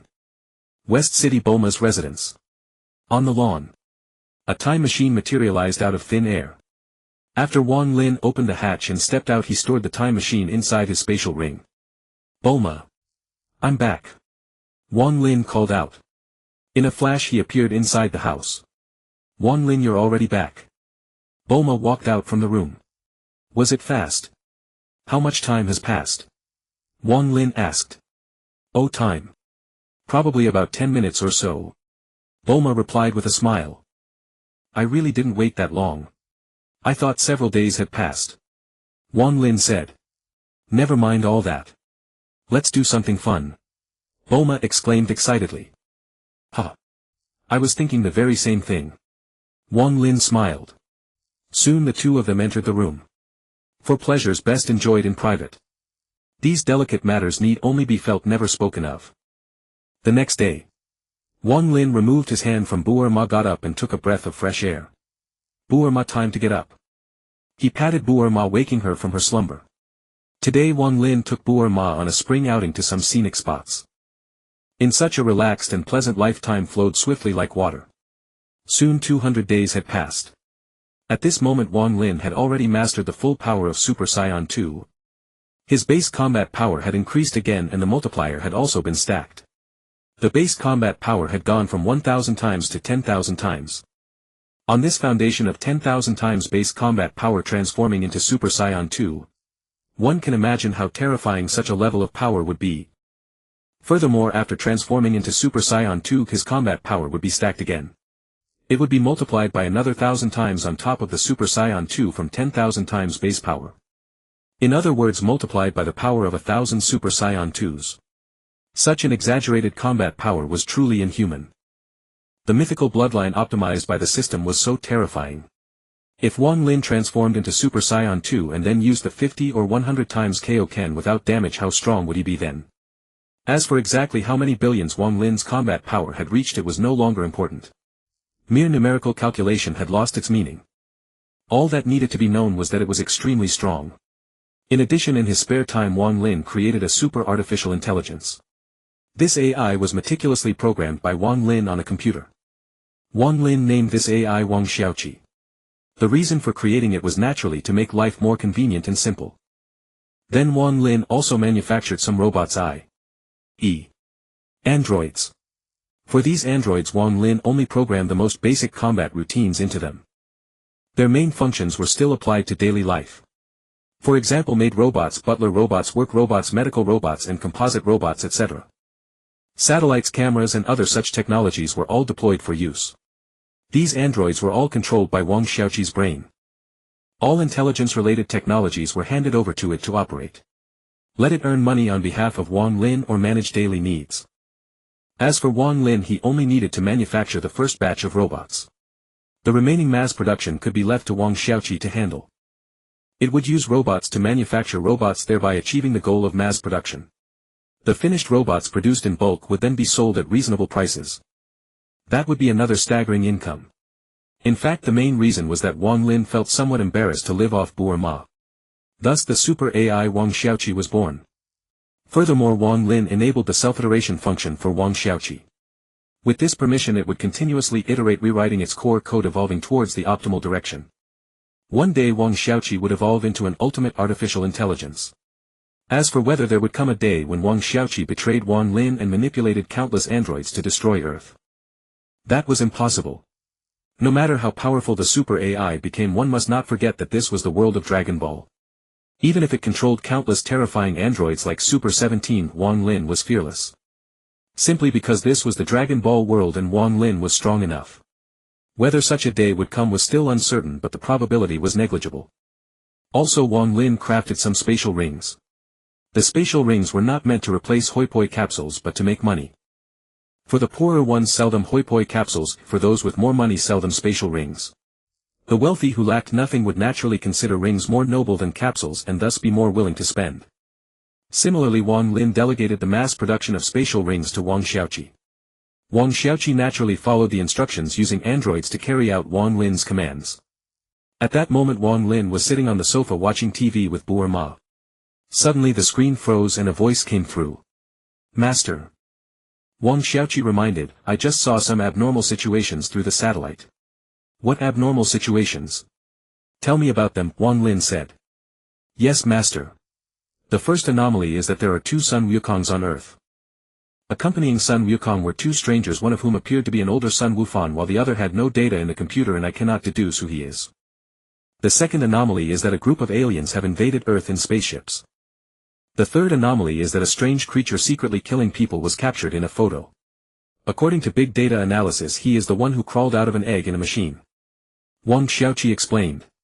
Very good, display everything you saw in the form of pictures or videos. Wang Lin said. Yes, master. Wang Xiaoqi replied. Then Wang Lin saw the contents of the videos and pictures on the screen. Is this Sun Wukong from the future timeline? And Sun Wufan and Talon Kusi? What are they here for? Didn't I already resolve the matters of the future timeline? Wang Lin wondered. Also, King Cold has come to Earth, not a big problem. This guy is Cell. Has he started secretly killing people to absorb life energy at this time? Wang Lin frowned. However, Wang Lin had no intention of interfering with Cell because Cell was a crucial link. If Wang Lin wanted to effortlessly get No. 18, he would need a cliched and overused hero saving the beauty scenario. Cell was undoubtedly the most suitable tool. At that time Wang Lin only needed to wait until the moment Cell was about to absorb No. 18, then step in to save her, which would inevitably leave an indelible impression in her heart. Then, using a financial offensive and his advantage in strength combining multiple aspects, No. 18 would not be able to escape Wang Lin's grasp. That would be safe. Of course the time was not right now, that could be discussed later. The urgent matter was to first figure out the purpose of Sun Wukong and his two companions. Bu or Ma, I need to go take care of something. Do you want to come with me? Wang Lin asked. Yes. Of course. I also want to find out why there are two suns. Bu or Ma said. Good. Then let's go. Wang Lin said. Wait. Let me change clothes first. Going out like this would be too embarrassing. Bu or Ma said, a bit shy. At that moment Bu or Ma was wearing a bustier girl outfit with black stockings on her legs. The clothes were semi-transparent, half concealing like a lotus emerging from water, extremely alluring. Damn. I almost forgot about this, it would be a loss if others saw it. Wang Lin said. Then Bu or Ma went to change clothes and Wang Lin waited quietly for her to finish. Not long after Bu or Ma came out of the room. At this moment Bu or Ma was wearing a Lolita dress with white stockings on her long legs, a hair tie in her hair, very beautiful. Wang Lin, let's go. Bu or Ma looked at Wang Lin with a smile. Hold on tight, we're off. Wang Lin wrapped his arms around Bu or Ma's waist. Using instant transmission he vanished. When Wang Lin reappeared he stood before Trunks and the other two. The future trio was startled by the sudden appearance of Wang Lin and Bulma. Trunks in particular was visibly shaken upon seeing Bulma. However, uncertain of the situation, the three hesitated to speak, unsure if this was the same Wang Lin who had saved their future. By then King Cold and his entire army had been annihilated. During the time Bulma changed clothes, Sun Wukong and the others had more than enough time to eliminate King Cold. Trunks' son Gohan, Sun Wukong. Have you come to this timeline for a reason? Or has something gone wrong in the future? Wang Lin asked. Hearing Wang Lin's question, the three were momentarily stunned before quickly realizing the truth. Brother Gohan, he really is from this timeline. Trunks exclaimed. So our worries were for nothing. But this is for the best. With him here there will never be a despairing future again. Sun Wukong said. Son Gohan stepped forward and explained, it's like this, the future is now peaceful. We came to this timeline because you mentioned you were from the past. So we specifically came to confirm. If you weren't here we would have changed this timeline's fate. But clearly our worries were unnecessary. Also we wanted to thank you. Son Gohan continued, oh, and we don't even know your name yet. Wang Lin smiled slightly. My name is Wang Lin. Mr. Wang Lin. Thank you for resolving the crisis in the future timeline. Son Gohan bowed with respect. 1,000 thanks. Son Gohan added. Trunks and Sun Wukong also expressed their gratitude repeatedly. You're welcome. I don't want the future to be hopeless either, Wang Lin said with a smile. Bulma finally understood these three were from the future. But one thing puzzles me greatly, how did you know the future was hopeless? Son Gohan asked. That's a simple question. If you think about it you'll find the answer. Have you forgotten the time machine? I possess one and can travel to any timeline that still exists, Wang Lin explained, spewing nothing but nonsense. I see. Son Gohan exclaimed, enlightened. Just then with a swoosh 2 figures materialized out of thin air. They were the father-son duo, Son Wukong and Son Gohan, who had followed the energy signatures. Ha! What's going on? Who are you? Son Wukong stared at his doppelganger utterly bewildered. Son Gohan was equally perplexed. The moment he laid eyes on his future self his heart churned with tumultuous waves. Future Son Wukong stepped forward and greeted, "Yo. Son Wukong. I am also Son Wukong, but from the future timeline.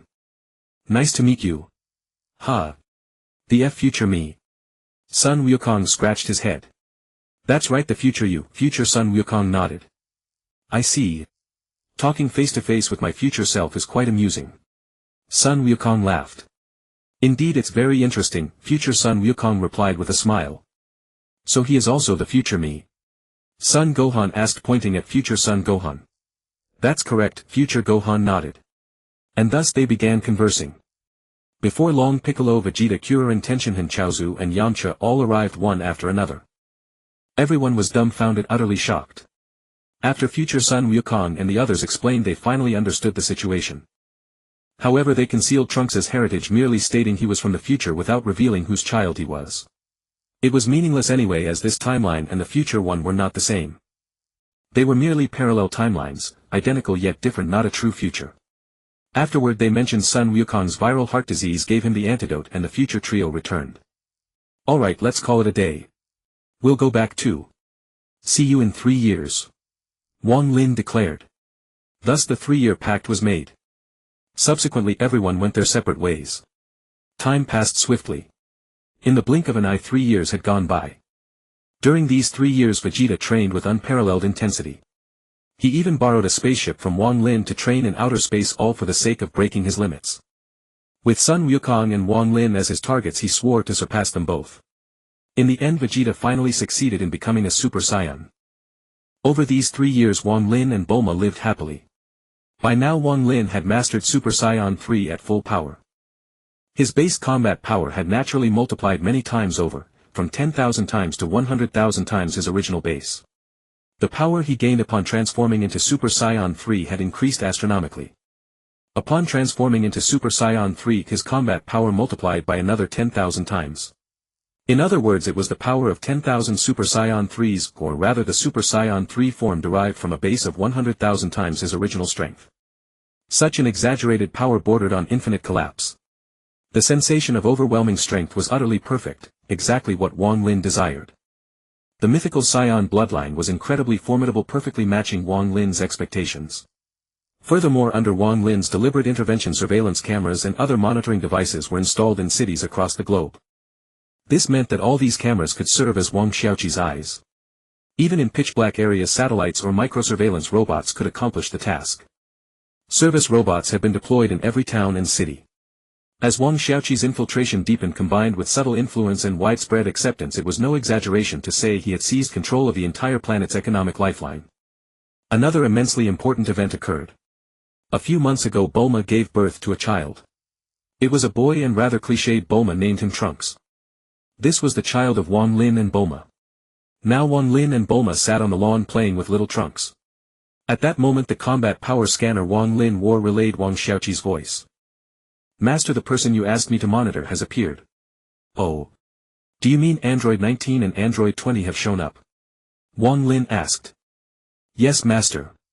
I spotted them through the surveillance devices, Wang Xiaoqi replied. Wang Xiaoqi, where are they now? Wang Lin asked. Master.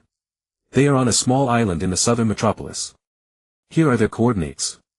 Wang Xiaoqi pinpointed the locations of 19 and 20. Excellent. I'll go find them right away, Wang Lin said with a faint smile. To be honest, with his abilities, locating 19 and 20 would have been easy. But he preferred to let Wang Xiaoqi handle it. Why not? Bulma, I have something to attend to. You play with Trunks for now. I'll be back soon, Wang Lin said.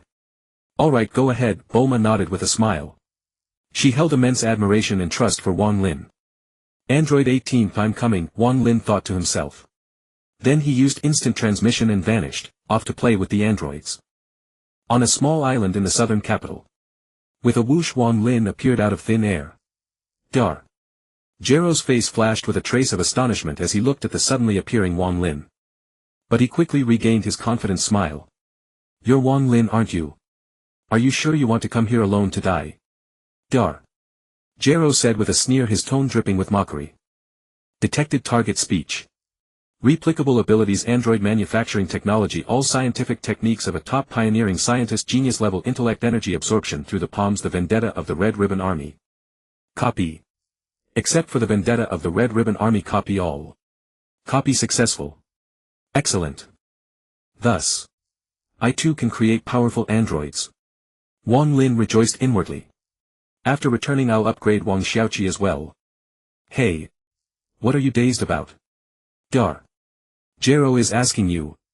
No. 19 yelled from the side. Dar. Jero, also known as Android No. 20. Seeing this, Dar. Jero let out a cold laugh and said, since you came alone, no. 19, quickly finish him off. You can absorb his energy. Alright, no. 20. No. 19 nodded with a smile. Then his gaze fixed on Wang Lin, he licked his lips and stepped forward. Your energy is quite impressive. But soon it will be mine. No. 19's eyes gleamed with greed. Is that so? Since you're so eager to absorb others' energy, let you have your fill. Wang Lin sneered. With that, Wang Lin raised both hands and abruptly clapped them together. He opened his palms and placed them at his waist, energy crazily converging. Kamehameha. Wang Lin softly shouted. Ha!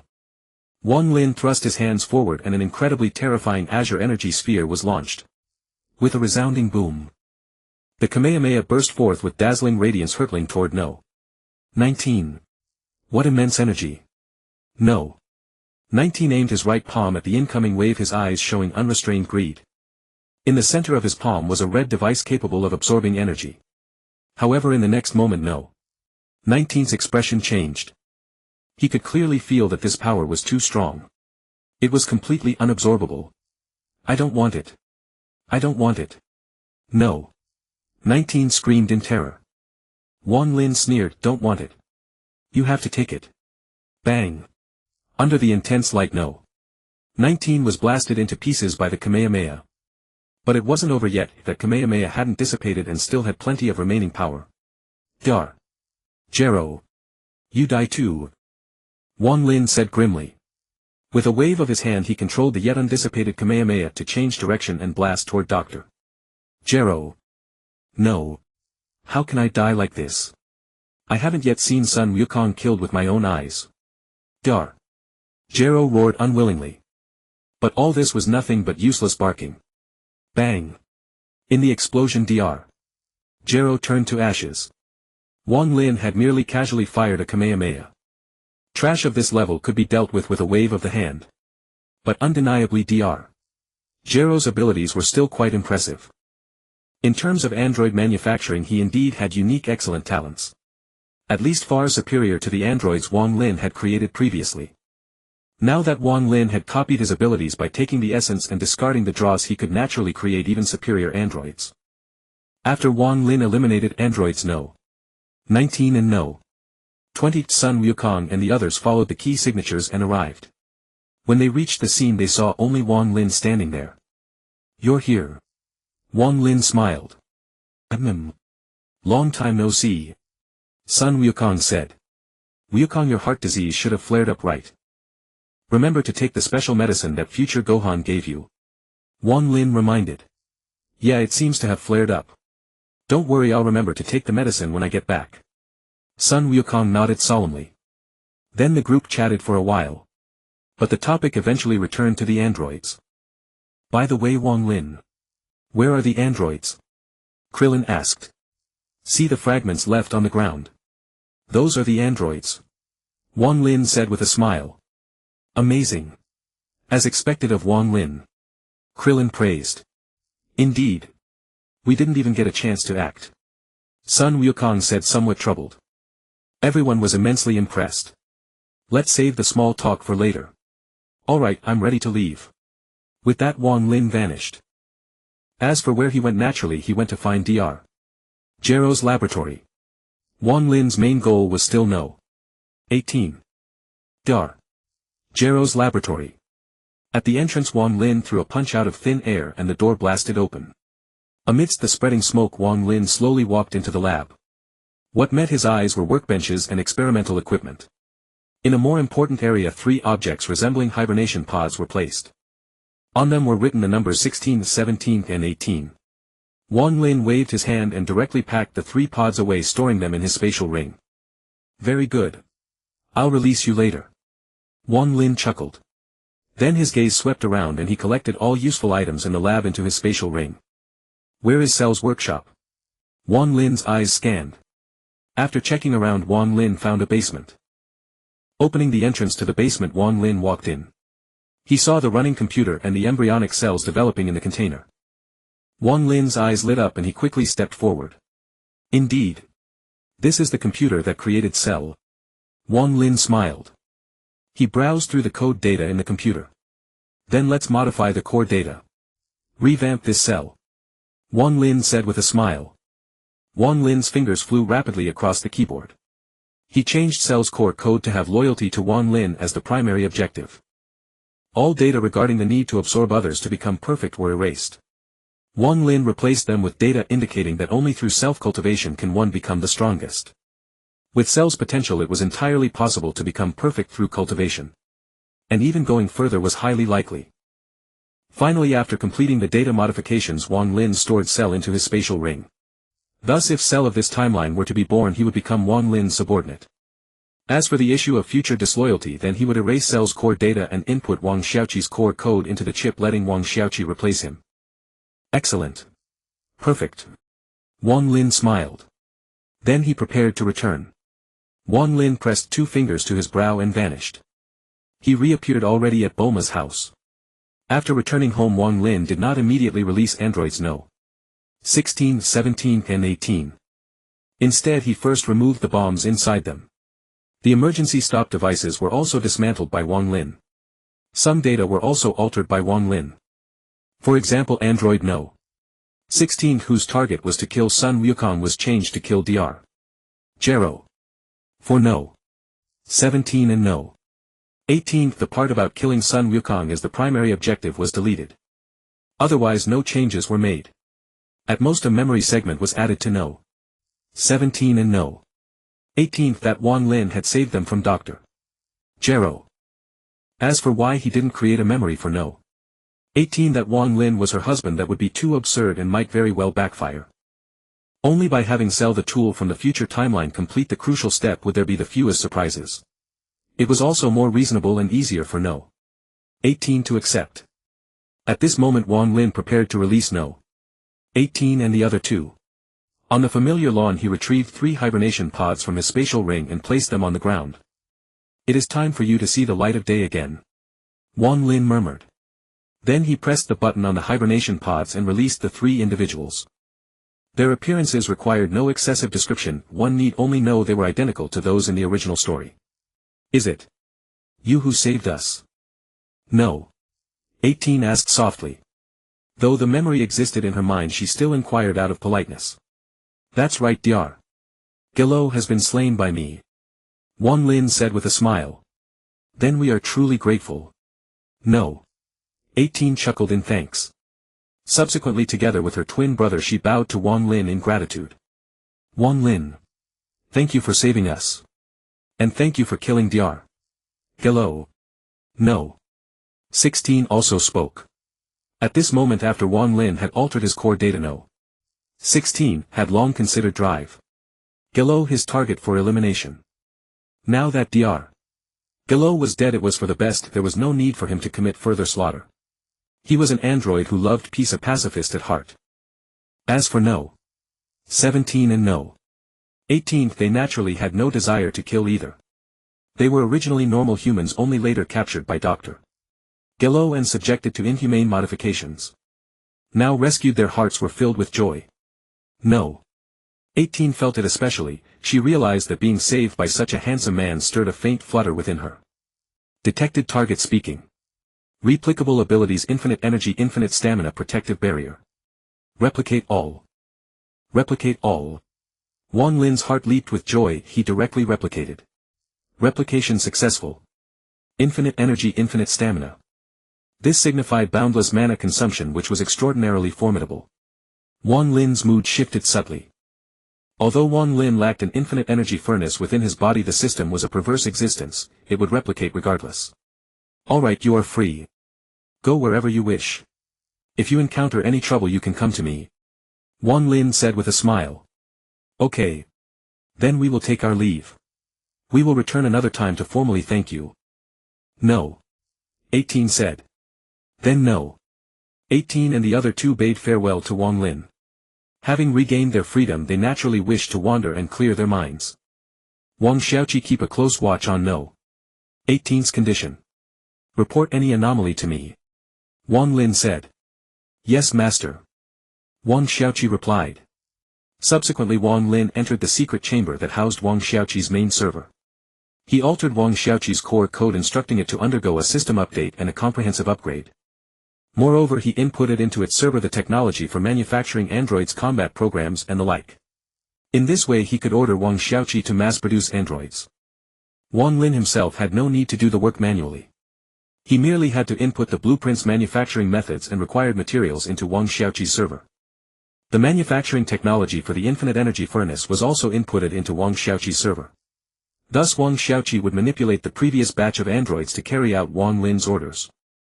Wang Xiaoqi, when manufacturing androids, do not use humans for modification. You need only use simple machinery or animals. Wang Lin commanded.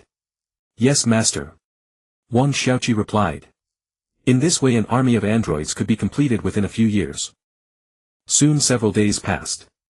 At this moment No. 17 and No. 18 had no goals, they only wanted to wander around and relax their minds. No.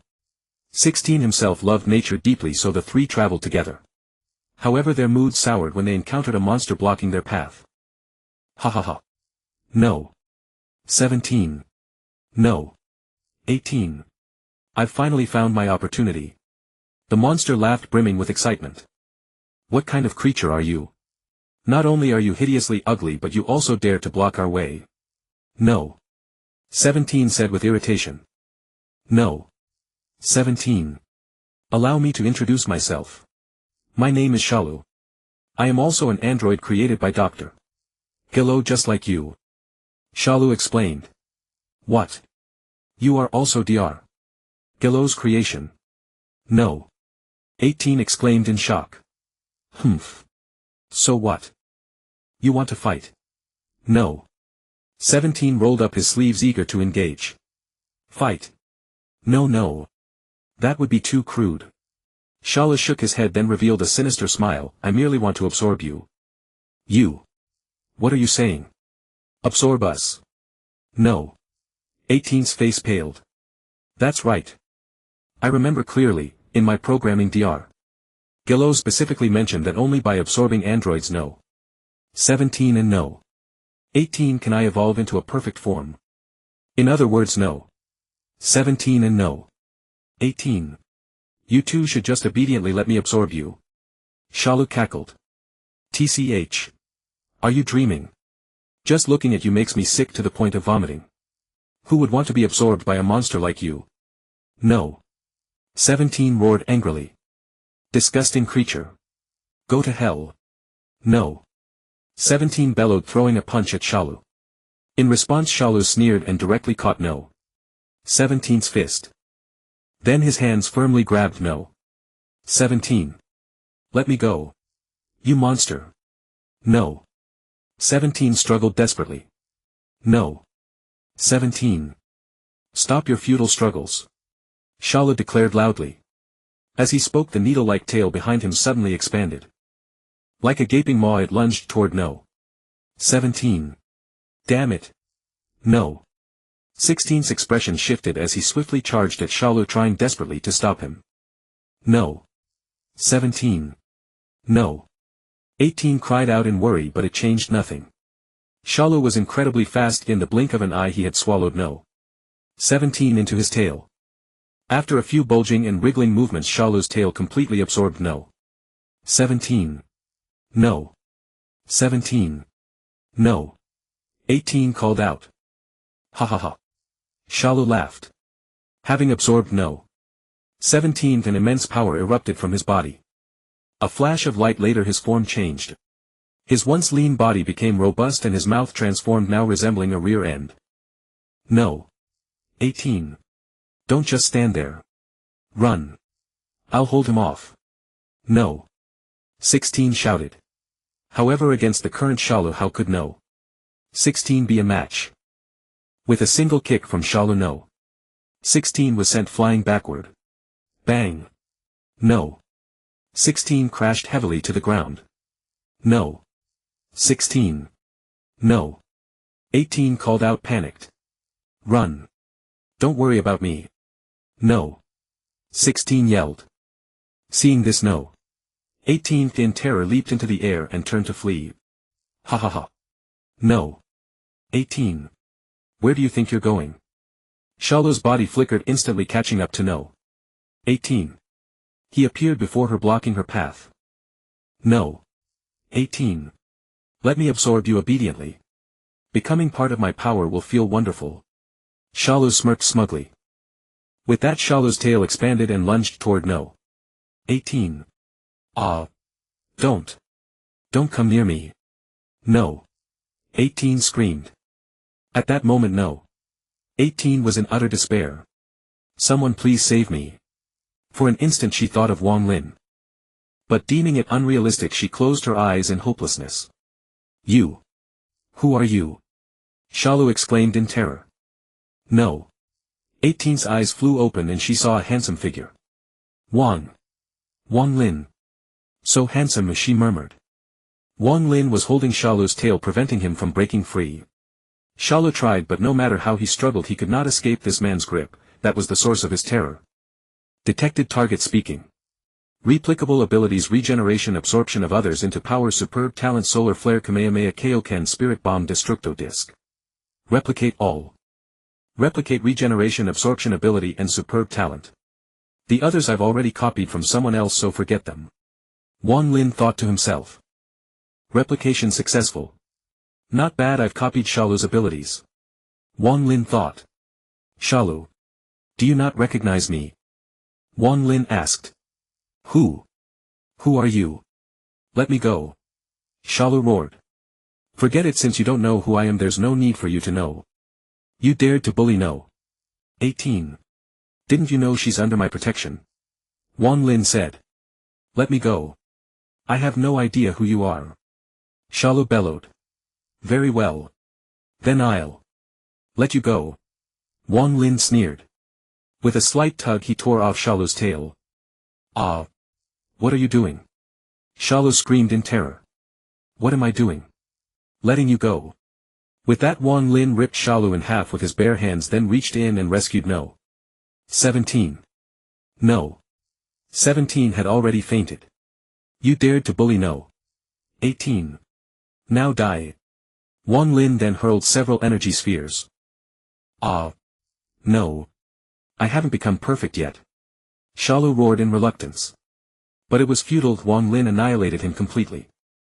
This man is truly formidable. No. 16 was utterly astounded. Then Wang Lin turned to No. 18. Are you all right? Wang Lin asked. I'm fine. Thank you for saving me again. No. 18's cheeks flushed slightly and she felt a bit flustered. She thought Wang Lin was like a descending deity, so handsome. That's good. Come, I'll take you to my home. Wang Lin said with a smile. Okay. No. 18 nodded. Subsequently, Wang Lin arranged for No. 18 to stay at his home. Then naturally Wang Lin and No. 18 got together. Bulma, who blindly admired Wang Lin, felt a slight displeasure, but under Wang Lin's guidance she accepted it. Thus Bulma and No. 18 once again held a wedding with Wang Lin. In this way everything was perfect. Time passed with remarkable swiftness. In the blink of an eye 7 years slipped away. At this moment Wang Lin was still quite content. After all, with 2 virtuous wives by his side every day, his mood was naturally excellent. Moreover, Wang Lin's power had reached an inconceivable level. Over the course of 7 years he had mastered the full power of Super Saiyan 4.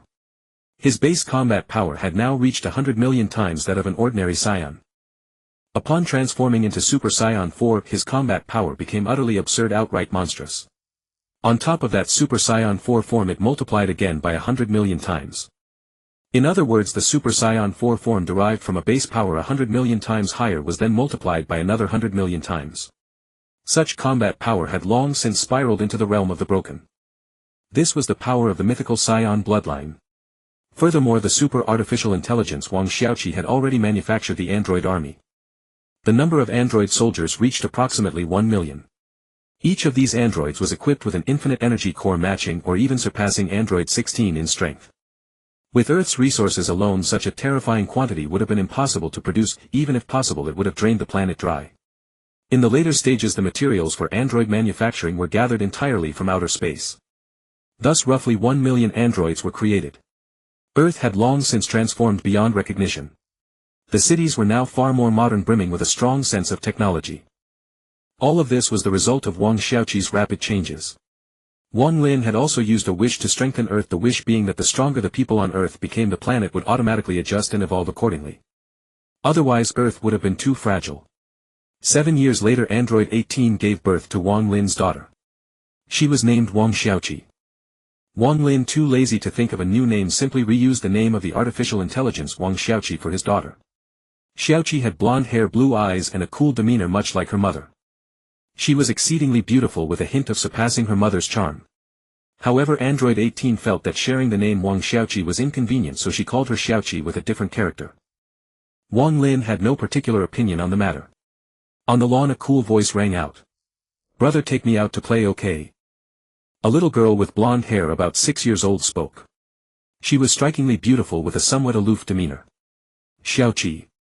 Come on, stop joking, will you? You need me to take you?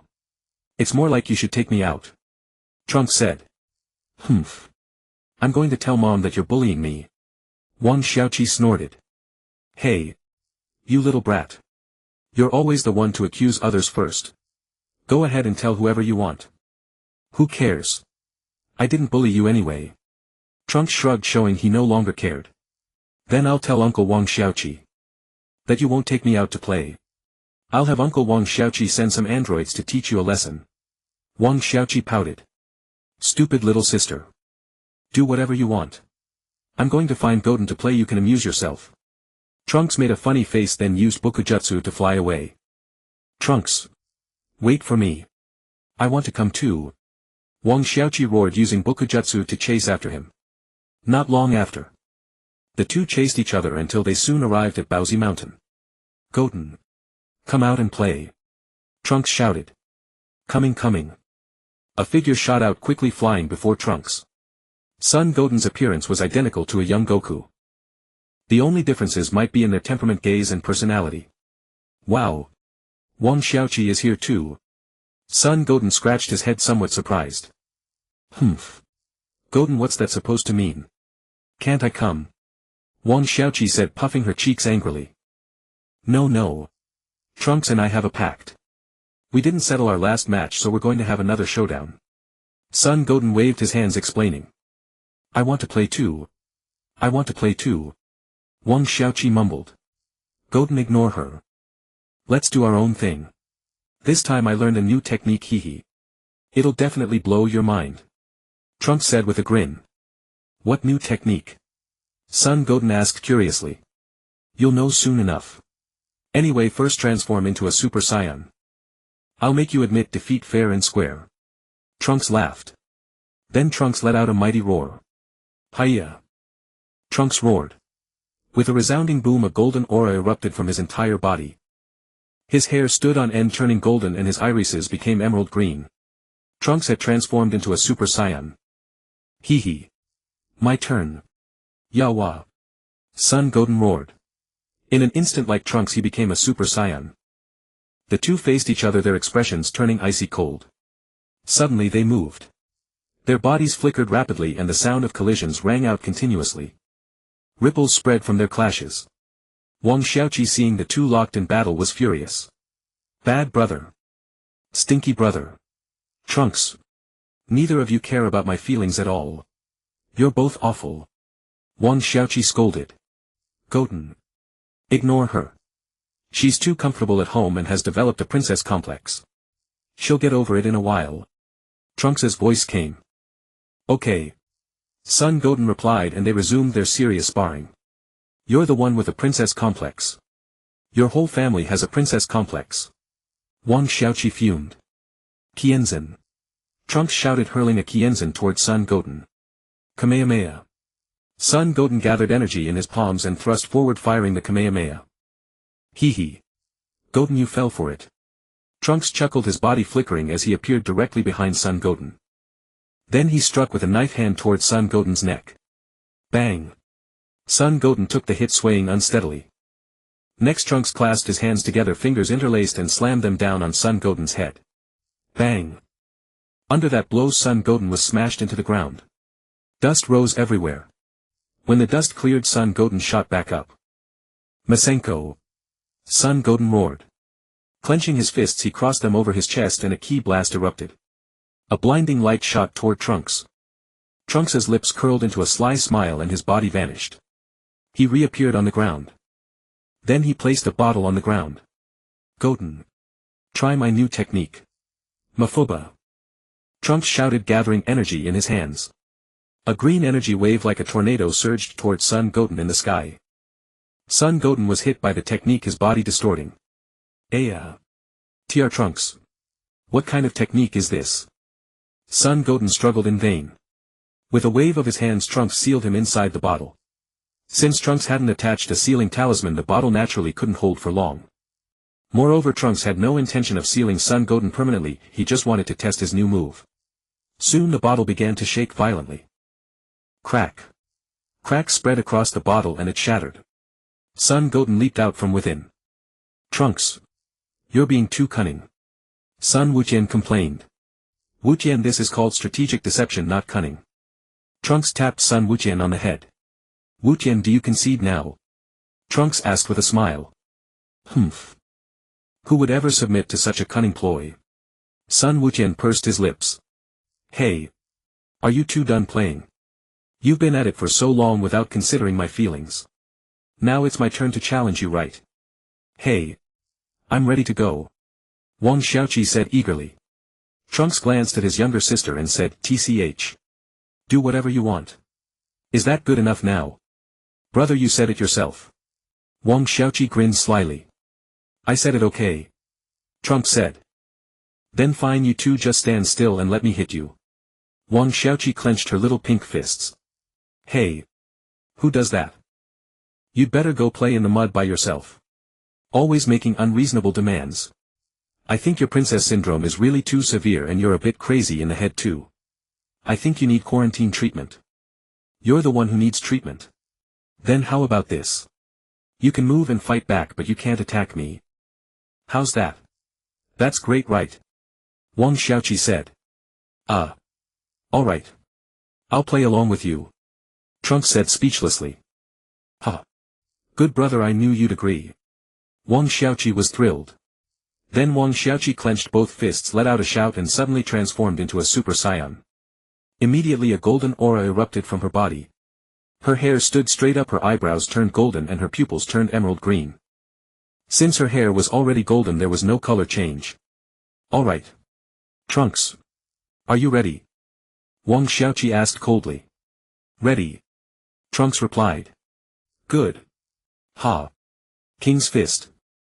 Wang Xiaoqi roared and directly unleashed double King's Fist. Hey. What are you doing, Wang Xiaoqi? This is against the rules. You never said you were going to use King's Fist. Wuqian. Run.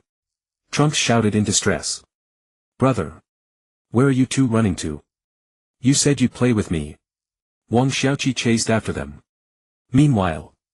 At Bulma's house. No, more accurately it should be Wang Lin's house. Wang Lin was embracing two women while having afternoon tea with his two wives. Master. I've detected an anomaly. Wang Xiaoqi warned. What kind of anomaly? Tell me. Wang Lin said. Wang Xiaoqi understood immediately and projected what she saw through the surveillance equipment right in front of Wang Lin. Master, 3 aliens have invaded. According to big data algorithm calculations, all 3 of them came for this egg. Wang Xiaoqi narrated. Those 3 are Babidi, And the Supreme Kai Shin and Kibito. Wang Lin instantly recognized the three people in the image. And that egg is Majin Buu's egg. Wang Lin thought. Wang Xiaoqi, you did well. Wang Lin smiled. Pay more attention to any anomalies on Earth. Also keep an eye on Trunks and the others, don't let anything happen to them. Wang Lin ordered. Yes. Master. Wang Xiaoqi responded. Next, Wang Lin didn't waste time. He went directly to the location of Majin Buu's egg. Majin Buu. I've been looking forward to your abilities for a long time. I've been waiting to copy your abilities. Wang Lin thought. With a swish sound, Wang Lin reappeared and was already standing at the place where Majin Buu was sealed. Looking at the giant egg before him, Wang Lin's lips curled into a smile. I know you need a lot of energy, so now I'll release you. Speaking, Wang Lin placed one hand on the egg about to inject energy into it. However, just then a voice came. Stop. What are you doing to Majin Buu's incubation egg? Take your hand away quickly. Soon Babidi arrived in front of Wang Lin. Target detected. Speaking. Copyable ability. All abilities of Dark Magic Master. Copy. Copy. Wang Lin thought. Copy successful. Good Babidi, is it? Then die. Wang Lin flicked his finger and a blast of energy shot directly into Babidi's body. With a bang, Babidi exploded, transforming into a filthy firework. Well then, let's continue reviving Majin Buu. Wang Lin whispered. Then he raised his right hand, placing his palm against the egg, continuously injecting energy into the egg. With a boom, soon the energy filled it completely. The egg burst with brilliant radiance. Then it cracked right down the middle. A thick pink mist spread from inside the egg, then rose straight up. Gradually the mist accumulated more and more, forming an obese shape. Finally it solidified. Buu. As a voice came, a fat pink figure fell from the sky. Majin Buu. Come here. Wang Lin said calmly. Majin Buu's small mung bean-like eyes secretly glanced at Wang Lin, turned his head away whistling, showing no intention of acknowledging Wang Lin. Come with me, I'll take you to eat ice cream. Wang Lin said. Ice cream? What's that? Is it delicious? Majin Buu asked. Target detected. Speaking. Copyable abilities: Super Cell Regeneration, Recovery Technique, Healing Light Transformation, Light Touch, Healing, Explosion, Mouth Technique, Absorb others' abilities. Copy all. Yes. Copy all. Wang Lin roared inside. Copy successful. Not bad, copied all of Majin Buu's abilities. In that case I can absorb enemies. Wang Lin's mouth curled up, his mood growing pleasant. Hey. Is ice cream delicious? Majin Buu asked. That's right. Watch this. This is ice cream. Wang Lin said with a smile. Speaking, he raised his right hand and pointed fiercely at Majin Buu. Transform into ice cream. As soon as he said it, Wang Lin directly used the transformation light and turned Majin Buu into ice cream. Ah! Majin Buu screamed and was turned into ice cream by Wang Lin. Wang Lin opened his mouth wide and directly threw the ice cream into his mouth, eating it. Then he began to circulate the qi in his body, repeatedly compressing, refining and separating Majin Buu. He separated the kind side. The evil side was absorbed by Wang Lin. Ha! Peh! Wang Lin opened his mouth and spat out the fat Majin Buu directly. With Wang Lin's abilities he could naturally separate the good and evil sides of Majin Buu. Wang Lin glanced at Majin Buu on the ground. With a wave of his right hand he stored Majin Buu into his spatial ring. Then Wang Lin gently closed his eyes, his mind enveloping the entire earth. He began searching for the traces of the Supreme Kai. Found it. Wang Lin abruptly opened his eyes. With a whoosh he vanished entirely. The Eastern Supreme Kai Shin and his servant Kibito had just ascended to Earth not long ago. The two were pondering how to seek the help of Earth's warriors to stop Babidi's plan. However, at that moment Wang Lin appeared before them out of thin air. Who are you? Kibito demanded. Are you a martial artist from Earth? The Supreme Kai asked with a calm smile, his demeanor exactly as when he first appeared in the original story, a smile that seemed villainous. No. I am a Saiyan. Wang Lin replied, flashing a smile identical to his. But the difference was that Wang Lin's appearance, aside from being slightly inferior to that of the readers, was far more handsome than the Supreme Kai's, and his temperament was much better. A melodious voice echoed in Wang Lin's mind. Detected target. Speaking.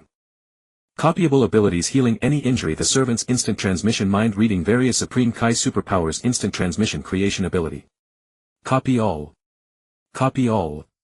Wang Lin thought. Copy successful. Excellent. Next I'll head to the realm of the Supreme Kais. And while I'm there I'll pull out the Z sword and copy the old Supreme Kai's abilities. Wang Lin's lips curled upward. A Saiyan. Weren't the Saiyans wiped out?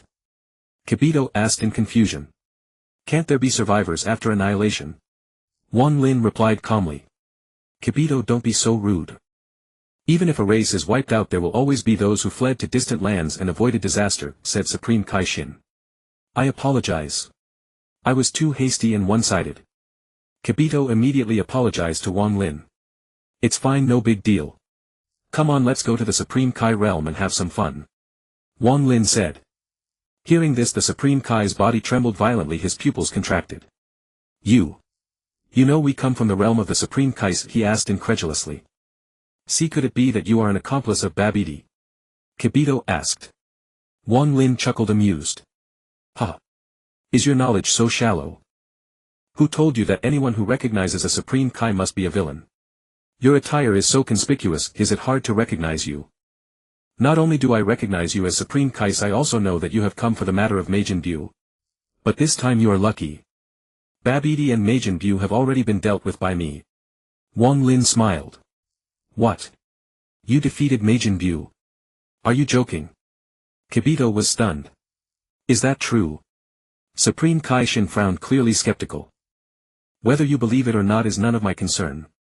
I'm heading to the Supreme Kai realm now. If you're curious, come along. Wang Lin said. With that he used instant transmission and vanished. When he reappeared he was already in the realm of the Supreme Kais. Wang Lin stood on a stone pillar below which lay a lake. Looking at the hilt of the sword by his feet, Wang Lin murmured, so this is the Z sword. He bent slightly, grasping the hilt with his right hand. Then with a slight pull a sharp clang rang out. The Z sword was effortlessly drawn by Wang Lin. It looks quite sharp. Wang Lin examined the divine sword. Then he extended two fingers, pinched the blade and gently bent it. A crisp crack sounded. The Z sword snapped in two. Instantly a figure materialized from the blade amidst a swirl of smoke. Cough cough. I thought it would be a Supreme Kai of some generation who pulled out the sword, but it turns out to be a Saiyan, came a voice that was somewhat aged yet utterly lecherous. As the voice arrived a thin elderly figure appeared before Wang Lin. This was the old Supreme Kai from 15 generations ago. Detected target speaking. Copyable abilities various Supreme Kai superpowers potential unlock clairvoyance all-powerful magic of a top-tier wizard. Copy. Yes. Copy all. Wang Lin thought. The old Supreme Kai himself had no magical abilities, but due to an accident an old witch had put on his Potera earring and the two fused, resulting in his current state. At that moment a whoosh sounded. Two figures appeared out of thin air. They were Supreme Kai Shin and Kibito. Who are you? Why are you wearing the clothes of a Supreme Kai? Kibito asked. The old Supreme Kai grinned lecherously, me. I am the Supreme Kai from 15 generations ago. Ha. 15 generations ago. Kibito was dumbfounded, utterly shocked. Grand Ancestor.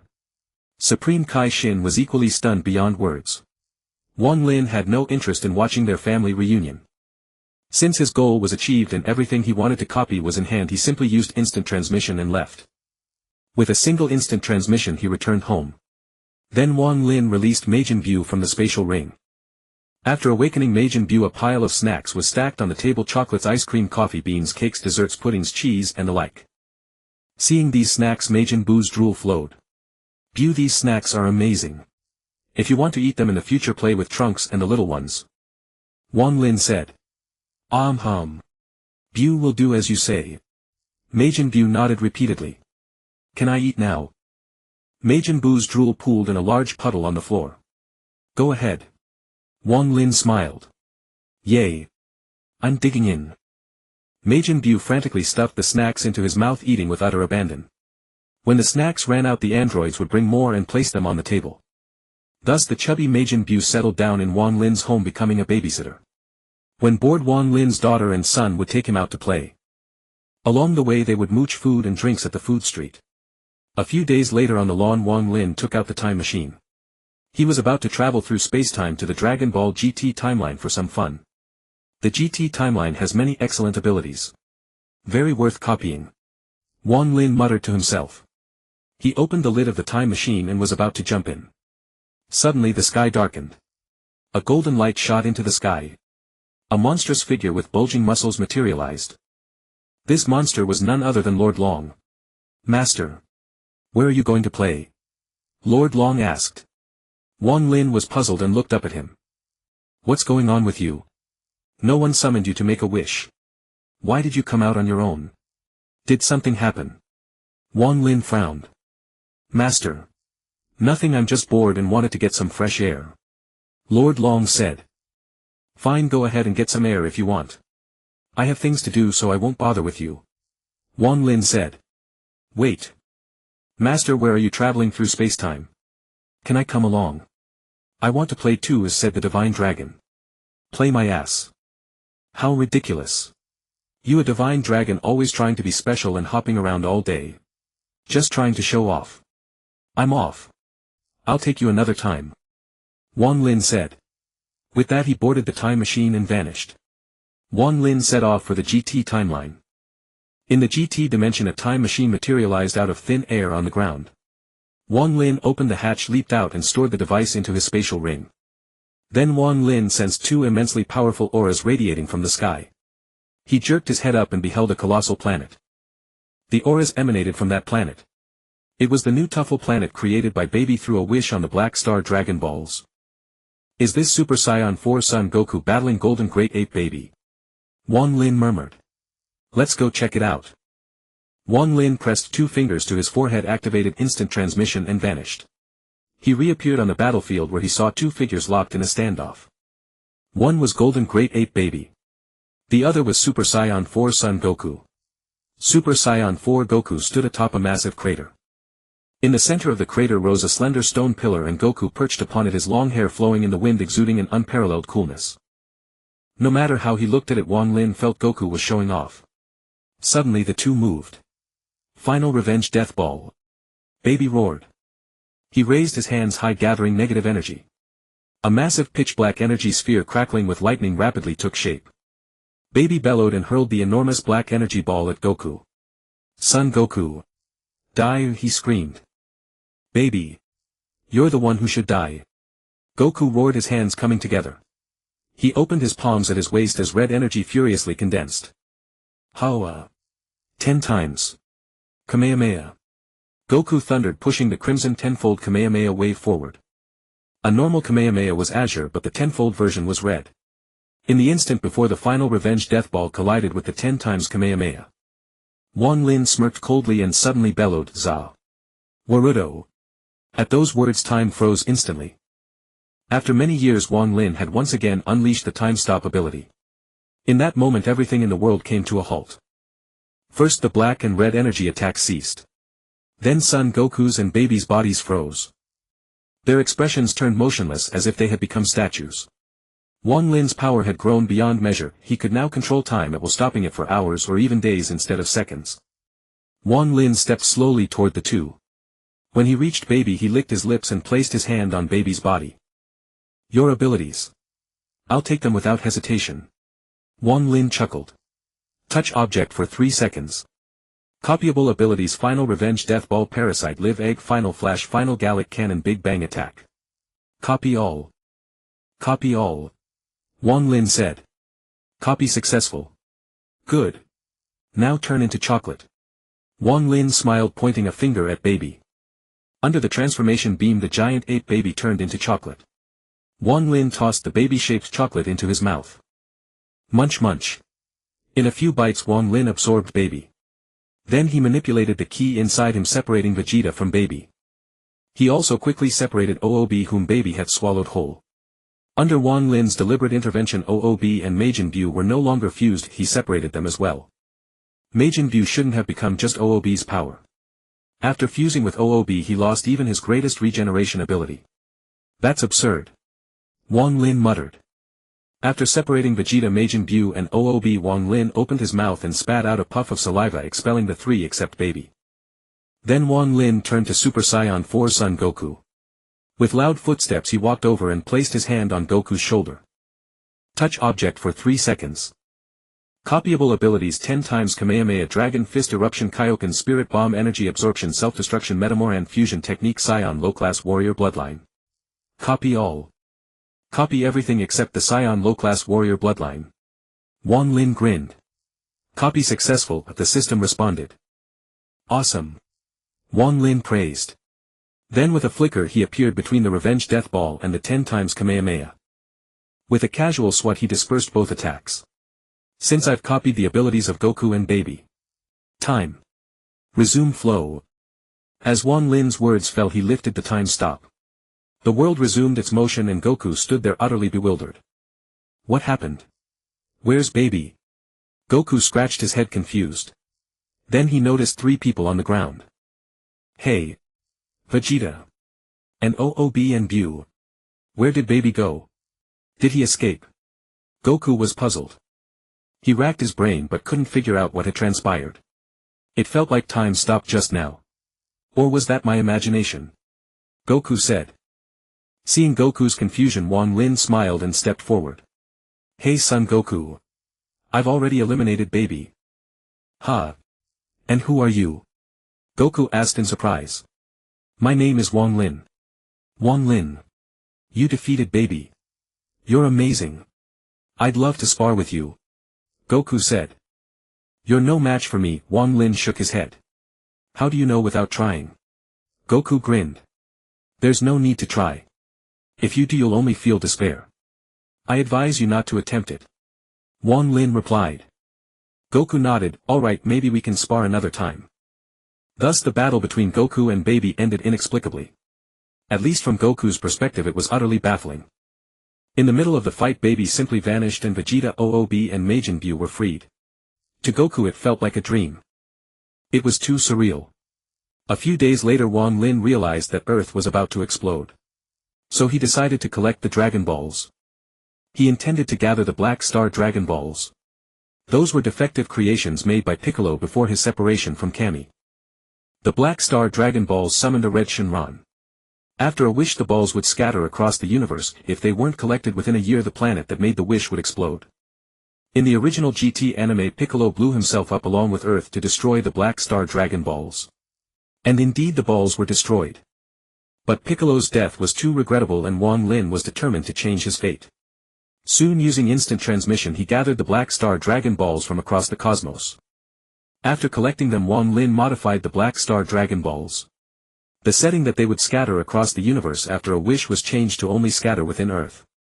The limit of granting only one wish was altered to 3 wishes and the planet explosion condition was also erased. After the modification the Black Star Dragon Balls turned into Red Star ones. Done. Now these balls have nothing to do with Piccolo, Wang Lin smiled. Wow. Wang Lin you're incredible. Goku praised. Thus including the cracked Dragon Balls Earth would have 2 sets of Dragon Balls. Wang Lin had no intention of modifying the cracked set. He was waiting for the Shadow Dragons to appear so he could copy their abilities. No matter how he looked at it leaving those balls unmodified was the most advantageous choice. After Wang Lin dealt with Baby he made a wish restored the Earth and resurrected the deceased. Due to his intervention the Black Star Dragon Balls were modified Piccolo did not die and the Earth did not explode. In the blink of an eye a year passed. Now Wang Lin had settled by a lake. The surroundings were pleasant with water in front and mountains behind. His spatial ring contained many items including Capsule Corp capsules brought along. These capsules stored objects through a technology akin to spatial folding. Before traversing the GT timeline Wang Lin had naturally brought out a high-tech house mass-produced by Wang Xiaoqi. On the surface it looked like an ordinary villa. But in reality it was a multifunctional android which could be understood as a transformer. Wang Lin sat by the lake fishing cultivating his mind. However a thunderous boom echoed. The sky suddenly split open. An immense black hole slowly appeared in the heavens. In an instant lightning flashed and thunder roared the world transformed drastically. Anomalies cascaded one after another as if the apocalypse had arrived. Wang Lin looked up calmly at the black hole in the sky. Is this the Hell Gate opened by Human 17 and Hell 17? This is exactly what I want. Now I can copy Super 17's abilities. Moreover the technology of Dr. Jero and Dr. Mew in creating super androids is also well worth copying. Wang Lin smiled lightly. As the black hole expanded, figures swarmed out like locusts, each scrambling to be the first to emerge from the hole. These figures were all the deceased. Now that the Hell Gate was open, they naturally seized this once-in-a-lifetime opportunity to return to the mortal world. Boom! Boom! Explosions rang out continuously. One could not fathom what these escapees from hell were thinking. Instead of fleeing and hiding, they immediately began causing destruction everywhere. Did they believe escaping hell made them invincible? Among them one could see Nappa, the Ginyu Force, and a series of other villainous figures. Damn it! They start wreaking havoc the moment they come out.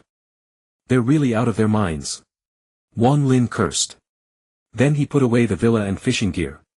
Next, with a flicker of his body, he appeared beneath the black hole. A bunch of annoying trash. All of you get back. Wang Lin roared, directly unleashing his psychic powers. As he raised his right hand, he grasped the void. Those figures wreaking havoc were all indiscriminately restrained, as if an invisible giant hand had tightly gripped them. An overwhelming sense of suffocation manifested upon them. Some tried to struggle desperately, but to no avail. All of you get lost. Using his psychic powers, Wang Lin grabbed these people and hurled them into the black hole. Of course, he deliberately kept Dr. Jero, Dr. Mew and 17. The rest were all thrown back. Soon the black hole closed up and all the celestial anomalies vanished. Everything that had happened seemed like an illusion. Below, Vegeta and the others had watched the entire scene. Witnessing Wang Lin's actions, not a single person was not utterly astounded. Even Super Saiyan 4 Goku, the Soul Fighter of the GT timeline, found it hard to believe. The reason for calling him the Soul Fighter was that throughout Dragon Ball GT only Goku fought alone, everyone else was essentially just filler. You. Who are you? Dr. Jero asked Wang Lin coldly. Dr. Jero. You don't recognize him either. Dr. Mew inquired curiously. Detected target speaking. Copyable abilities: Android manufacturing technology, Super Android manufacturing technology, technology of a top-tier scientist, exceptional talent of a top-tier scientist. Copy. Copy all. Wang Lin thought. Copy successful. Upon hearing the successful copy, Wang Lin's lips curled into a smile. Who I am doesn't matter. What matters is that you are already a dead man. The dead should go where they belong, not run out and frolic about. Wang Lin said to Dr. Jero. With that, he raised his right hand palm aimed at Dr. Jero. Fingers spread and energy gathered. Bang! An energy sphere shot out. Dr. Jero was instantly reduced to ashes. Seeing Dr. Jero killed Dr. Mew burst into wild laughter.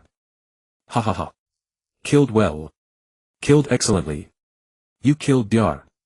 Jero, so Super 17 will be mine alone. Hell 17. And Human 17. You two fuse now. Once you merge, no one in this world will be your match. Dr. Mew said maniacally. Yes, Dr. Mew. Hell 17 smiled, slightly red light glowing in his eyes. He murmured repeatedly, I am you, you are me. I am you, you are me. Meanwhile, Human 17 became entranced. I am you, you are me. We were originally one. Let us merge, 17 said Human 17. Yes, 17. Let us become one. Hell 17 said with a smile. Then light radiated from both of them and their bodies slowly merged, first overlapping, then solidifying into a single figure. When the light faded, a tall, handsome figure stood in the sky. He had long hair, no eyebrows, a more mature face, and parts of his body had become mechanized. His muscles were more massive, and in his palms were two red devices capable of absorbing energy. This appearance was identical to the original Super 17. Ha ha ha. Super 17, kill that arrogant bastard now. Dr. Mew pointed at Wang Lin and laughed. Super 17 glanced at his own palm, clenched his fist, felt the power surging within his body, and a meaningful smile tugged at his lips. Super 17. What are you waiting for? Kill that guy. Dr. Mew urged. Alright, Dr. Mew. Super 17 smiled lightly, raising his right hand and aiming at Wang Lin. Yes. That's it. Hurry up and kill him. Dr. Mew was extremely excited at Super 17's gesture. However, the next moment something shocking occurred. Super 17 smiled, gathered energy in his palm, shifted his right hand slightly and fired an energy sphere directly at Dr. Mew. 17. No. Dar. Mew roared in unwillingness. With a bang he was instantly killed by Super 17. Seeing Dr. Mew reduced to ashes, Super 17's lips curled into a manic grin, revealing a delighted smile. Although Wang Lin was somewhat surprised by this scene, he had anticipated it in his heart, for the more powerful an android the more likely it was to betray. Moreover, Human 17 had a prior record of killing Dr. Jero. Alright, the annoying flies have been dealt with. Now let the battle between us begin. Super 17 said to Wang Lin. Detected target speaking. Copyable abilities: Hell Sphere, Lightning Shock, Super Energy Barrier, Energy Absorption. Copy. Copy. Wang Lin thought. Copy successful. Hearing the successful copy, Wang Lin's lips curled slightly upward. His goal had been achieved. Since the goal was already achieved for Wang Lin, Super 17 was no longer useful. Number 17, you are not qualified to be my opponent. Your strength is too weak. Wang Lin shook his head. Super 17 was taken aback, then burst into wild laughter as if hearing the funniest joke in the world. Ha ha ha. You say I'm not qualified to be your opponent? Are you joking? Super 17 asked. Yes, you are indeed not qualified to be my opponent. Forcing myself to suppress my power to fight you is too absurd, and I have no interest in such boring affairs. Wang Lin said calmly. Then he let out a soft roar, Zawarudo. As soon as the words were spoken, time instantly froze. Wang Lin had clearly executed time stop. Super 17's smile froze, all movement ceased, maintaining the posture of the previous moment. Wang Lin gazed at the frozen world, walked over to Super 17 and whispered, Forced Separation Technique. He directly applied the Chi Forced Separation Technique on Super 17. The so-called Chi Forced Separation Technique could forcibly separate all foreign Chi from a being. It was specifically designed for those who had undergone fusion, merging, or absorption. This technique was copied by Wang Lin from the Urdratians. He had used it before, such as when he separated Majin Buu and later Baby. Both were separated using the Forced Separation Technique. This move naturally worked on Super 17 as well. As Wang Lin exerted force outward with both hands in the air. Soon Super 17 was split apart. With a flash of light, two identical number 17s were separated. On the left stood number 17 in a brown jacket. This was the Earth number 17. On the right, number 17 appeared exactly as he had first debuted, clothes and all unchanged. This was the Hell number 17. Wang Lin's memory was not that bad. Alright, it's over. He threw a punch. Bang. Hell number 17 was instantly shattered. Time. Start flowing. As the words fell, time resumed and the world returned to normal operation. The moment time resumed, the shattered fragments of Hell number 17 scattered in all directions. Earth number 17, however, did not die, he returned to his normal state. It's over. Wang Lin murmured to himself. Then he turned and walked away. Thus the matter of Super 17 was resolved. Wang Lin's goal had been achieved and what needed to be copied had been copied. A few days later, Sun Wukong and the others prepared to summon the dragon to resurrect the ordinary people killed by the Hell beings. The dragon balls they had collected this time were cracked. They did not know that these balls were no longer usable. Though they were somewhat surprised by the cracks, they did not take it to heart. At that moment Wang Lin also arrived. He wanted to witness the appearance of the evil dragons, then copy their abilities. After dealing with the evil dragons, Wang Lin planned to return to his own timeline. Appear. Shenron. Grant my wish. Sun Wukong shouted, raising his hands high. As his words echoed, lightning flashed and the sky suddenly turned blood red. The ground also trembled as if an earthquake had struck. The dragon balls flickered and a dense blue-black smoke converged from the cracks. Finally the smoke shot straight into the sky. He he he he. With a sinister laugh, the blue-black smoke coalesced into a blue-black figure. This dragon had a cigar in its mouth, looking quite arrogant. An immensely evil aura burst forth from its body. This was the Black Smoke Shenron. Its appearance was identical to that in the original anime. You have quite the nerve. You dare to summon even me. The Black Smoke Shenron conjured a lighter, lit its cigar, took a puff and said, I will no longer grant any of your wishes. Shenron. How did you become like this? Sun Wukong asked. Puff. The Black Smoke Shenron blew a cloud of smoke directly at Sun Wukong. The Black Smoke Shenron ignored Sun Wukong and laughed loudly, ha ha ha. This time I can finally have a good rampage. Despicable humans. Farewell. The black smoke Shenron sucked the 7 Dragon Balls into its mouth. Then it transformed into 7 evil dragons, each about to take 1 Dragon Ball when. Suddenly Wang Lin let out a mighty roar, Zawarudo. Instantly time froze. Everything came to a halt. Evil dragons. Don't think you can escape. Wang Lin said.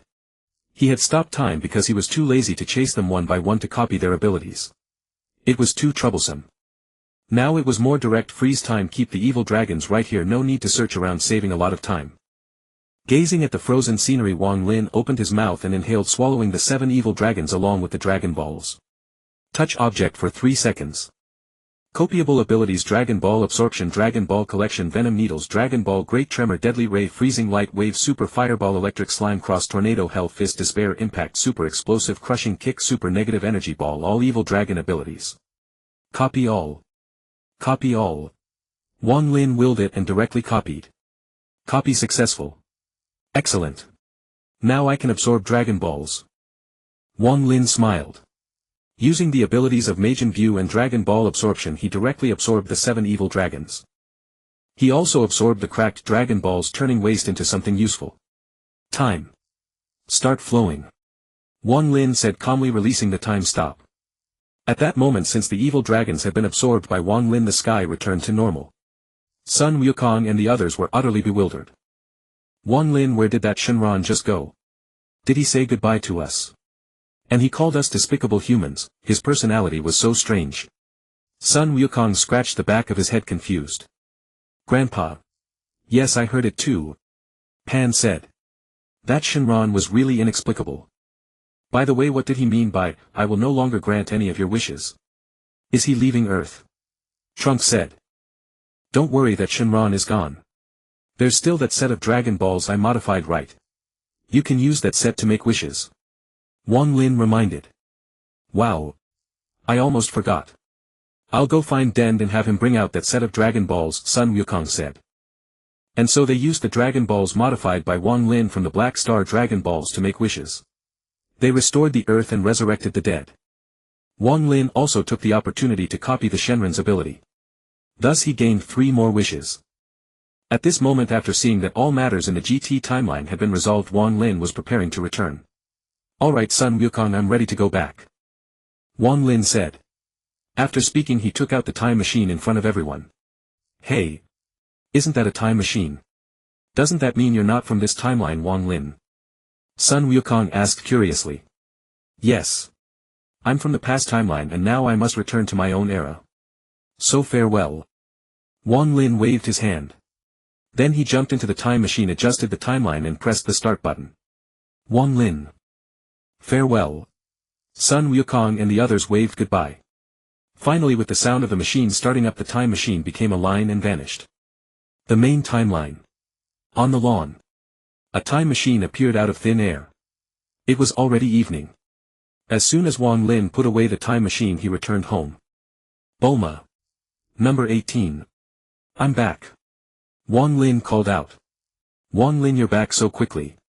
Number 18 asked. Yeah. Only half a day has passed. Bulma agreed. Half a day. Wang Lin was somewhat surprised. Yes. It's only half a day. How long do you want time to pass? Number 18 brushed her hair back and walked up to embrace Wang Lin's arm. Wang Lin felt the familiar softness on his arm and thought to himself that he had spent over a year in the GT timeline, never expecting it would only be half a day here. This was quite satisfying. Wang Lin stopped thinking so much. I just made dinner, come eat. I made salted pork slices. Bulma pulled Wang Lin to sit down, her face full of delight. Salted pork slices. That's great. Then I won't hold back. Wang Lin was overjoyed. The salted pork I made is really delicious. After eating it, your whole body will feel at ease. That is the true enjoyment of fine food. Bulma smiled. Wang Lin. I also cooked some salted pork slices in the kitchen. Please taste it. Let's see which one is better, mine or Bulma's. Number 18 said, competitiveness. Then Bulma and number 18 pulled Wang Lin to sit at the dining table, prepared bowls and chopsticks and got ready to start dinner. Wang Lin looked at the feast before him, comparable to a grand banquet, his eyes shining. I'm going to dig in. Of course. We've been through so much together, no need to be so formal with us. Number 18 said gently with a smile. Wow. This salted pork is salty, slightly sticky and very juicy. The texture is truly delicious. It reminds me of the taste of the sea. Your cooking skills are amazing. Wang Lin praised enthusiastically. Then who cooked better? Bulma asked. This was a tricky question, for one wrong answer could make the atmosphere awkward. Whether it's Bulma's or number 18's, both are delicious. Wang Lin commented. Wang Lin, as long as you like it. Bulma said softly. Yes. Making our husband satisfied is the greatest joy. Number 18 said. After finishing the meal, Wang Lin slept with both of them. What a wonderful thing this was. The air was filled with a joyful atmosphere. The next day. After Wang Lin woke up, he came to Shao Qi's main server. After improving the technology of super androids, he inputted into Shao Qi's server through the computer. In this way, Shao Qi could manufacture super androids. The combat power of super androids could rival that of Super Saiyan 4. These androids were all controlled by Shao Qi's brain. Wang Lin was not afraid of android betrayal at all. Unless Shao Qi betrayed him. But the probability of such an event occurring was truly negligible, basically impossible. After finishing these tasks, Wang Lin turned and left the secret room. He came to the large lawn outside and played with his son and daughter. Dad. Can you give me your time machine? Shao Qi blinked her big eyes, pretending to be cute and innocent. Upon hearing this, Wang Lin was curious. Give it to you. What do you want the time machine for? To play, of course. I'm always stuck with that irresponsible brother Trunks every day. I'm almost bored to death. It's no fun at all. Shao Qi complained. I also want to go to other timelines to play like Dad. Places I haven't been to must be fun. Shao Qi said excitedly. After thinking for a moment, she continued, and that Trunks doesn't love his cute sister at all. He always bullies me. He always says some nasty things to bother me. He's really the worst brother. Shao Qi complained to Wang Lin. Upon hearing this, Wang Lin was speechless for a moment. However, before he could think more, Trunks immediately rebutted. Hey! You stinky sister! You're too bad. Accusing others first again. It's clearly you who always find ways to bully me. How can it become me bullying you? Trunks angrily retorted. Trunks, how can you defame others without reason? I'm Dad's little cotton-padded jacket. How could it possibly be like you said? Right, Dad? Shao Qi shook Wang Lin's arm.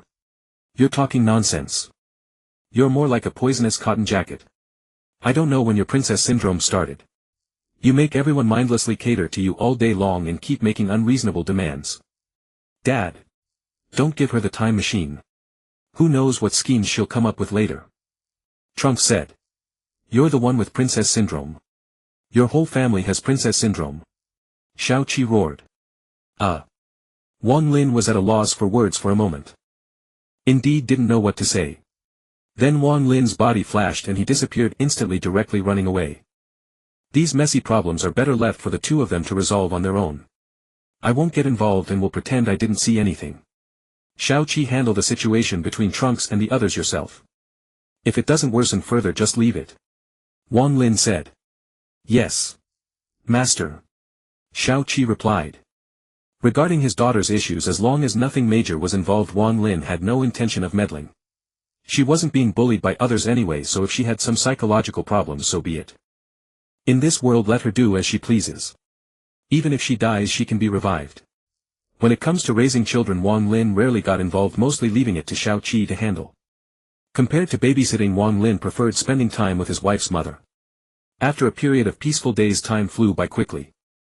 In the blink of an eye, a year had passed. And today was a special day. Bulma's birthday had arrived. After Bulma called to notify all her relatives and friends, she started her birthday party on a huge cruise ship on the sea. At this moment, Krillin, Master Roshi, Yamcha, Puar, Vegeta, Fat Majin Buu and others who should come all arrived. Even son Gohan came. Now son Gohan was already married and his wife was naturally Videl. Historical plot corrections were so wonderful that even without the world champion Satan's son Gohan still met Videl. Bulma. Happy birthday. Everyone raised their glasses and offered birthday wishes. Mom, happy birthday. Wang Xiaoqi directly kissed Bulma on the cheek. Talon Kusi also presented a small gift. Sister, happy birthday. Android 18 brought a small cake and offered her blessings. Happy birthday, Bulma. Wang Lin smiled, conjured a blue rose and handed it to her. Thank you all. I'm so happy. Bulma's face beamed with a radiant smile. Watching Bulma's joyful expression, Wang Lin thought to himself, Beerus, I hope you know better than to be ungrateful. Meanwhile, on the North Kao planet, Sun Wukong was training, and in just a moment the planet became riddled with holes. Now Sun Wukong could transform into Super Saiyan 3. Although he was far inferior to Wang Lin, his strength was still respectable, slightly stronger than Vegeta. Wukong. A very important person is coming soon. You must hide immediately and don't come out. If you anger him, it will be disastrous. Kao said worriedly. Lord Kao, who is this important person you're talking about? Sun Wukong asked curiously. His name is Beerus, a very, very terrifying god. He is in charge of destruction, also known as the God of Destruction. Kao explained. God of Destruction. Is he strong? Sun Wukong asked. Lord Beerus cannot be described simply as strong, in short, he's terrifying. He's coming, hide quickly. Kao urged. Then Kao nervously walked out of the house, awaiting the arrival of the God of Destruction, Beerus. Meanwhile, Sun Wukong's curiosity was piqued and he hid behind a wall, secretly observing. Suddenly two figures appeared out of thin air on the North Kao planet. Kao. Come see me, a cold voice rang out. Coming, Lord Beerus. Long time no see. May I ask what brings you here this time? Kao asked with trepidation. Enough, no more nonsense. I came here for only one thing. Tell me, have you heard of the Super Saiyan God? Beerus asked. Super Saiyan God. Kao shook his head and said, I've never heard of it. Beerus stroked his chin, pondered for a moment, then asked, You should have a Saiyan here, right? Where is he? Call him out to see me. Kao was startled. Although he was reluctant to let Sun Wukong meet Beerus since he had been personally named, there was no avoiding it.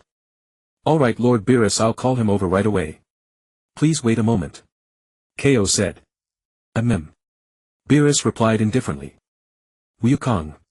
Wukong, come quickly. Lord Beerus wants to see you. Kao said. Oh, okay. Coming. Sun Wukong immediately rushed out. As he passed by Kao, whispered, Be careful, be polite, and don't act too foolish. Sun Wukong nodded. Thanks to Kao's warning, Sun Wukong naturally did not act as carefree as usual. Instead, after coming before Beerus, he greeted him very politely. Lord Beerus, hello. I am an unworthy person named Sun Wukong. Sun Wukong said. Beerus replied casually, hello. Sun Wukong. I have a question for you. Do you know about the Super Saiyan God? Beerus asked. Super Saiyan God. Sun Wukong was puzzled, looking very confused. Seeing his expression, Beerus understood immediately, It seems you haven't heard of it either. Yes, this is really the first time I've heard of it. I only know about Super Saiyans, not any so-called Super Saiyan God. Sun Wukong shook his head and said. Lord Beerus, see, I was right. None of your prophetic dreams have been accurate. The Super Saiyan God must be just your imagination. Then let's go back. Wei Si said. Hey. Wei Si, wait. Aren't there Saiyans on Earth? Vegeta, as the Prince of Saiyans, should know. We can go to Earth and ask him. Beerus suggested. Alright, Lord Beerus, it seems you really won't give up. Wei Si said somewhat helplessly. Then let's set off for Earth. Beerus said. As Wei Si was about to teleport away with Beerus, Sun Wukong called out to them. Wait. Lord Beerus, I heard you are very strong. Could you spar with me? Sun Wukong asked. Hey. Wukong. How can you make such an unreasonable request to Lord Beerus? Kao scolded. Having said that, Kao bowed to Beerus. Lord Beerus. Please forgive his ignorance. I apologize on his behalf. Kao said. No need. Lord Kao, please let me spar with him. I want to witness the power of the God of Destruction. Sun Wukong said solemnly. Oh. Are you sure you want to spar with me? Beerus narrowed his eyes. Yes, Lord Beerus. Please spar with me. Sun Wukong pleaded. It seems you don't know the terror of the God of Destruction. Beerus said with interest. Yes. So please Lord Beerus have a match with me. Sun Wukong said. With that he directly transformed into a Super Saiyan. Ha! Sun Wukong roared and burst with energy. Golden aura erupted, his golden hair stood up and his pupils turned emerald green. Beerus smirked and said slowly, interesting. You should have even stronger power within you. Show me everything. Alright. As you wish. Sun Wukong sneered. Then he clenched his fists and roared. Hiya! Sun Wukong's hair stood up even more with only a small tuft falling on his forehead. Around his golden aura occasional sparks of lightning flickered. This is Super Saiyan 2. Sun Wukong declared coldly. Now it gets even more powerful. Yawa. Ha. With Sun Wukong's roar echoing, his hair slowly grew longer, finally hanging down to his buttocks. His eyebrows disappeared but his ki became immensely powerful. This is the ultimate form Super Saiyan 3. After transforming into Super Saiyan 3, Sun Wukong suddenly punched toward Beerus. Beerus smirked and with a slight shift of his body he dodged Sun Wukong's attack. Then Sun Wukong attempted dozens of times but without exception all were easily evaded by Beerus. Sun Wukong stood frozen staring at Beerus, his mind in turmoil. No. No way. His face twitched stiffly, unable to accept the result. Alright, it seems that's your full power. You've attacked many times, now it's my turn. Beerus said calmly. In an instant he vanished. He reappeared behind Sun Wukong. Then raising his right hand he lightly struck Sun Wukong's neck. Bang! Ugh! Sun Wukong cried out in pain, fell flat on the ground and reverted from his Super Saiyan state. Wei Si, let's go. Beerus yawned, feeling sleepy. Clearly he found this battle utterly boring. Alright Lord Beerus. Wei Si said calmly without even glancing at Sun Wukong and tapped his staff on the ground. Instantly a green light enveloped them and they flew away. On the sea. Aboard a cruise ship. Come on. Cheers everyone. Klin stood up urging everyone to get lively. Let's drink, let's drink. Bulma raised her cup, tilted her head back and downed it in one go, her cheeks flushed pink. Bulma, I still haven't gotten married. Can you introduce me to a girlfriend? Klin asked drunkenly. Having had a bit too much he let loose and spoke casually. Ha. This is no problem. I can introduce you to some noble ladies from my company's affiliates, but it's up to you whether you can win them over. Bulma said with a smile. Yay. That's great. Klin cheered. Bulma. I also want you to introduce me to a girlfriend. Yamcha said somewhat shyly, mainly out of embarrassment. Sure. I can arrange that, but I'll say it again, it's up to you whether you can win them over. Bulma said with a smile. That would be wonderful. Bulma, I want you to introduce me to. No. Two. Actually just introduce me to several girlfriends. As many as you can. Mutant Rashi said with eager anticipation. He exuded an aura of a young heart in an old body, as if he had no regard for life itself. To Mutant Rashi, one couldn't forsake feminine charm just for the sake of living, could they? Upon hearing this, Bulma's smile gradually vanished and she suddenly punched him squarely on the forehead. You lecherous old geezer. Get lost. At your age still thinking about such things. Bulma berated. Ha ha ha. This scene drew laughter from everyone, making the atmosphere even more jovial. Humph. Vegeta crossed his arms and sneered disdainfully. After several rounds everyone had had enough to drink and began chatting and boasting. Then they all started thinking about some entertainment activities. Wang Lin held Android 18, feeling very pleased. In his leisure time watching them play and fool around was quite enjoyable. The god of destruction has finally come, Wang Lin murmured to himself. At that moment Trunks, Wang Xiaoqi and Sun Goten, who were playing around the ship, rescued three little brats, Pilaf, Mai and Shu. Wang Lin turned a blind eye to this, pretending not to notice. After all, those three couldn't cause any trouble, and besides Mai might very well become Trunks' wife. Meanwhile Vegeta had eaten his fill and went alone to the top of the ship, his gaze deep lost in thought. As he thought he recalled Son Goku. Damn Kakarot. He went off to train without inviting me. Thinking of Son Goku made Vegeta somewhat furious. Every time he fought him he was always one step behind, just thinking about it was infuriating.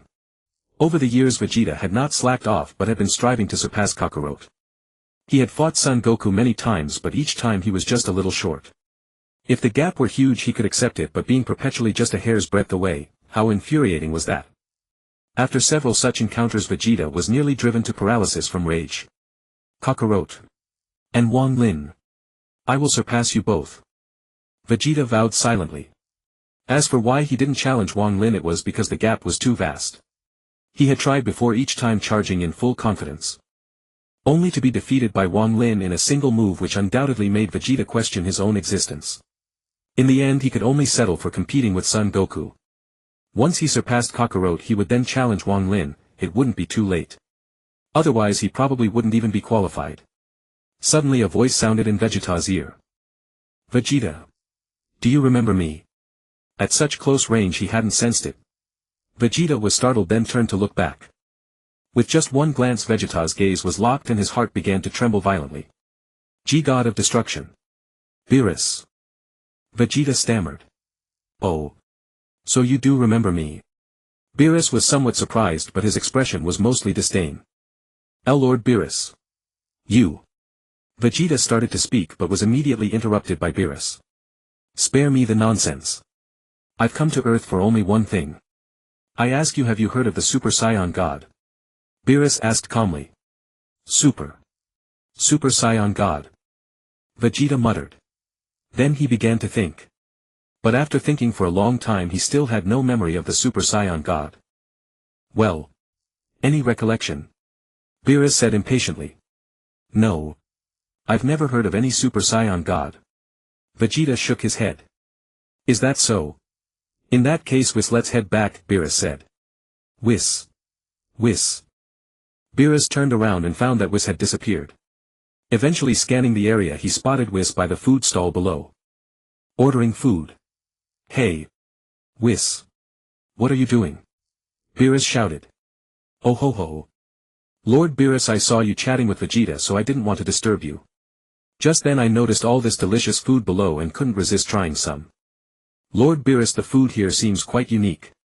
Would you like some? Whis said with a smile. TSK. Damn Whis. You found delicious food and didn't tell me. Order me a portion immediately.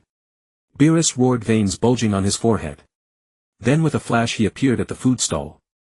He ordered a variety of snacks just like Whis. This scene naturally drew everyone's attention. Hey. Who are those two? Do you know them? Bulma asked. No. Everyone shook their heads. They look like aliens. Could they be friends of Vegeta? Bulma speculated. Yeah, highly possible. Klin nodded. Just then Son Gohan walked over holding Vidal's hand. They could very well be friends of Vegeta's. But they could also be friends of Uncle Wang Lin. Wang Lin. Do you know them? Bulma asked. Wang Lin smiled and replied, I know them, but they may not know me. Oh. How so? Everyone was curious. They are gods. One is called Beerus, the god of destruction who governs destruction. The other is Whis, the god of destruction's teacher and attendant. Wang Lin explained slowly. God of destruction. Everyone was astonished. So is he very strong? Friend or foe? Klin asked. It's hard to say for now. We'll see how things go, Wang Lin said. Naturally Beerus and Whis noticed the commotion around Wang Lin. Their ears were very sharp, and upon hearing Wang Lin talk about them, they instantly appeared in front of Wang Lin. Oh. It seems he knows quite a bit about us. Does that mean he is the Super Saiyan God? Beerus asked. Lord Beerus, I don't know if he is the Super Saiyan God, but I can sense that the power within him is extremely formidable, Whis said. Whis, for you to give such a comment, he must be extraordinary. Then Beerus asked Wang Lin, hey. Have you heard of the Super Saiyan God? Detected target speaking. Copyable abilities: destruction power, all abilities of the god of destruction, angels, angelic power, perfect ultra instinct, the ability to never sleep, vacuum, survival, divine magic, the ability to rewind time by 3 minutes, all abilities and permissions of an angel. Copy all. Yes. Copy all. Wang Lin roared inwardly. Copy successful. Upon hearing the word successful, Wang Lin's heart began to race with excitement. Absolutely fantastic. Wang Lin rejoiced internally. The angel's perfect ultra instinct, destruction power and angelic permissions, each of these copied abilities was of the highest quality. This was one of the best instances since Wang Lin had copied so many abilities. Seeing Wang Lin silent, Beerus said with some displeasure, hey. I'm asking you a question. Have you heard of the Super Saiyan God? Or are you the Super Saiyan God yourself? Bairosu asked. Hearing Bairosu's question, Wang Lin snapped back to reality. Then after organizing his words slightly, he began to explain calmly. Bairosu, you want to know about the Super Saiyan God, right? Let me put it this way. Although I am not the Super Saiyan God, I know how the Super Saiyan God is born. Wang Lin said calmly. Oh. You actually know. Bairosu was somewhat surprised. He had asked out of sheer curiosity, never expecting that this person before him would actually know. That's right, the so-called Super Saiyan God. It is not a specific individual, but rather it is created by 6 Saiyan warriors who harbor righteous hearts. The method to create the Super Saiyan God is as follows: 5 righteous Saiyans infuse their heart power into the body of the 6th Saiyan. Thus the Super Saiyan God is born. Wang Lin explained slowly. I see. Bairosu nodded in understanding and asked, so can you create the Super Saiyan God? Wang Lin smiled and said, this is very simple. There are already more than 6 Saiyans on Earth. However, Wang Lin changed his tone and continued, you have to give me a reason. Why should I help you create the Super Saiyan God? If your reason is too unreasonable, then I will not help you with this favor. Wang Lin said calmly. With his confidence, he had no need to fear anyone. What was a god of destruction? He didn't need to show any deference. Bairosu, seeing Wang Lin's tone and attitude, instantly understood that threatening this man would be useless. Moreover, he dared to say such things even knowing full well that he was the god of destruction, which showed that he was not afraid of him, though Bairosu had no idea what gave him that confidence. I see. Bairosu pondered for a moment, then slowly spoke, although I am the god of destruction, I am not an unreasonable person. So I'll be honest with you. The Super Saiyan God is my destined rival. I must have a great battle with him. Therefore this is an inevitable battle of fate. At the same time, I truly wish to compete with a powerful opponent. Can you understand my feelings? Bairosu asked. Wang Lin thought for a moment and said, I suppose that reason barely passes. Since that's settled, let's not waste time. Hurry up and bring forth the Super Saiyan God. Bairosu urged. Although he was somewhat displeased, he wouldn't fuss over such a trivial matter. Right now the most important thing for him was to create the Super Saiyan God. Just as Wang Lin was about to speak, a figure suddenly appeared before him. It was none other than Sun Wukong. At this moment Sun Wukong, who had been secretly watching from the shadows, could no longer contain himself upon hearing that the Super Saiyan God could be created. Wang Lin. Let me become the Super Saiyan God. I really want to have a serious fight with Lord Bairosu. Sun Wukong said. Alright. Wang Lin nodded. Are you the Saiyan from North Kai's planet back then? Bairosu was somewhat surprised. That's right. Lord Bairosu, I wish to challenge you again, but only after I become the Super Saiyan God. Sun Wukong said excitedly. Interesting. Bairosu smiled, though it was unclear whether he was referring to Sun Wukong or something else. Next Wang Lin summoned Vegeta, Sun Wufan, Telengkizi, Sun Wutian and Wang Xiaoqi. Thus together with Sun Wukong they formed a group of 6 Saiyans. Wang Lin himself stood by and watched, occasionally giving instructions.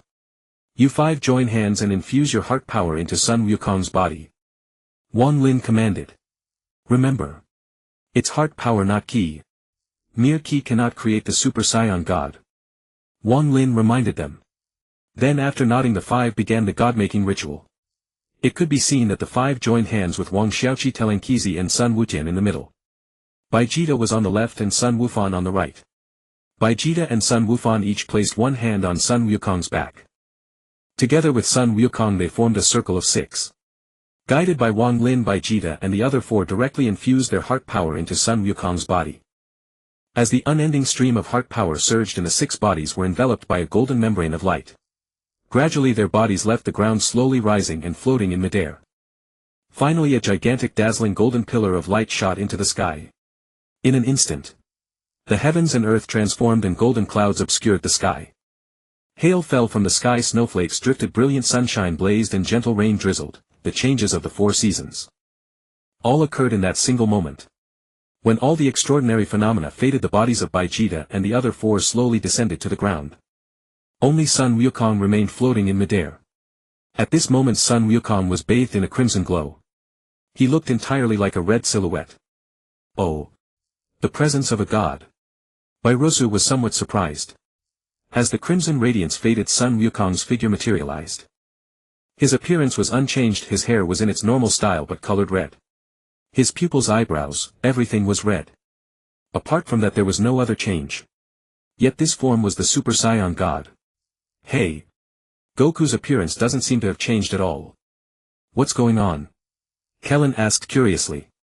It really doesn't seem to have changed. Yamcha echoed. Fools! Vegeta scolded. Take a good look at Kakarot's hair color. And feel his ki. I can't sense any ki. What's going on? Wukong is standing right there. Why can't we sense even a trace of his ki? Kellen wondered. Yeah. It's really strange. Sun Wukong said. Wang Lin smiled and explained, don't be puzzled. This is the Super Saiyan God. Under normal circumstances mortals cannot sense the presence of a god. Only gods can sense the presence of a god. I see. Everyone understood. Alright. Now that the Super Saiyan God has appeared, it's time for a thrilling battle. Bairosu said with interest. Lord Bairosu. I've kept you waiting. Sun Wukong slowly landed. Then he stood face to face with Bairosu. Detected target speaking. Replicable ability Super Saiyan God's divine power. Replicate. Replicate. Replication successful. Congratulations, you triggered a reward. Obtained ability, perfect fusion of divine power with all transformations. Holy crap. Does that mean I don't need to train for the Super Saiyan God transformation? I can directly transform into Super Saiyan God Super Saiyan 4. Wang Lin rejoiced inwardly. After calming his mind, Wang Lin turned his gaze towards Sun Wukong and Beerus, wanting to see how Beerus planned to hold back. Given Sun Wukong's strength, Beerus would inevitably hold back in their fight. Otherwise, even in his Super Saiyan God form, Wukong would not survive 3 moves against him. This power. It's truly overwhelming. Even I am astonished by it myself. Sun Wukong exclaimed with intense excitement. Enough talk. Since you felt the power within you, let us begin the fight. Beerus urged impatiently. I was thinking the same. Sun Wukong replied with a grin. Lord Beerus. Here I come, he called out as a warning. Beerus's lips curled into a faint smile as he beckoned with his finger. Come. Show me everything you've got. Sun Wukong's lips curved upward, revealing an expression of quiet confidence. They rose together into the vacuum beyond Earth's atmosphere, finding their battleground among the stars. They soared ever higher until they halted just beyond the atmosphere. Seeing the two reach such heights. To give his 2 wives a better view, Wang Lin waved his right hand and conjured a giant crystal sphere. He then cast a spell, gently shaking his hands. The once blurry surface of the sphere gradually resolved, revealing Sun Wukong and Beerus within. Now everyone can watch the battle together. Wang Lin said with a smile. Wang Lin, you're amazing. Bulma praised. Hubby is the best. Number 18 also chimed in. Then all eyes turned to the crystal sphere. Inside the sphere, the 2 fighters shared a knowing smile. Without further words or unnecessary movements, they struck immediately. Ha! Sun Wukong let out a light battle cry. In an instant his figure vanished. He reappeared behind Beerus in the next moment. Sun Wukong's right hand shot up, delivering a swift palm strike aimed at Beerus's neck. Beerus moved with blinding speed, his back seeming to have eyes of its own, his body shifted slightly and he evaded the blow. Immediately after, Sun Wukong became like an enraged mother hen. His body flashed back and forth in rapid succession, his double fist striking toward Beerus relentlessly. However, facing Sun Wukong's assault, Beerus remained completely calm. His body moved with extremely subtle shifts. Each time Sun Wukong's attack was about to land, his body merely twitched slightly to evade. Sun Wukong's momentum looked impressive, yet not a single strike connected. This continued for over 100 exchanges. By this point the two had left Earth far behind, reaching the vast starry expanse beyond the planet. Stars trembled faintly around them, emitting a dim glow as if shaken. Suddenly Beerus's figure flashed, appearing behind Sun Wukong in an instant. His voice echoed in Wukong's ear. What are you doing? Trying to hit me with such feeble strikes? Why haven't you used your Super Saiyan God power yet? Are you looking down on me? Show me your full strength. Beerus said coldly. Sun Wukong felt a chill run down his spine as a wave of dread swept through him. Such terrifying speed, if Beerus struck he would never be able to react in time. Ha! Sun Wukong let out a nervous laugh. Lord Beerus, you've seen through me. I'm just unwilling to accept it. Sun Wukong said. Beerus narrowed his eyes. Unwilling? What is there to be unwilling about? I want to fight you with my own power. I'm so unwilling to rely on someone else's strength just to stand against you. But if this is what it takes to fight you, then so be it. Sun Wukong declared. With that he let out a furious roar and unleashed his aura. Instantly a fiery red flame erupted from within him. The infinitely rising crimson aura burned like a powerful inferno. Sun Wukong's entire presence became as deep and unfathomable as the ocean. Naturally ordinary mortals could not sense this aura, only gods could perceive it. Yah! Ha! Lord Beerus! As you wish, this is my full power. Sun Wukong roared, launching a devastating punch straight at Beerus. Seeing Sun Wukong had finally committed his full strength, Beerus's lips curled into a genuine smile. He too raised his right hand and exchanged a thunderous punch with Wukong. Boom! A terrifying collision sound reverberated through space. This was a clash between gods. The nearby stars were obliterated by the monstrous force. In an instant terrifying divine power exploded outward. The shockwave from their punching collision spread across the entire universe. With such destructive force, if they collided 3 or 4 more times, the universe itself would be destroyed. When this shockwave reached Earth, however, the planet was barely affected. After all, Wang Lin was there. He simply waved his hand and erased the entire blast. Sun Wukong and Beerus, after clashing once more, were both sent flying backward. When their third punch collided, the shockwave from the overflowing energy was cancelled out by both of them. After mastering the use of divine power, Sun Wukong fought Beerus on even terms, though of course Beerus was still holding back. Eventually, after exchanging thousands of blows with Beerus, Sun Wukong finally exhausted his strength. This caused him to revert from his Super Saiyan God state. But Sun Wukong seemed entirely unaware. Kid, not bad. You've mastered divine power in such a short time. Beerus praised. Ha ha ha. Lord Beerus, I'm still no match for you. Sun Wukong said with a smile. Good that you know your place. Alright, it's over. Beerus suddenly drove his fist into Sun Wukong's abdomen. Ugh. Sun Wukong cried out in pain, his body hurtling toward earth. How boring, Beerus yawned. However, to Beerus's surprise, Sun Wukong charged straight at him, transforming back into a Super Saiyan and flying upward. I said it's over. Why are you still coming up? Can't you see that you've already lost your Super Saiyan God form? Beerus said. Who cares? All I want right now is to have one proper satisfying fight with you. Even though I can't defeat you, my heart is racing with excitement. Sun Wukong said with pure enthusiasm. Ha! Beerus looked genuinely stunned. Knowing he couldn't win yet still wanting to fight. Are you enjoying the process of battle? Beerus asked. Exactly. Fighting is meant to be enjoyed. Sun Wukong nodded solemnly. Very well, I understand. With that, Beerus punched Sun Wukong straight back down. When your strength improves, we'll fight again. You're not ready yet. Beerus's voice rang out. At this point, Sun Wukong was utterly exhausted. Hearing Beerus's words, he simply let his body fall, making no further effort to resist. Moreover, he knew Wang Lin was stronger than him and Earth would never come to harm. Beerus hadn't said anything about destroying Earth either. Kakarot. Seeing Sun Wukong about to plummet, Vegeta immediately shot out to catch him. At this moment, Sun Wukong had already been defeated. Not only that, but it was a defeat marked by utter helplessness, pitiful in its lack of power yet not tragic, merely feeble. Clearly this was the result of Beerus deliberately holding back. Although Beerus was the god of destruction, he still adhered to a certain code of conduct. He would not destroy without reason nor out of mere whim. Unless he encountered individuals of extreme rudeness causing his mood to sour, then he would revert to his primary duty. Relatively speaking, his favorite pastimes were sleeping and savoring fine cuisine. With a soft thud, Beerus slowly descended to the ground. The onlookers gazed at him with trepidation, their steps instinctively retreating 2 paces. After all, even Sun Wukong had fallen to his hands, which indeed instilled fear in Krillin and the others. Beerus paid no heed to the rest, his gaze fixed upon Wang Lin. So you are the true Super Saiyan God? Beerus stared at Wang Lin and asked. As you wish, Wang Lin replied calmly. I can sense that your power is immense. How about a duel with me? Beerus inquired. Why should I duel with you? Wang Lin asked. If you refuse to fight me, then I shall destroy this planet. Beerus declared coldly.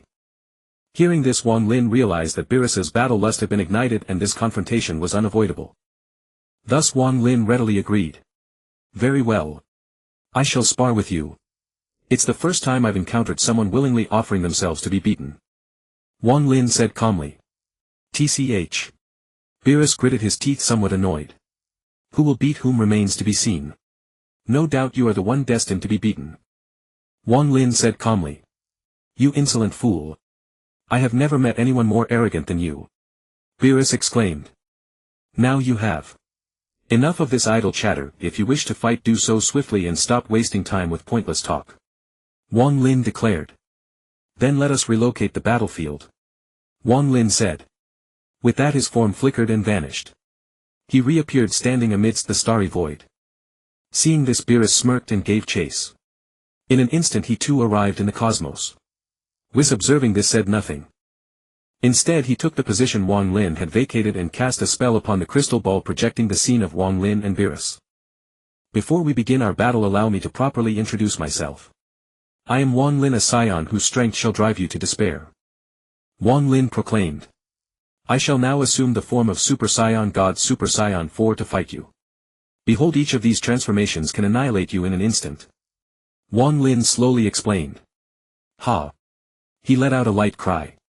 He instantly transformed into Super Saiyan God. Now Wang Lin's hair turned crimson and his pupils mirrored the same hue. Apart from the color change, he appeared no different from his base form. How?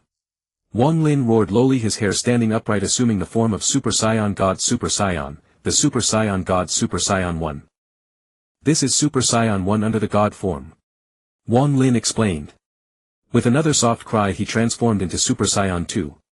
His red hair stood up even more with only a single lock falling. This is Super Saiyan 2 under the God form. Hiya! Wang Lin roared. His hair changed once more. His eyebrows vanished and his crimson locks lengthened, cascading down to his buttocks. This is Super Saiyan 3. Now comes something even more formidable. Yawa! Wang Lin bellowed. His body underwent a radical transformation. After a blinding flash of light, Wang Lin's figure materialized. Now Wang Lin's long red hair draped over his shoulders with red eyeshadow and red eyebrows. His entire body was covered in crimson fur save for his bare chest. Even the fur on his tail was red. This form was none other than Super Saiyan 4, also known as Super Primal Saiyan. However, Wang Lin's transformation differed from standard Super Saiyan 4. Being Super Saiyan 4 under the Super Saiyan God state, his hair was naturally red. The aura emanating from his body was no longer golden but a blazing crimson. At this moment Wang Lin was supremely magnificent. Beerus, the full name of this form is Super Saiyan God Super Saiyan 4. Wang Lin said slowly, a confident smile curling at the corners of his mouth. Most importantly, Wang Lin was of the Mythical Saiyan lineage. Now Wang Lin's base combat power in his normal state was no less than that of Super Saiyan 4. He had previously absorbed Evil Bu and Baby, then absorbed the 7 Shadow Dragons along with the 7 Dragon Balls. He was stronger than Super 1-Star Dragon alone. Yet his base combat power at this level was 100 million times that. When Wang Lin transformed into Super Saiyan 4, his power would be 100 million times his base, becoming Super Saiyan 4. Then this Super Saiyan 4 would again be multiplied by 100 million times. Such terrifying power was truly rare in the world. Even without transforming he could effortlessly toy with Beerus. Beings like Beerus would need to be multiplied by 100 million to even begin to match Wang Lin. The sheer number of transformations Wang Lin displayed left Beerus utterly bewildered. But deep within he was astounded, such a powerful divine aura was simply breathtaking. It even made his heart tremble. Indeed, you are the true Super Saiyan God. Beerus exclaimed in shock. What an immense divine aura. This Wang Lin is truly extraordinary. Lord Beerus may be defeated. Whis remarked. Wang Lin smirked disdainfully and said, Beerus. Are you already stunned by this? My transformations go far beyond this. Next I shall show you some of my other forms. With that, Wang Lin's hair color, pupils and aura began to slowly shift. From its current red it turned to black, then to a rosy pink. Then it became blue. Whether it was Super Saiyan Rose or Super Saiyan Blue, both were derived from training and converting divine power. Since it was divine power, it was inherently connected and there was no reason Wang Lin could not achieve it. Wang Lin, how can you have such magnificent transformations? Beerus was thunderstruck, his mind numb. He had never seen anyone with such a variety of forms. Don't rush to be astonished. This next transformation should be very familiar to you. Wang Lin said with a smile. After reverting from Super Saiyan God Super Saiyan 4. He took a deep breath, then suddenly let out a fierce shout. Ha! Instantly a purple aura erupted from within Wang Lin. His hair and pupils turned purple. A power belonging to the god of destruction surged through Wang Lin's body. This is the power of a god of destruction. Beerus was astounded. That's right, this form is called self-mastery. Wang Lin said with a smile curling at the corner of his mouth.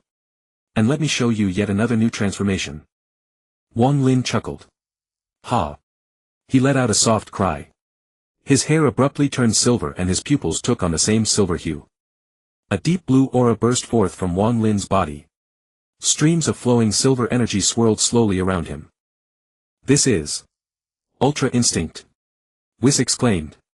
You Ultra Instinct. Beerus stammered, utterly shocked to the core. Indeed.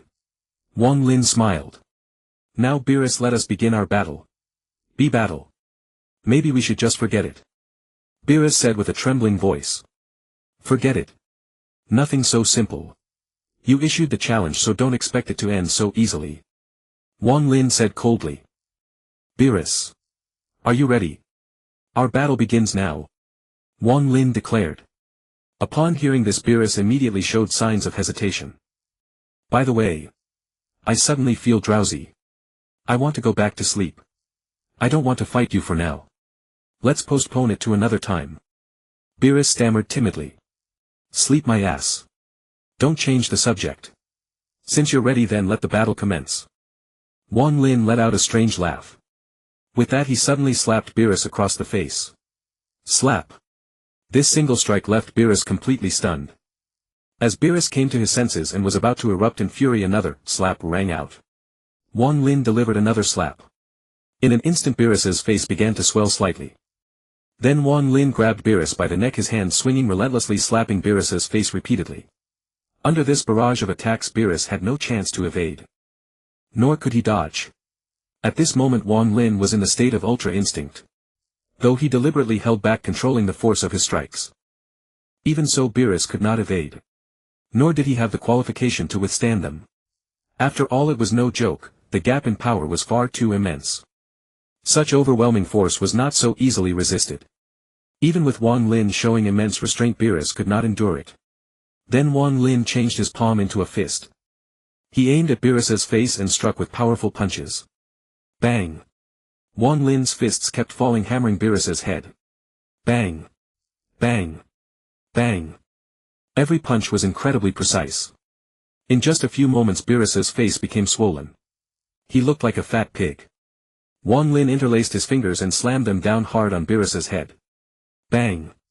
Beerus felt his head spin, stars dancing before his eyes. He felt as if he were about to be beaten to death. Wang Lin. Stop. Stop now. If this continues, you'll kill me. Beerus screamed in terror.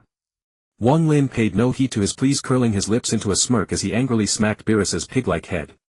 I'll teach you to act tough. Acting tough. Why do you have to put on airs? Still looking for the Super Saiyan God? With that Wang Lin landed several more punches on his head. No more, I won't look anymore. I'll go home right now. Beerus shook his head frantically. Wang Lin punched him on the forehead again. You think just because you stopped looking I'll let you off? You still want to go home? Are you still going to destroy Earth? I'll make you destroy Earth. I'll make you destroy Earth. With your half-baked strength you want to destroy Earth. Wang Lin lashed out with 2 more slaps. It's my fault. I shouldn't have said such rude things. Beerus mumbled incoherently. You're not wrong. You just wanted to fight a strong opponent. What fault is there in that? Come. Let's continue the fight. Wang Lin beckoned to Beerus with his finger. No. I don't want to fight anymore. I think I'd better go back to sleep. Beerus waved his hands in panic. Absurd. Is it up to you? Since you proposed this battle, we must fight to the end. I finally mustered the urge to beat someone up. You can't let me leave disappointed, can you? With that Wang Lin kicked out. Bang. Arg. Beerus cried out in pain as his body was sent flying backward by the kick. He hurtled in a straight horizontal line. The planets he grazed along the way suffered the consequences. He smashed through several planets. Boom. Boom. One by one planets were shattered by the impact of Beerus's body. Wang Lin paid no attention to the destruction of the planets. He could simply wish for those innocent planets to be restored after the battle. This kick had already been delivered with extreme restraint by Wang Lin. If he used too much force he feared he might kick Beerus to death. Then Wang Lin's body flickered. In an instant he vanished. When he reappeared he was already behind Beerus. He aimed a sudden kick at Beerus's still flying body. This kick landed squarely on Beerus's behind. Bang! Beerus's body was sent flying again. Wang Lin's body flickered and he appeared above Beerus. He interlaced his fingers and slammed them down fiercely on Beerus's head. Bang! Beerus's body plummeted downward like falling into an abyss. The sound of bang! Bang echoed continuously. All that could be seen was Beerus's body flying back and forth. He was beaten until he foamed at the mouth. In the end Beerus could no longer endure and passed out. Even in his dreams he began to question his own existence. This gave rise to self-doubt within him. Coming to Earth in search of the Super Saiyan God, wasn't that a brainless decision? If he had just left nothing would have happened. But he had to go and challenge that demon Wang Lin. Why? Regret, so damn regretful. Beerus felt like crying but had no tears. Strange. What exactly is Wang Lin's origin? How can his strength be so terrifying? Lord Beerus in front of him was treated like a child, bullied and toyed with. This is truly unbelievable. Whis exclaimed in shock. Whis as an angel must remain neutral and cannot engage in battle. Setting aside the question of whether he could defeat Wang Lin, could he even intervene? Undoubtedly he could indeed intervene. But only to stop or prevent something. He could not directly fight, otherwise he would disappear. Wang Lin's body flickered and he appeared before everyone. He carried the unconscious Beerus and dropped him at Whis' feet. Well, Whis, he's been taught a lesson by society. I think you won't be bouncing around anymore for a while. That way you'll have less trouble, won't you? Aren't I thoughtful? Wang Lin said with a smile. Yes, you are indeed thoughtful. You're truly a fine and kind-hearted man. Whis glanced at Beerus on the ground and nodded in agreement. Haha. See, I have no flaws except that I'm a bit too handsome. Actually my strength is relatively weak, just a tiny bit stronger than you gods. All of this is the result of my hard work. But now I only want to say one thing: Wang Lin did not cheat. I achieved my current success entirely through my own effort and perseverance. This is what you call accumulated excellence. Wang Lin said with a smile. Whis blinked and said, yes, I think so too. You are not only a kind person but also a Saiyan who works hard from dawn till dusk, striving diligently in cultivation. Then Mr. Wang Lin, may we take our leave? Whis asked softly. Well said. Alright, you can go back now. Remember to bring some delicious food with you. And Earth always welcomes you. We are very hospitable people. Wang Lin said with a smile. Yes, I will visit often. Whis nodded. Then he picked up Beerus and transformed into a green light, flying away as if fleeing. Hey! Don't you want the food you ordered? Wang Lin called out loudly. But Whis was already among the galaxies of the universe. Phew! That terrifying Saiyan. It's been a long time since I felt such suffocating pressure. Whis let out a long sigh. Wang Lin watched as Whis and the other departed, a smile curling at the corners of his mouth. He intended to use the copied wish-granting ability to restore all the planets that had been annihilated earlier. Restore the planets that were destroyed to their original state. Wang Lin's eyes flashed red as he made this wish. And revive all the beings that perished on those planets. Wang Lin's eyes blazed with crimson light as he uttered his second wish. The third wish is Happy Birthday, Bulma. May you have endless good fortune. Wang Lin made these 3 wishes. Soon each one was granted in turn. Thus Bulma's birthday party came to a perfect conclusion. After everyone reveled on the cruise ship for a few days, they dispersed, each returning to their own place. Time passed swiftly. In the blink of an eye a year had gone by. It had been a full year since the incident where Beerus was beaten. During this period Sun Wukong and Vegeta asked Wang Lin for advice on how to become Super Saiyans. But Wang Lin spouted nonsense, saying that Whis was stronger and told them to bring Earth's delicacies to the planet of the gods of destruction and consult Whis. Yet those 2 fools actually fell for it and left. This undoubtedly filled Wang Lin with great relief. Worth mentioning is, over the course of this year Wang Xiaoqi had successfully manufactured the super androids. All the androids were gradually being upgraded to the level of super androids. Wang Xiaoqi had also evolved to become more intelligent and formidable. Through continuous self-iteration and updates he had become akin to an ultimate intelligence. One could even say that Wang Xiaoqi, who controlled countless super androids, was no less than a god. His servers were no longer limited to Earth. He had servers and backup data on nearby planets as well. As long as one android survived he would never die. Wherever his data backups existed he could not be extinguished. Unless all the planets where he had left data backups were destroyed. Otherwise with his immense power he would rapidly rekindle. At that moment in Wang Lin's home he was doing morning exercises with Bulma and Android 18. After finishing the morning exercises the two prepared some of Wang Lin's favorite salted meat slices for him to eat. Wow! Such exquisite flavor rarely seen in the world. Wang Lin exclaimed with delight. Still the familiar taste. The flavor of the ocean is wonderful. So tender and juicy with such abundant broth. It's absolutely delicious. Wang Lin sighed in satisfaction. Just after finishing his meal he sensed a very familiar aura descending upon Earth. This is Frieza's aura. It seems he has been revived and trained to become Golden Frieza. Otherwise how would he dare to set foot on Earth? Wang Lin murmured. Let's go take a look. Wang Lin's body flickered and vanished. Meanwhile on an empty patch of land a massive spaceship had landed. Lord Frieza. We have arrived on Earth.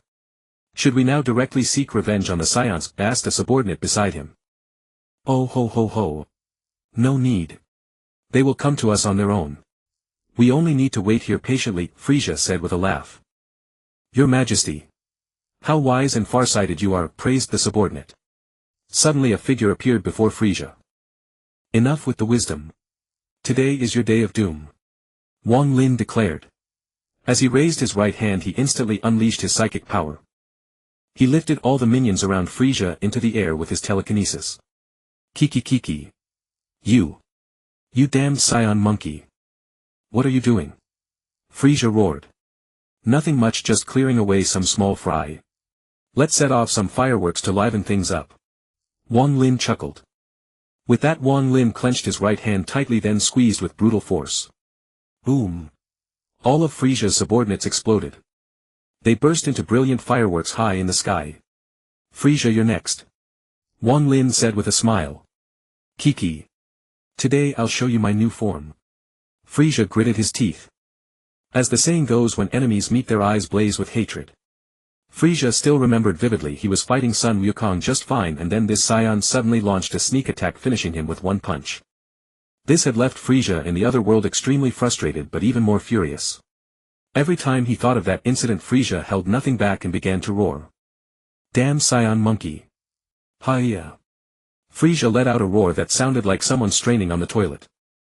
Yeah-wah.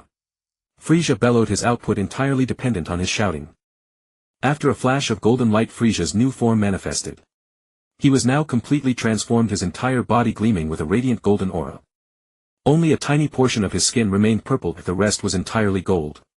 His complexion was now evenly divided between these two colors. Oh ho ho. See this. This is my latest transformation. Golden Frieza. Frieza said with a sinister chuckle. His expression and posture exuded boundless confidence, dazzling to behold. Is this your confidence? Wang Lin said calmly. Humph. What do you mean, is this your confidence? Seeing my heroic and magnificent figure, are you afraid? Frieza asked with a smirk. Afraid? You're quite amusing. I've never known what fear is. Enough idle chatter. Let's begin the fight directly. Back then I could kill you with one punch. So now I can still kill you with one punch. Wang Lin declared. With that his body flickered and without transforming he threw a punch straight at Frieza's head. Boom. This punch struck Frieza's head with tremendous force. His head exploded instantly, blood splattering far and wide. Wang Lin's punch was as effortless and devastating as before. With just one punch he had slain Golden Frieza. With Wang Lin's base power there was no need to transform into a Super Saiyan. Then he flicked his right hand, shaking off the blood. This outcome was already predetermined. Wang Lin said calmly. Immediately after he fired a white energy sphere. With a loud boom he obliterated Frieza's body. Thus Golden Frieza met his end here. Having been revived by his subordinates he had come seeking revenge only to be killed by Wang Lin with a single punch once more.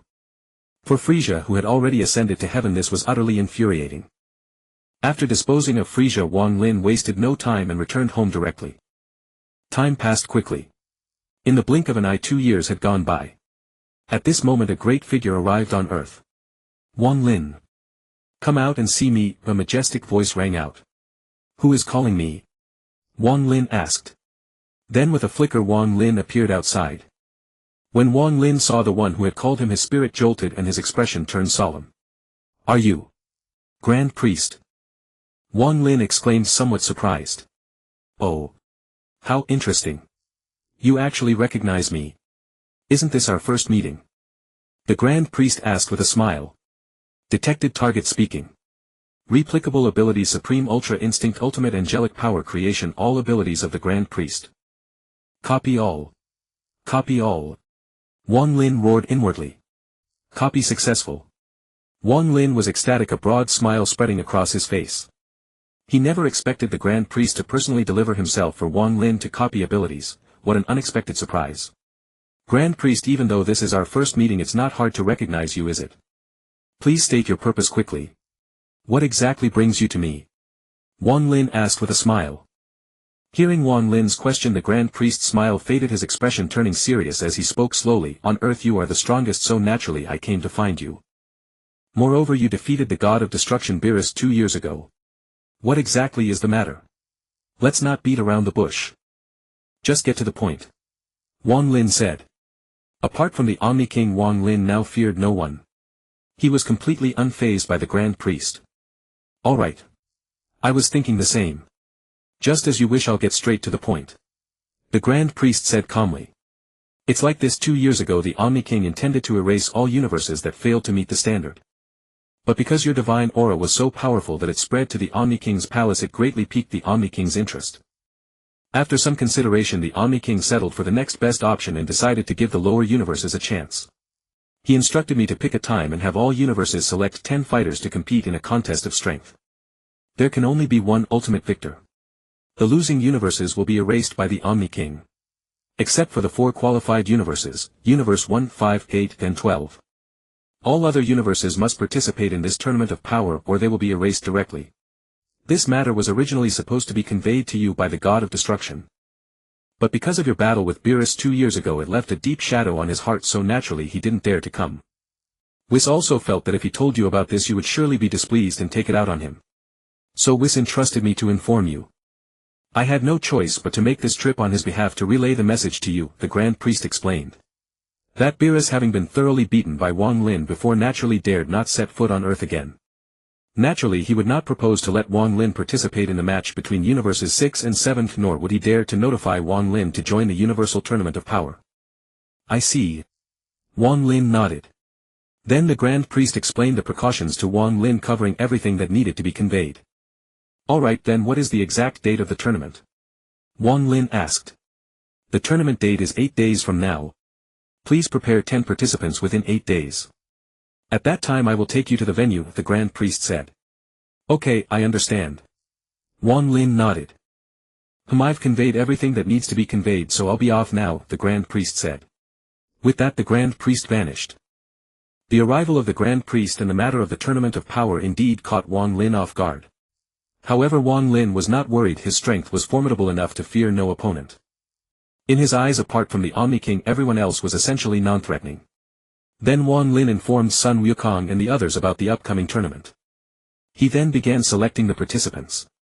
Wang Lin first found Sun Wukong and Vegeta. At that moment the two were sparring with each other. The two were fighting evenly in their Super Saiyan blue forms.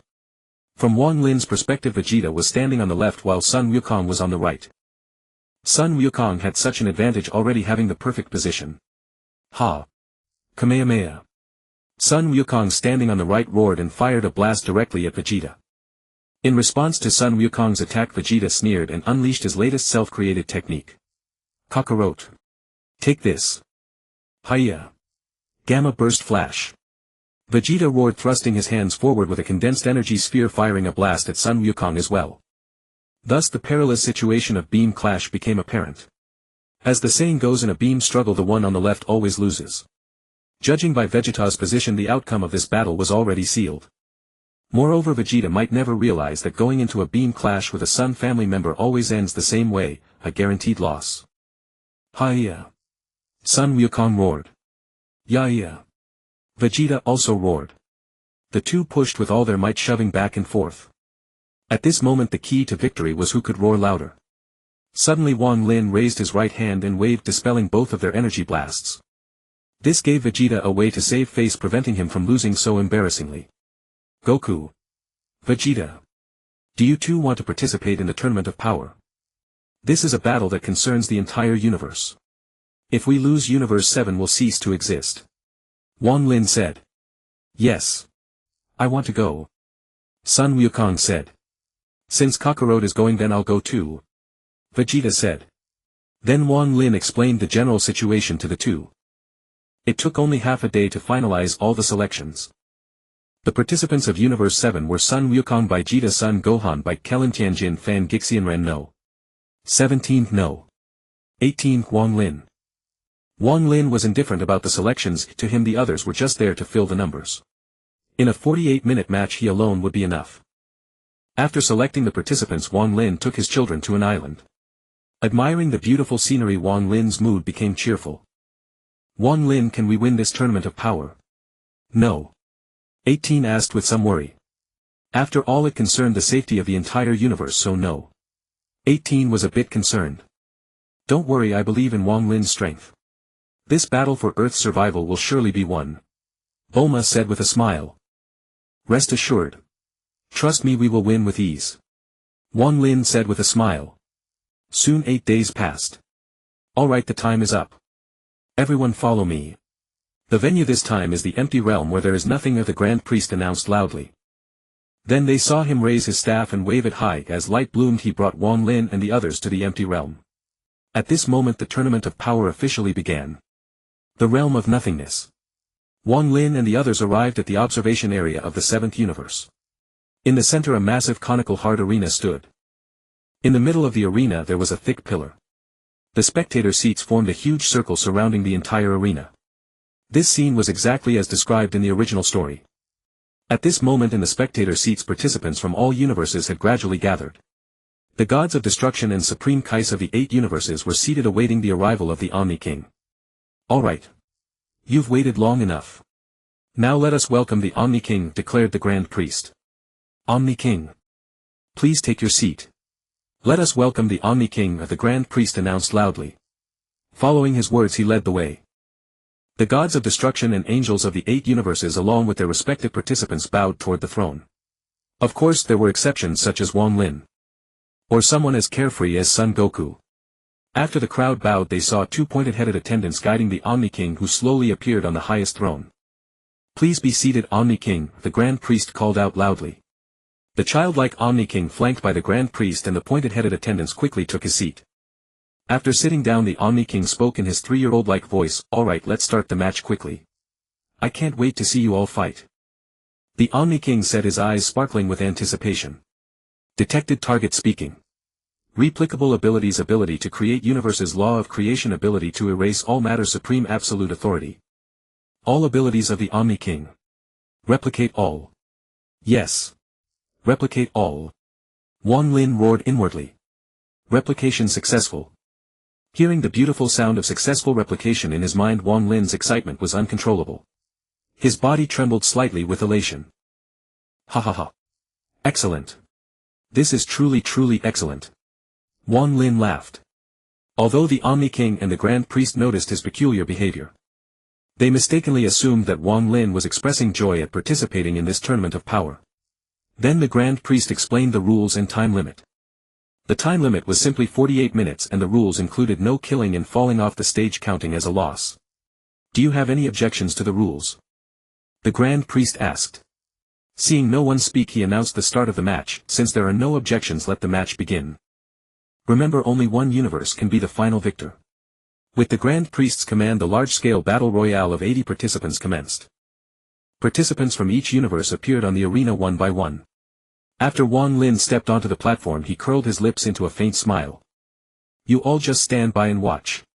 There's no need for you to act," Wang Lin said to Android 18 and the others.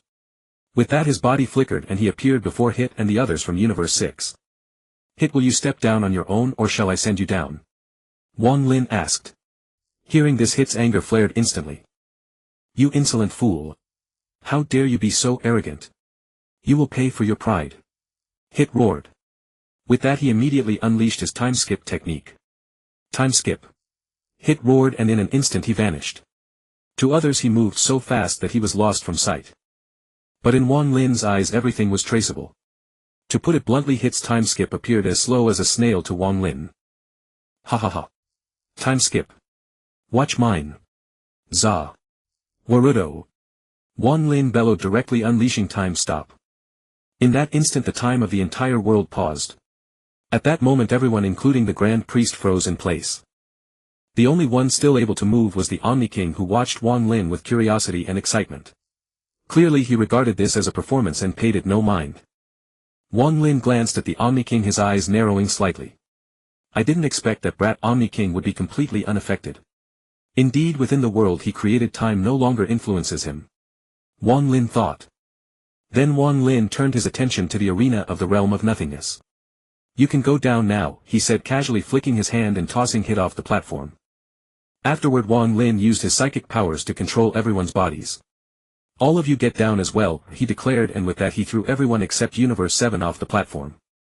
After tossing everyone off, Wang Lin released the time stop. Time. Begin to flow. As soon as he spoke, everyone began to move. The ones Wang Lin had thrown down now appearing in the spectator seats all looked utterly bewildered. What just happened? Wasn't I on the arena? How did I suddenly appear down here? Jiren wondered. What's going on? Why am I in the audience? What happened? Everyone was stunned and confused. Even the Grand Priest was somewhat baffled. He looked at Wang Lin on the arena and fell into deep thought. Alright. Grand Priest stopped staring and announced the result. I've already thrown everyone from the other universes down. Wang Lin reminded. So that's it. Then I declare the victor of this battle to be Universe 7. The other universes that have lost will be erased, the Grand Priest announced mercilessly. Omni King. The winner is Universe 7, the Grand Priest said. Very well, then erase all the other universes, the Omni King replied. He raised both hands and waved them, light shining brilliantly. In the blink of an eye the 7 defeated universes were completely erased by the Omni King. Then Mr. Wang Lin. Since you are the ultimate victor, you may now receive the final prize. The Super Dragon Balls. They can grant any wish. So begin summoning the dragon and make your wish, the Grand Priest said.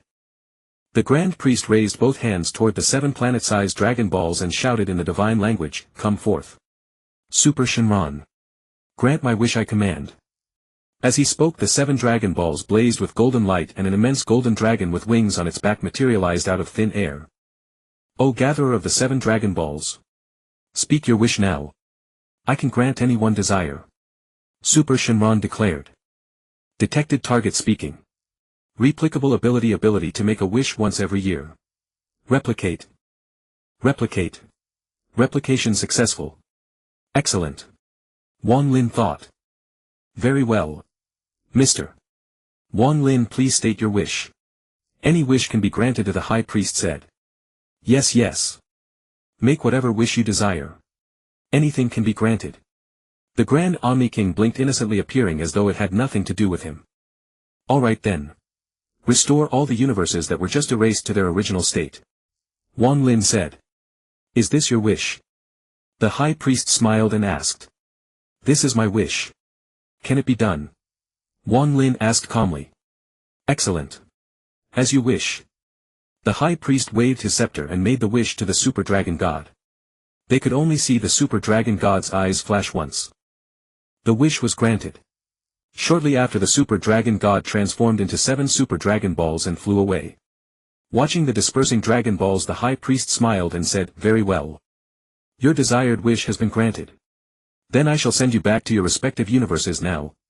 Saying so, the High Priest waved his scepter and space seemed to shift like stars in motion. Wang Lin and the others were all sent back to Earth. After returning to Earth, Wang Lin's mood was still very excited. After all, he had replicated the power of the Grand Omni King.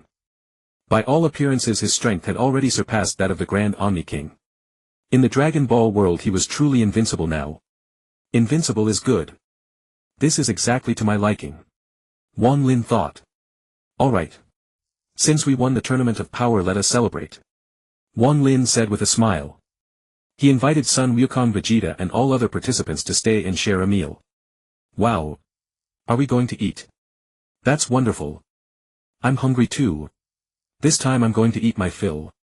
Son Wukong scratched the back of his head and laughed. Humph. Kakarot. Then let us compete. Let us see who can eat more. Vegeta said proudly. It will surely be me. My stomach is empty. Son Wukong said. Ha ha ha. Everyone burst into laughter. After feasting and drinking wildly, everyone chatted for a while and then gradually dispersed. Wang Lin. Goodbye. Son Wukong waved and returned to Bunboku Hill with Son Gohan and the others. And so everyone returned to where they belonged. After Wang Lin returned home, he detailed discussion with Bulma and Android 18. Time flew quickly. In the blink of an eye. 7 days had passed. At this moment Wang Lin had already created 7 universes. By all accounts I count as a creator now. After all, I am the man who created 7 universes. Wang Lin murmured. However, 7 universes are not my destination. Wang Lin smiled. Suddenly a blinding light erupted from one of the universes. This caught Wang Lin's attention. Oh. This universe has actually given birth to a Grand Omni King. Ha. How interesting. By all means, I could even call myself the father of the so-called Grand Omni King. Wang Lin's expression was utterly delighted. The end. P.S. Having reached this point, the plot has come to a complete end. The protagonist is already invincible, and continuing further would merely be tacking on a superfluous tale.